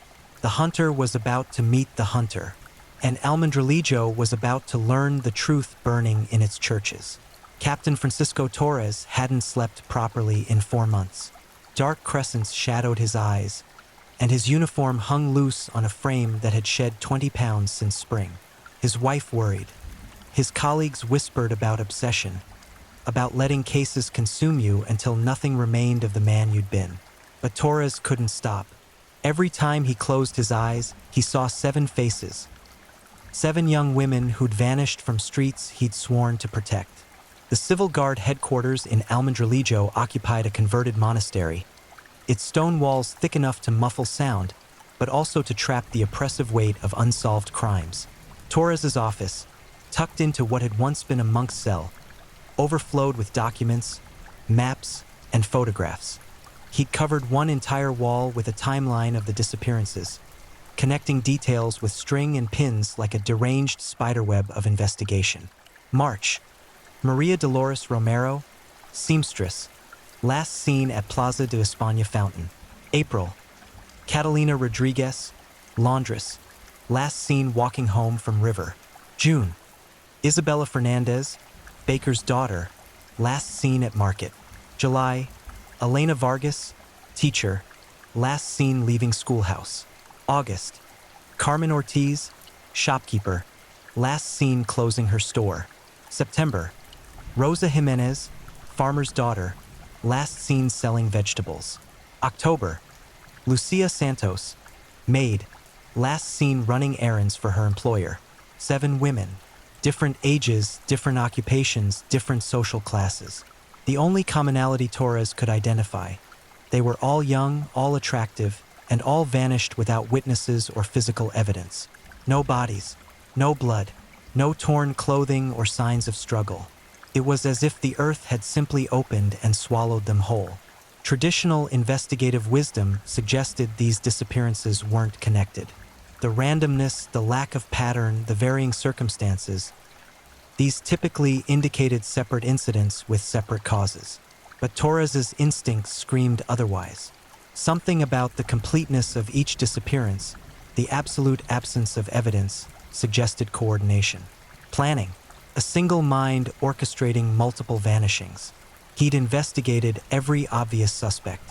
Former lovers, rejected suitors, men with criminal histories or unsavory reputations. The investigations led nowhere. Alibis checked out.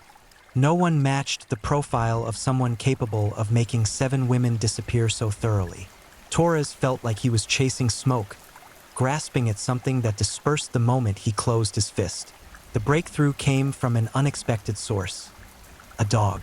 Teresa Mendoza, a washerwoman who lived near the town's drainage outlet, had noticed her dog behaving strangely for weeks. The animal, normally docile and obedient, had become fixated on the drainage tunnel where wastewater emptied into a nearby creek. It would stand at the tunnel entrance, hackles raised, growling at something Teresa couldn't perceive.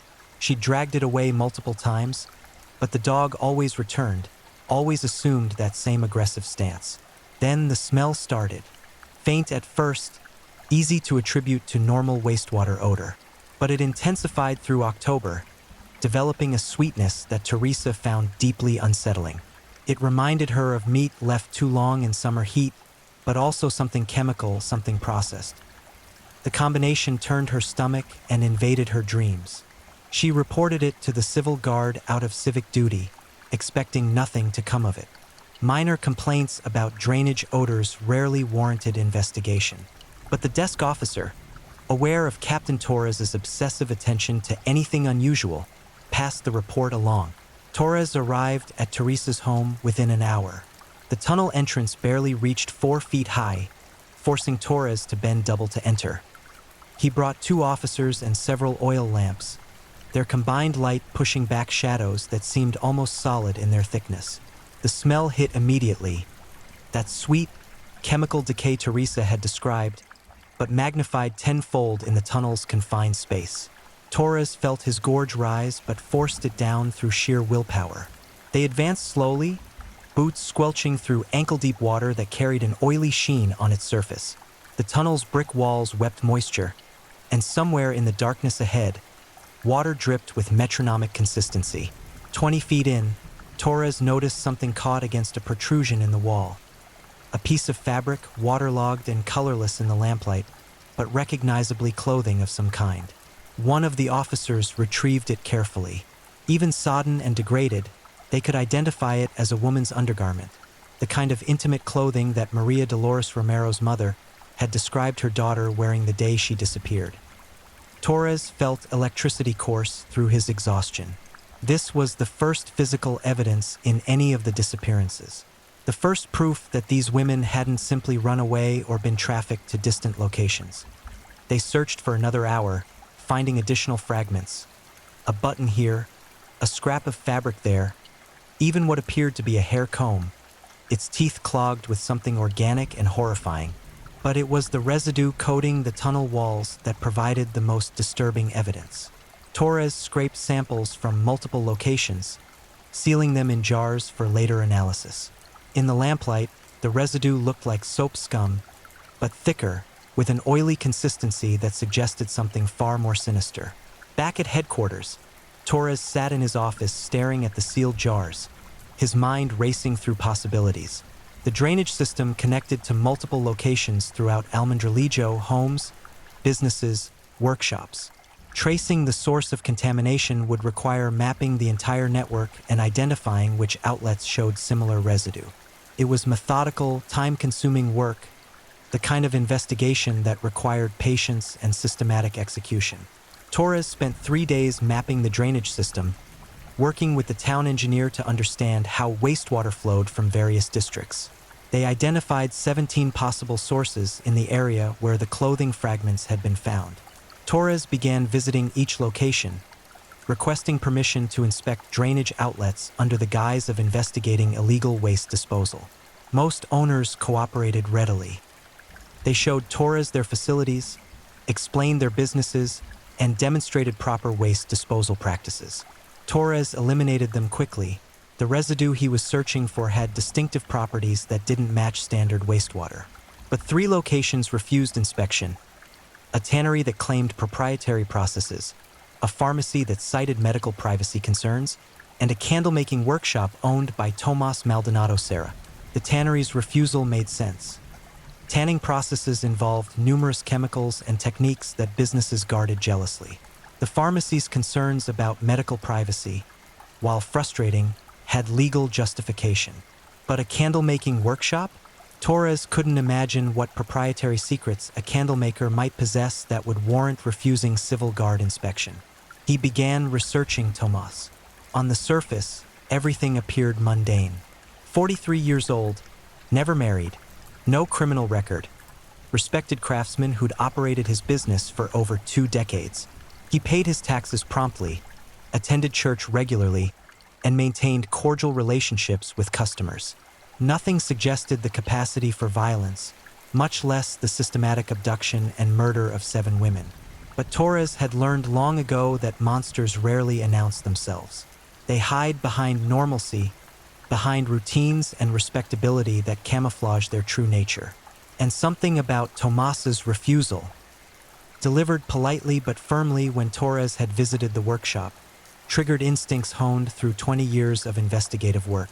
"I appreciate the civil guard's diligence," Tomas had said, standing in his workshop doorway, blocking any view of the interior.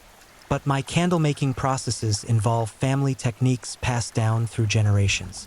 I can't allow inspection without compromising those secrets." Surely you understand business concerns. Torres had understood, but he'd also noticed other details.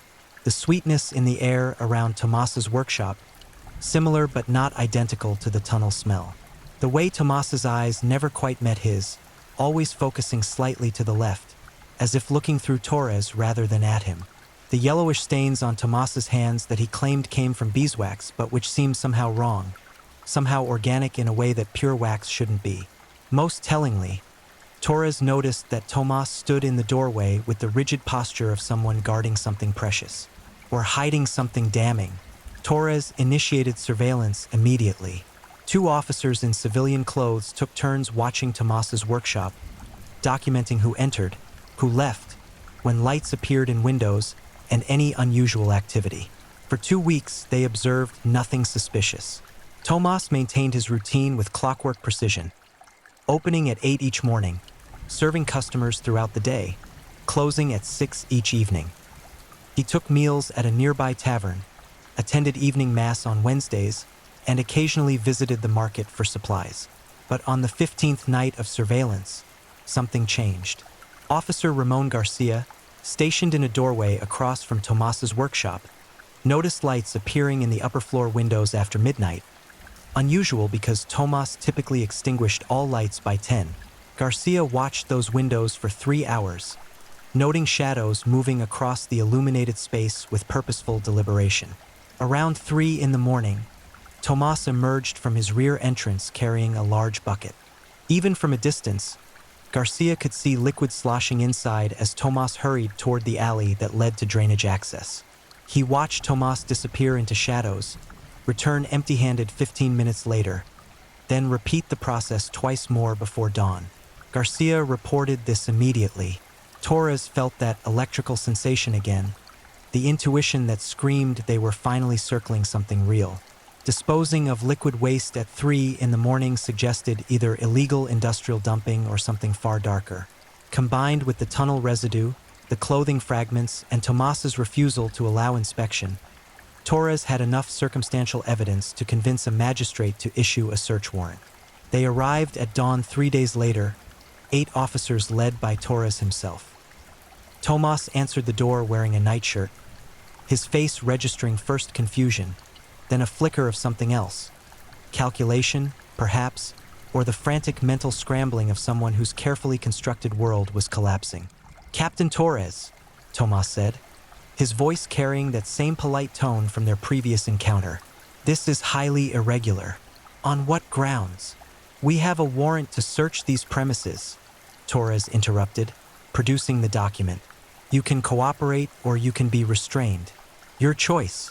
Tomas chose cooperation, stepping aside with the calm resignation of someone who'd known this moment would eventually arrive. He'd prepared for it, in fact, had contingency plans for what to do if authorities ever penetrated his sanctuary. But those plans required time and opportunity that 8 armed officers didn't provide. The ground floor revealed nothing immediately suspicious. Vats for melting wax, molds for shaping candles, storage areas filled with finished products and raw materials. Everything one would expect in a professional candlemaker's workshop. But Torres noticed the smell, that sweetness he detected during his first visit, now intensified by close proximity. It came from the vats, he realized, or rather from residue coating their interiors. Officer Garcia began collecting samples while Torres led the team upstairs. Tomas tried to follow, but two officers restrained him, forcing him to remain on the ground floor while his secrets were excavated from the sealed room above. The locked door should have been Torres's first warning. No ordinary residence requires a door secured with 3 separate deadbolts and a crossbar. Torres ordered it breached and officers attacked with a battering ram, the impacts echoing through the building like cannon fire. The wood splintered, locks tore from their moorings, and the door burst inward. The smell that emerged made officers stagger backward, hands clamped over mouths and noses. It was the tunnel smell amplified 1,000 times. Sweet decay mixed with chemicals, with fat and meat and something else that defied easy categorization. Torres pushed through the nausea, entering the room with his lamp raised high. What the light revealed would haunt every officer present for the remainder of their lives. The table with its restraints and channeling grooves, dark stains mapping out years of use. The vats, still partially filled with chemical solutions, organic matter floating in suspension like nightmarish soup. The tools hanging in neat rows, each sharpened and maintained with craftsman precision. The buckets of rendered fat, carefully labeled with dates and cryptic notations. The bone meal stored in sealed containers, ground so fine it resembled flour. And the journal, the meticulous, horrifying journal documenting everything Tomas had done. Torres opened it with shaking hands, reading entries that transformed his worst assumptions into confirmed reality. 7 names, 7 descriptions of abductions, murders, and rendering processes. 7 women reduced to raw materials, their lives terminated so their bodies could fuel Tomas Maldonado Serra's delusional art. But the journal contained more than 7 entries. Torres's vision blurred as he counted backward through the pages, discovering accounts that preceded Maria Dolores Romero by years. The candlemaker hadn't begun his killing spree in March. He'd been perfecting his technique for over a decade, claiming victims from neighboring towns and distant provinces where their disappearances wouldn't establish patterns that local authorities might notice. 14, 19, 23. The numbers climbed as Torres read deeper into the journal, each entry accompanied by sketches and chemical formulas and demented philosophical musings about transformation and preservation and the spiritual properties of candles made from human fat. 29 women, the journal claimed. 29 lives extinguished and rendered into tallow. Their remains dissolved in lye or ground into powder. Their existence reduced to light and heat and the sick satisfaction of a monster who'd confused murder with art. Torres descended the stairs like a man in a dream. The other officers had found additional evidence throughout the building. Clothing hidden behind false panels, jewelry stored in locked boxes, even hair that Tomas had kept as trophies, braided and preserved in sealed jars like some sort of grotesque keepsake collection. Tomas sat in the workshop, his hands bound, his expression oddly serene. When Torres approached, the candlemaker looked up and smiled. Actually smiled, as if they were old friends meeting for casual conversation rather than killer and captor. "You found my work," Tomas said, his voice carrying pride rather than fear. "I assume you don't understand it. You would. But I assure you, Captain, what I've created is art of the highest order. Those women are immortal now. Their light fills churches throughout Spain. Their essence surrounds families during evening prayers. I've given them eternity." Torres felt rage building in his chest, hot and overwhelming. But he maintained professional composure, speaking through clenched teeth. "Tomas Maldonado Serra, you are under arrest for the murders of 29 women. You will be transported to provincial headquarters, where you will be formally charged and imprisoned pending trial." "Trial?" Tomas laughed, the sound incongruous in the charged atmosphere. "You think this ends with a trial? With prison? You're short-sighted, Captain. My work will outlive all of us. Every candle I've ever made carries my legacy. You can't arrest what I've created. It's already burning, already eternal." They dragged him from the workshop as curious townspeople gathered, drawn by the commotion. News traveled through Almendrelejo with the speed of wildfire. The candlemaker, the quiet craftsman who'd served them for decades, was a serial killer. The candles burning in their homes and churches were made from human remains. The light they trusted was fueled by horror. Panic followed revelation. Families threw out every candle Tomas had ever sold them, purging their homes of anything connected to his craft. Churches extinguished their ecclesiastical candles and buried them in unmarked graves, consecrating the ground afterward as if the candles themselves carried demonic contamination. The very act of creating light became suspect, tainted by association with Tomas's crimes. But burning evidence of his work couldn't erase the reality of what he'd done. 29 women remained dead, their families robbed of even the solace of proper burial. Because Tomas had been thorough, he'd dissolved evidence so completely that nothing remained to enter in family plots. The victims existed only as entries in a madman's journal, and as residue in drainage tunnels, and as the fading memory of candles already burned. Torres returned to headquarters and added 22 more names to his wall. 22 women from across Extremadura and neighboring provinces, all matching descriptions from Tomas's journal. All disappeared under circumstances that had seemed random but which, in retrospect, bore the same signature. Complete absence of evidence, absolute thoroughness, the work of someone who transformed murder into methodical process. Captain Francisco Torres had solved his case.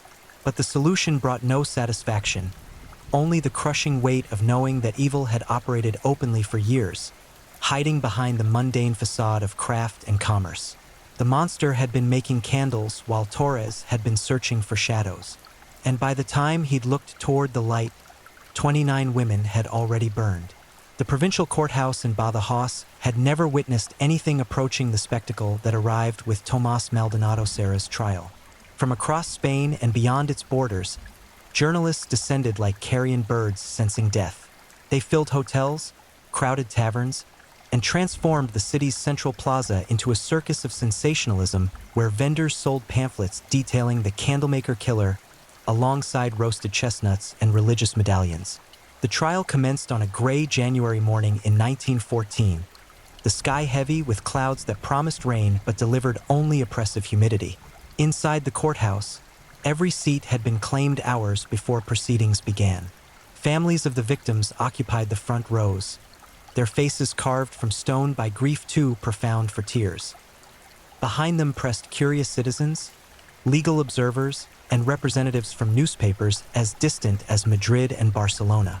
Judge Emilio Navarro presided, a 60-year-old magistrate whose reputation for fairness was matched only by his reputation for severity toward violent criminals. He'd reviewed the evidence in advance, the journal, the chemical samples, the clothing fragments, the testimony from Captain Torres and his investigative team. He'd also spent several sleepless nights contemplating the nature of evil, how it could wear such an ordinary face, how it could masquerade as craft and industry while committing atrocities that defied human comprehension. Tomas entered the courtroom shackled and flanked by 4 guards, their presence less about preventing escape than protecting him from the crowd's potential violence. Several family members had to be physically restrained from rushing the defendant, their screams of monster and butcher echoing off the courthouse's vaulted ceiling. Tomas appeared unmoved by this display, his expression carrying that same serene detachment that had characterized his behavior since arrest. He'd refused legal representation initially, claiming no need for defense since he'd merely been practicing his craft. The court appointed an attorney anyway, a young lawyer named Javier Ruiz who'd drawn the case through bad luck and who approached his duty with visible reluctance. How do you defend the indefensible? How do you argue mitigation when the evidence documents systematic horror spanning years? The prosecution, led by District Attorney Miguel Flores, faced the opposite challenge, preventing the trial from becoming a spectacle that might later compromise conviction on appeal. The evidence was overwhelming, but overwhelming evidence sometimes produced overconfident prosecutions that made critical mistakes. Flores had prepared meticulously, constructing a case that was both emotionally compelling and legally bulletproof. Your Honor, Flores began his opening statement. his voice carrying the weight of judicial authority tempered by appropriate solemnity.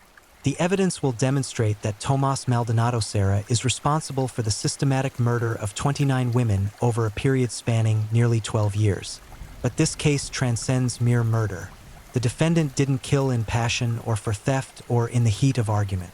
He killed with cold calculation, transforming human beings into raw materials for his candle-making business. He rendered their bodies into tallow, ground their bones into powder, and sold the products of this unspeakable industry throughout the region.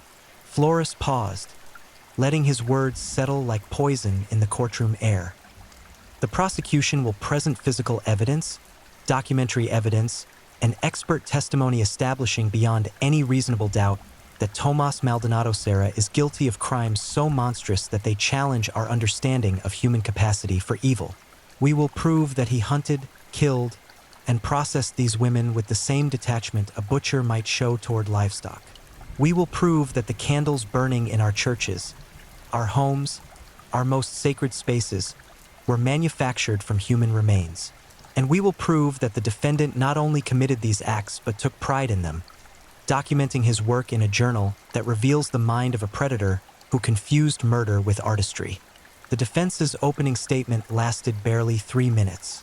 Attorney Ruiz argued that his client suffered from severe mental illness that prevented him from understanding the moral dimension of his actions.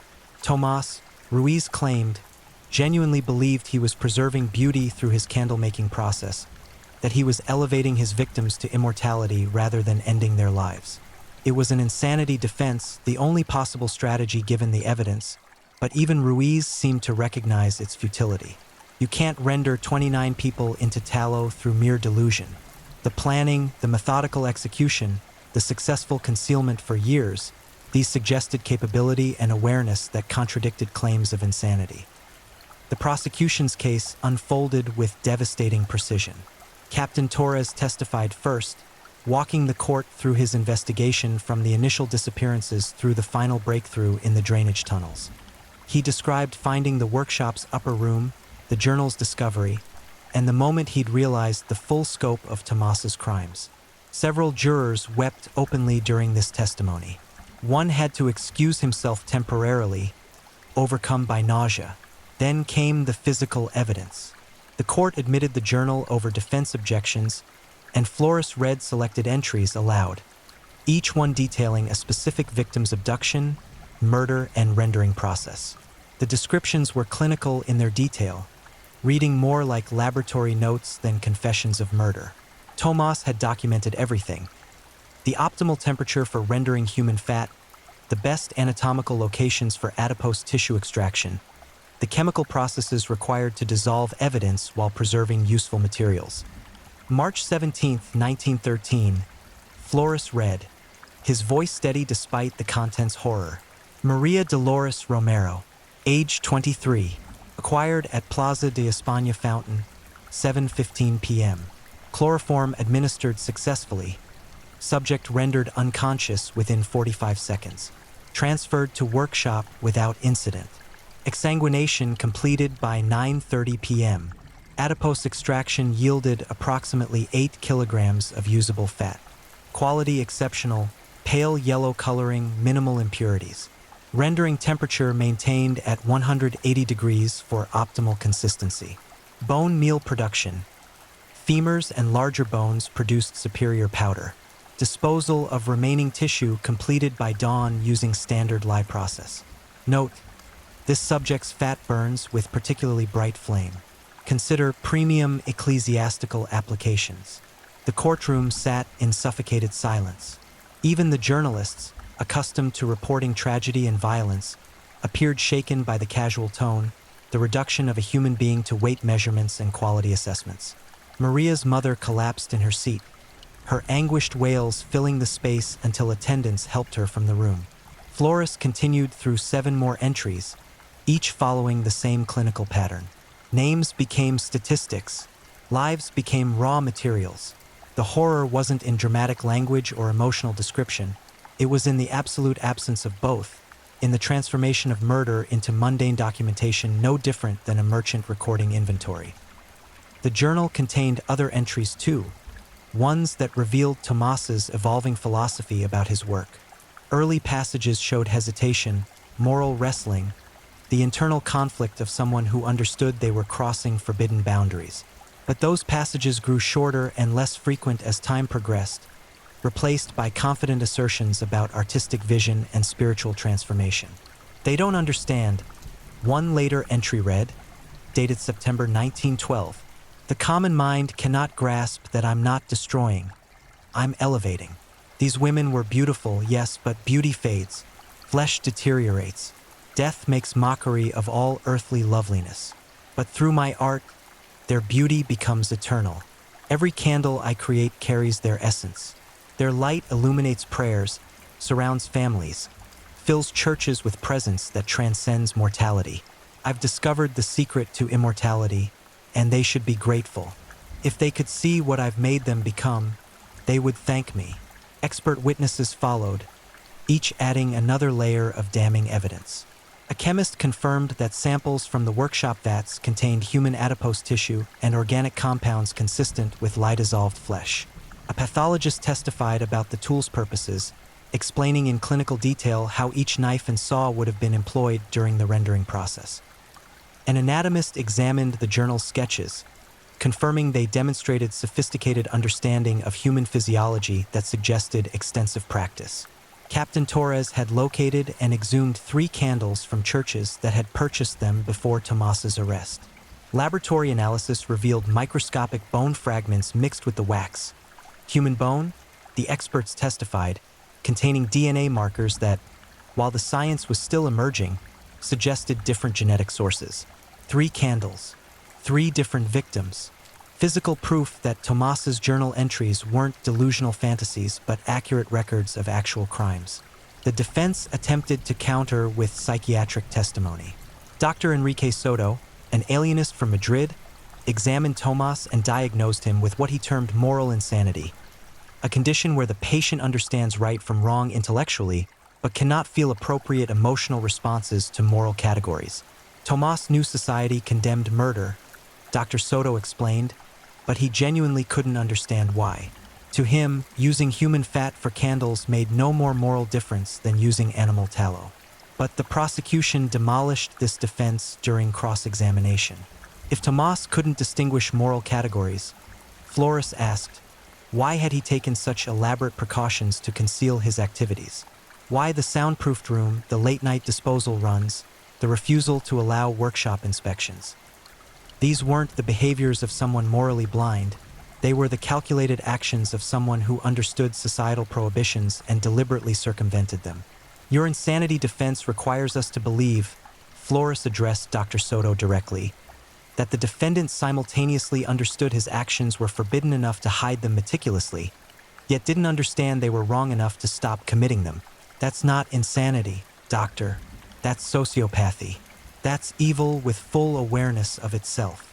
The prosecution rested after 8 days of testimony. The defense, having little ammunition beyond the failed insanity argument, rested after 2. Judge Navarro called for closing arguments on a Friday afternoon, the courthouse packed beyond fire safety capacity, tension thick enough to taste.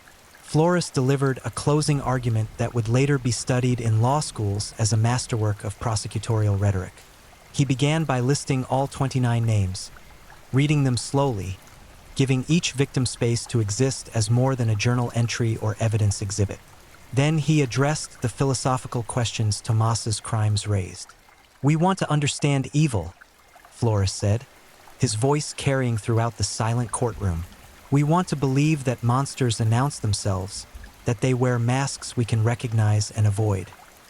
But Tomas Maldonado Serra is the evil that hides in plain sight, that wears respectability like a costume, that transforms murder into routine and horror into craft. He didn't kill in rage or desperation. He killed methodically, repeatedly, with the calm focus of someone practicing a profession." Flores gestured toward Tomas, who sat motionless at the defense table. "Look at him, unremarkable, ordinary. A small man who made candles and attended church and paid his taxes. Nothing in his appearance suggests the capacity for what he's done. And that's the terrifying truth this case reveals. Evil doesn't always look monstrous. Sometimes it looks like your neighbor, your shopkeeper, the craftsman who sold you candles for your daughter's wedding. The prosecutor's voice hardened. But make no mistake, what sits before us is monstrous. The defendant didn't just end 29 lives. He obliterated them. He transformed human beings into commodities. He dissolved evidence so thoroughly that families cannot even bury their loved ones. He turned churches into unwitting accomplices, surrounding worshippers with the rendered remains of murder victims. The desecration is absolute. The violation is complete. And the only appropriate response is justice equally absolute. Flores concluded with a direct address to the jury. You've heard the evidence. You've read the journal. You've seen the tools and the vats and the bone meal. You know what happened in that workshop. Now you must decide. Does Tomas Maldonado Serra deserve mercy? Does someone who showed no mercy to 29 women deserve compassion from this court? Does a man who reduced human beings to raw materials deserve anything except the harshest penalty our law allows? The defense's closing argument felt anticlimactic by comparison. Attorney Ruiz made a half-hearted plea for considering mental illness as a mitigating factor, for remembering that punishment should serve justice rather than vengeance. But his heart wasn't in it. How could it be? Even he seemed to recognize that some crimes transcend the possibility of mitigation, that some evils demand unequivocal condemnation. Judge Navarro charged the jury with instructions that emphasized the legal standards for conviction. Premeditation, malice aforethought, the specific elements required for murder in the first degree. But he also acknowledged the case's unique horror, warning jurors not to let their emotional responses override legal procedure. Justice, he reminded them, required adherence to law especially when emotions demanded immediate retribution. The jury deliberated for 3 hours. Later, several jurors would admit they'd reached unanimous agreement within the first 30 minutes. The remaining time was spent in stunned silence, each person processing the reality of what they'd witnessed during trial. They emerged pale and shaken, their verdict foreordained by evidence so overwhelming that deliberation became formality. Guilty, the foreman announced, on all 29 counts of murder in the first degree. The courtroom erupted. Some families sobbed in relief. Others shouted demands for immediate execution. Guards struggled to maintain order as decades of repressed rage and grief spilled into vocal chaos. Judge Navarro pounded his gavel repeatedly, threatening to clear the court before order slowly, grudgingly returned. Sentencing occurred the following Monday. Judge Navarro delivered a statement that balanced legal precedent with moral condemnation, acknowledging both the law's requirements and the extraordinary nature of Tomas's crimes.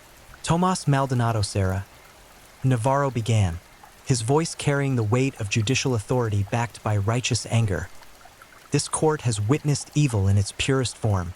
You have been convicted of 29 murders, but your crimes extend beyond the ending of lives. You violated the sanctity of death itself. You transformed murder into industry. You corrupted sacred spaces with the products of your atrocities. You denied families the basic dignity of burying their loved ones. The law provides specific penalties for murder, but no statute adequately addresses the comprehensive desecration you've committed. Navarro paused, his gaze fixed on Tomas, who continued displaying that same serene detachment. Therefore, it is the judgment of this court that you shall be executed by garrote vil, the traditional sentence for crimes of this magnitude. The execution will be carried out in public, as the law requires, so that society may witness justice served and families may see your evil ended. May God have mercy on your soul, though you showed none to your victims. The death sentence was mandatory for multiple murders under Spanish law, but Navarro's specification of public execution was deliberate. He wanted Tomas's death to serve as catharsis for the community he'd terrorized, as symbolic cleansing of the corruption he'd introduced into their midst. But Tomas, hearing his sentence, did something unexpected. He smiled, not the nervous expression of someone facing death, but genuine satisfaction, as if the judge had announced an honor rather than execution. Your Honor, Tomas spoke for the first time during trial, his voice calm and measured. You believe you're ending something today, but you're wrong. My work is complete. My legacy burns in hundreds of churches across Spain. Families pray by candlelight I created. The faithful illuminate their worship with flames fueled by my art. You can execute me, but you cannot undo what I've accomplished. I've achieved immortality, not for myself, but for those I transformed. They're eternal now, and that's all that matters. The courtroom exploded again. Families rushed toward Tomas, held back only by guards who formed a human barrier. Screams of demon and monster competed with demands for immediate execution, for torture, for suffering equal to what he'd inflicted. Judge Navarro ordered Tomas removed immediately, and guards dragged him from the courtroom while he continued smiling that serene, satisfied smile. Outside, crowds had gathered numbering in the thousands. News of the guilty verdict spread through Badajoz like lightning, drawing citizens who wanted to witness history, to mark this moment when justice confronted unprecedented evil. When guards escorted Tomas to the prison transport, the crowd surged forward, pelting him with refuse and stones, screaming their rage and grief. One projectile struck his temple, opening a gash that bled down his face. But Tomas continued smiling through the blood, his expression suggesting he welcomed this violence as validation, as proof that his work had achieved the impact he'd sought. Captain Torres watched from the courthouse steps, feeling none of the satisfaction he'd anticipated. Justice had been served, yes. The monster had been caught, convicted, and condemned. But 29 women remained dead. Their bodies dissolved into sewers or ground into powder or rendered into candles that had already burned. No verdict could resurrect them. No execution could restore what Tomas had stolen. Torres thought about those candles burning in churches, in homes, in sacred spaces throughout Spain. Even knowing what they were, even having confessed their origin, many couldn't be recovered. They'd already been consumed, transformed from horror into light and heat and carbon dioxide. The victims' final remains had been breathed by worshippers, had illuminated prayers, had warmed hands on cold evenings. Tomas had achieved exactly what he'd claimed, a perverse immortality for his victims, their essence distributed so widely that it could never be fully gathered or properly interred. The execution was scheduled for February 14, 1914, Valentine's Day, a date the court selected deliberately, a bitter irony that murder masquerading as love would be answered on love's feast day. The location would be Badajos's Plaza Alta, a historic square that had witnessed executions for centuries, but never one as anticipated as this. As guards transported Tomas back to his cell, he began singing. A hymn, ironically enough, his voice carrying through the prison corridors with clear, perfect pitch. Other prisoners fell silent, unsettled by the sound, by the incongruity of sacred music emerging from absolute evil. Tomas sang until guards gagged him, but even silenced, his eyes continued broadcasting that same serene satisfaction. He'd achieved his goal after all. His name would be remembered, his work would be studied, and somewhere, in some forgotten church or rural home, candles made from human fat continued burning, their light carrying whispers of the dead into a world that would never completely cleanse itself of Tomas Maldonado Serra's corruption. The trial had ended, but the nightmare it revealed would haunt Spain for generations. February 14, 1914, dawned with a cold that seemed to penetrate beyond flesh into bone and spirit. Winter had maintained its grip on Badajoz despite calendar promises of approaching spring, and frost clung to cobblestones like crystallized grief. By sunrise, thousands had already gathered in Plaza Alta, claiming positions from which they could witness the execution of the man newspapers had dubbed El Cerrero del Diablo, the Devil's Candlemaker. The execution platform stood in the plaza's center, constructed specifically for this occasion. The Garrotteville apparatus waited like a predatory mantis, wooden chair with restraining straps, iron collar attached to a vertical post, and the screw mechanism that would be tightened until the collar crushed Tomas's cervical vertebrae, severing his spinal cord and ending his life. It was not a quick death, not merciful, but medieval Spanish tradition demanded this method for crimes considered particularly heinous. Vendors worked the crowd, selling everything from religious medals to printed accounts of the trial to sketches depicting imagined scenes from Tomas's workshop. Street performers reenacted the murders in grotesque pantomime. A puppet show portrayed Tomas as a literal demon, complete with horns and tail, abducting women who were represented by cloth dolls soaked in red paint. The atmosphere carried the unsettling energy of a festival celebrating darkness. Humanity's need to transform horror into spectacle, to make entertainment from evil.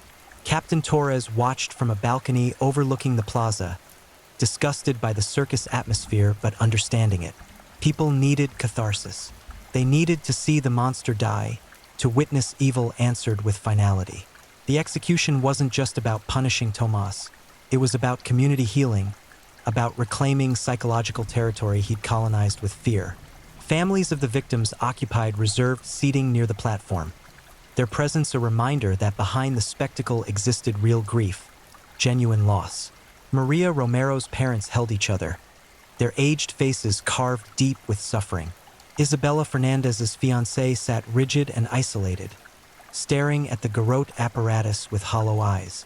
Rosa Jimenez's young sister clutched a doll, perhaps one her sister had made, and wept silently into its cloth hair. The cathedral bells tolled 9 times, the appointed hour. A priest emerged from the prison entrance, followed by guards and, between them, Tomas Maldonado Serra. The crowd's roar was deafening. Rage given voice, hatred made sound. Objects flew through the air. Stones, rotten vegetables, human waste.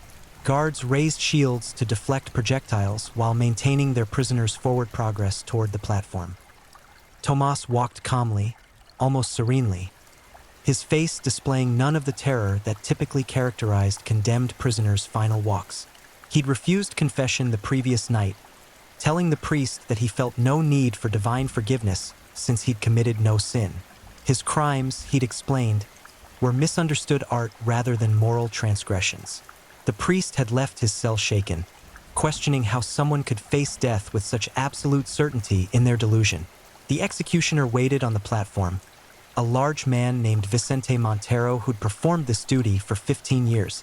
He'd executed murderers, thieves, traitors, and rapists, but never with the personal satisfaction he felt regarding Tomas. Vicente had 3 daughters, and the thought of what this monster had done to 29 women made him eager to turn the screw, to feel resistance as bones cracked and life fled. Guards strapped Tomas into the chair, securing his chest, waist, and legs with leather restraints. His arms were bound behind the chair's back. The iron collar was positioned around his neck, its interior lined with padding that would concentrate pressure on the spine rather than the throat. Strangulation was considered too merciful for crimes of this magnitude. The mechanism would crush rather than choke, would shatter vertebrae and sever the spinal cord, would transform Tomas from living monster to dead meat through gradual pressure. A magistrate read the formal execution warrant, his voice barely audible over the crowd's continuous roar.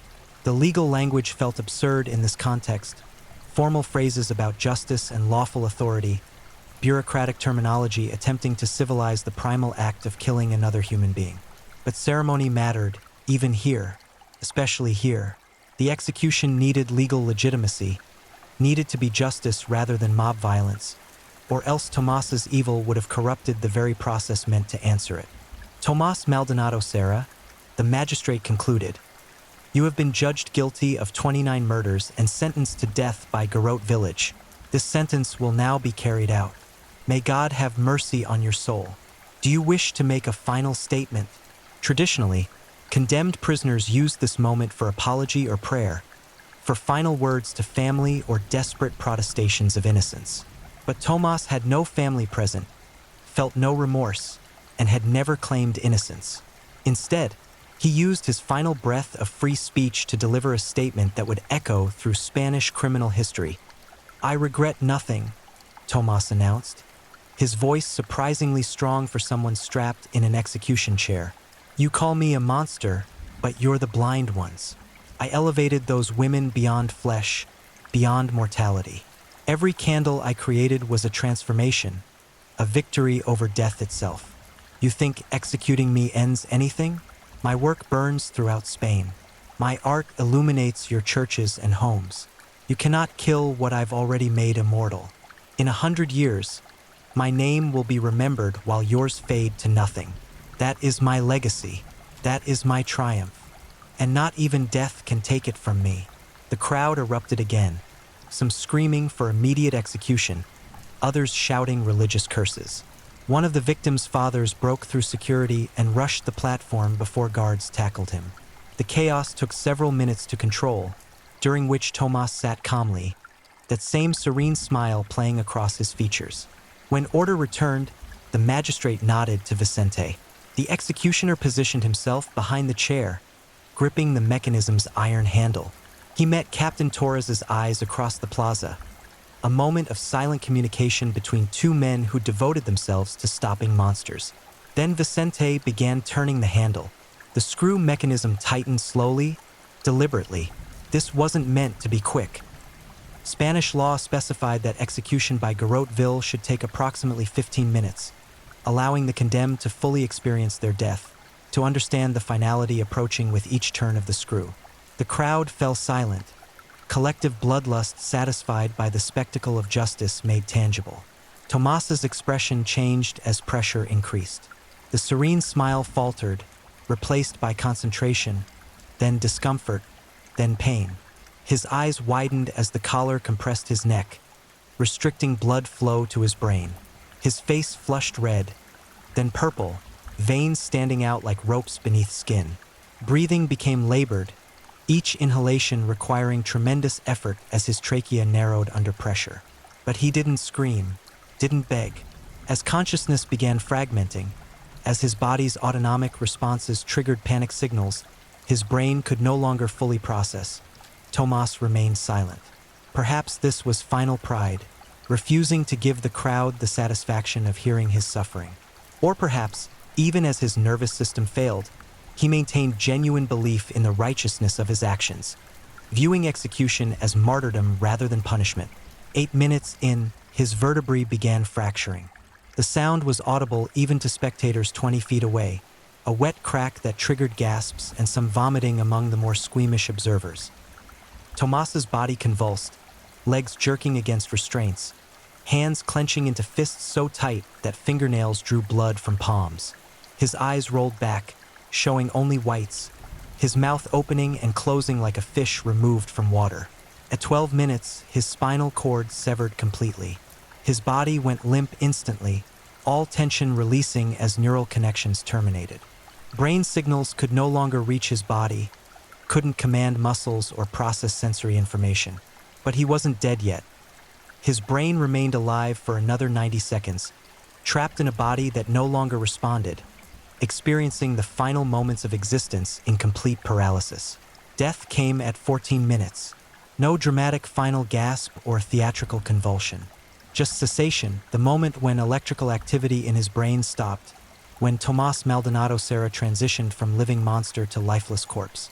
A doctor approached, checked for pulse and respiration, then pronounced death officially at 9:14 a.m. The crowd's reaction was complex and contradictory. Some cheered, celebrating evil's end. Others wept, whether from relief, grief, or the emotional release of witnessing death, even deserved death. Many stood in stunned silence, processing what they'd seen, questioning what it meant that they'd gathered to watch a human being killed, even a human being who'd forfeited any right to mercy. Captain Torres felt emptiness rather than satisfaction. Justice had been served, but the service left ash in his mouth. 29 women remained dead. Their families remained broken. And Tomas's final statement contained uncomfortable truth. His candles did burn throughout Spain, their origin unknown to most who used them. His victims had been transformed into light and heat, scattered so widely that they could never be properly gathered or mourned. The body remained displayed for 3 hours, as law required, allowing citizens to file past and confirm that the devil's candlemaker truly was dead. Some spat on the corpse. Others made religious signs, warding off evil they believed might linger even in death. Parents brought children to witness what happened to monsters, using Tomas's execution as a terrible morality lesson about justice and consequence. But one woman's reaction stood apart from the rest. An elderly woman, bent with age and wrapped in widow's black, approached the platform late in the viewing period. She stared at Tomas's body with an expression neither hateful nor satisfied. When asked by guards why she'd come, she provided an answer that would haunt Captain Torres for years afterward. "I had to see with my own eyes that he was truly gone," she said softly, "because last night I woke at 3 in the morning and saw candlelight flickering in my window. One of his candles. I'd thrown them all out after his arrest, but somehow one remained. And as I watched it burn, I swear I heard voices. Women's voices, whispering things I couldn't quite understand. When I extinguished the candle, the voices stopped. But now I'm afraid to sleep in darkness.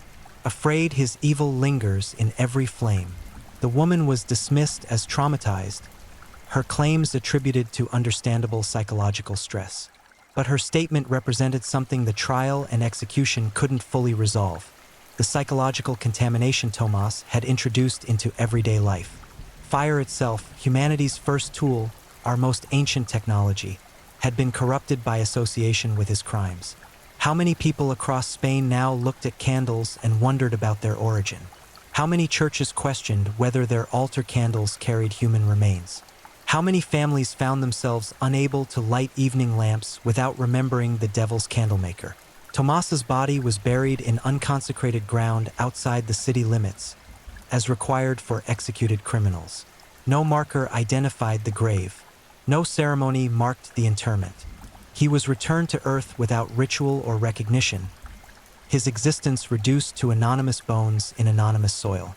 But his absence from the world didn't erase his impact on it.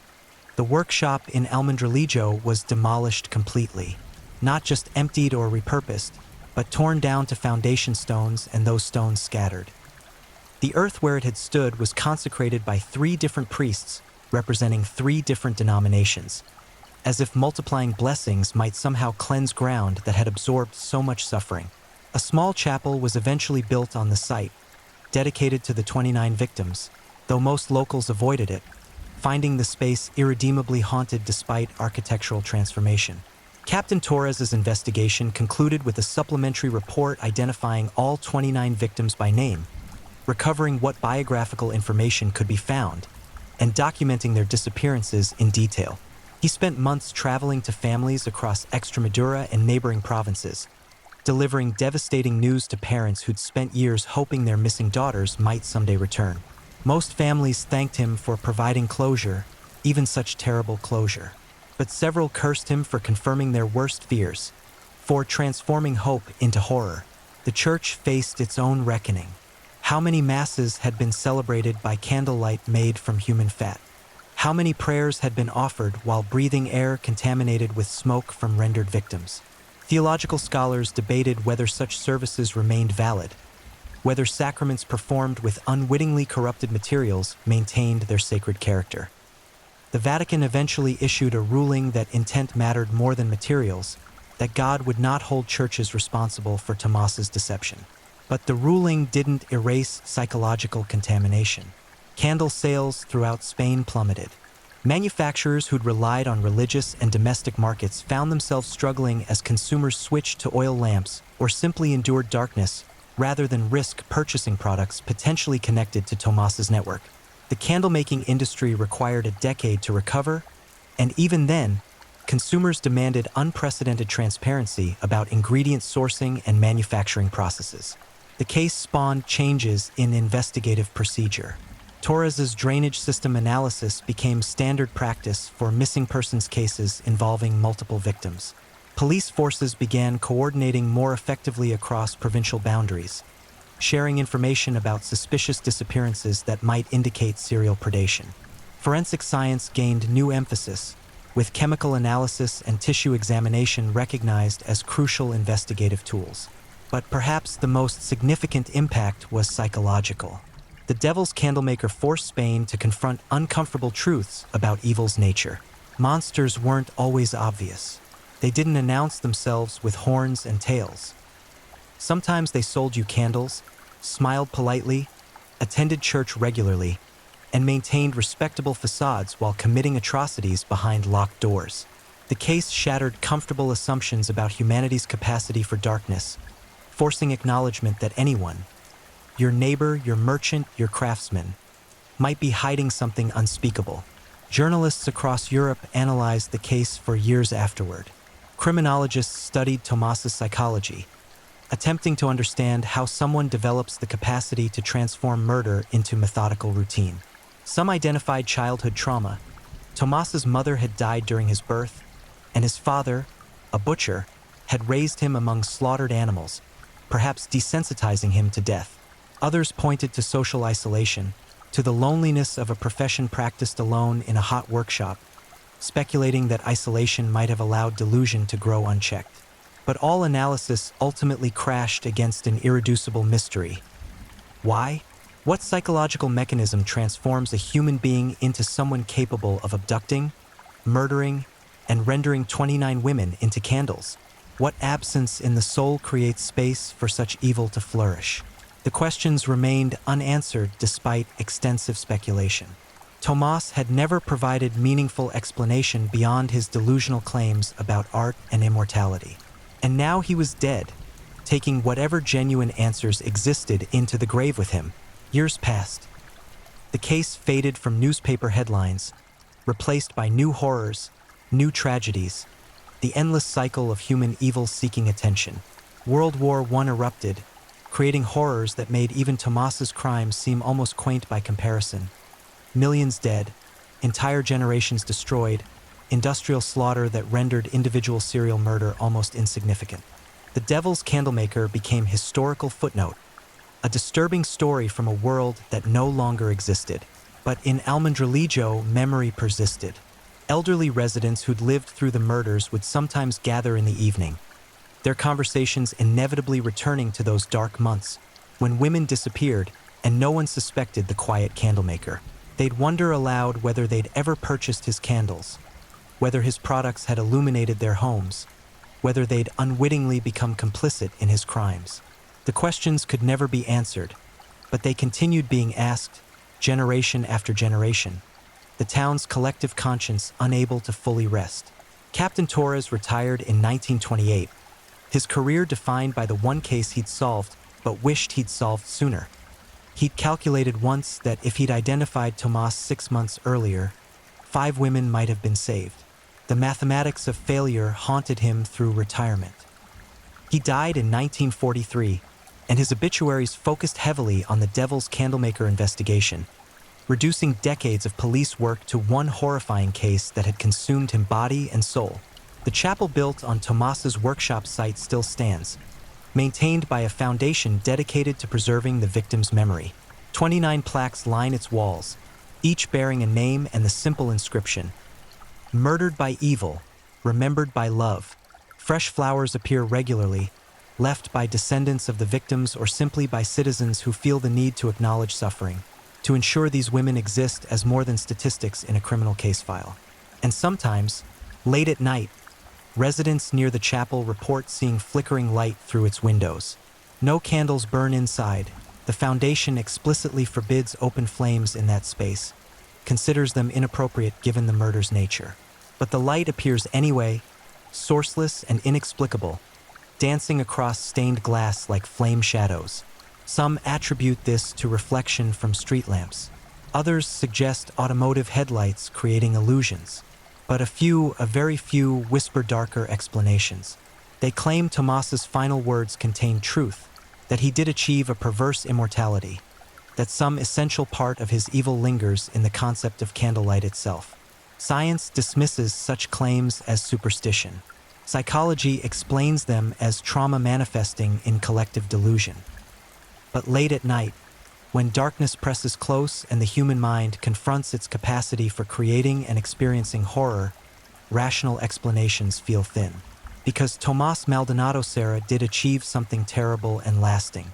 He transformed everyday objects into vessels of dread. He corrupted the simple act of lighting candles into something weighted with terrible history. He proved that monsters don't just exist in stories but walk among us, hidden behind ordinary faces, practicing evil disguised as craft. The Devil's Candlemaker died on February 14, 1914, his neck broken by judicial execution. But what he created, the fear, the contamination, The uncomfortable questions about evil's nature and humanity's darkness. Those continue burning. Not forever, perhaps. Eventually, time erases even the most terrible memories. But for now, more than a century later, his name still provokes shudders.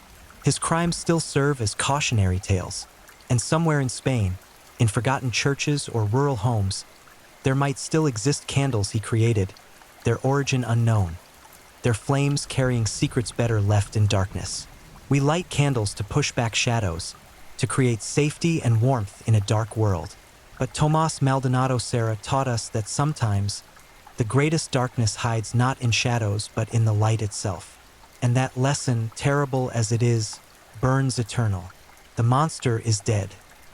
But the echo of his evil whispers still carried on smoke from 1,000 flames, reminding us that horror doesn't always announce itself. Sometimes it sells us candles and smiles politely while we carry darkness into our homes. Some evils never fully die. They just change form, waiting in the light for the next person brave or foolish enough to strike a match. Thank you for watching and being part of this dive into the dark and fascinating stories that keep us all on edge. If you enjoyed the ride, remember to like, subscribe, and share with others who crave a good mystery. Tell us where you're watching from. I love knowing where in the world our true crime family is tuning in. Your presence means a lot. Until next time, stay safe, stay curious, and keep digging into the shadows where truth and mystery meet.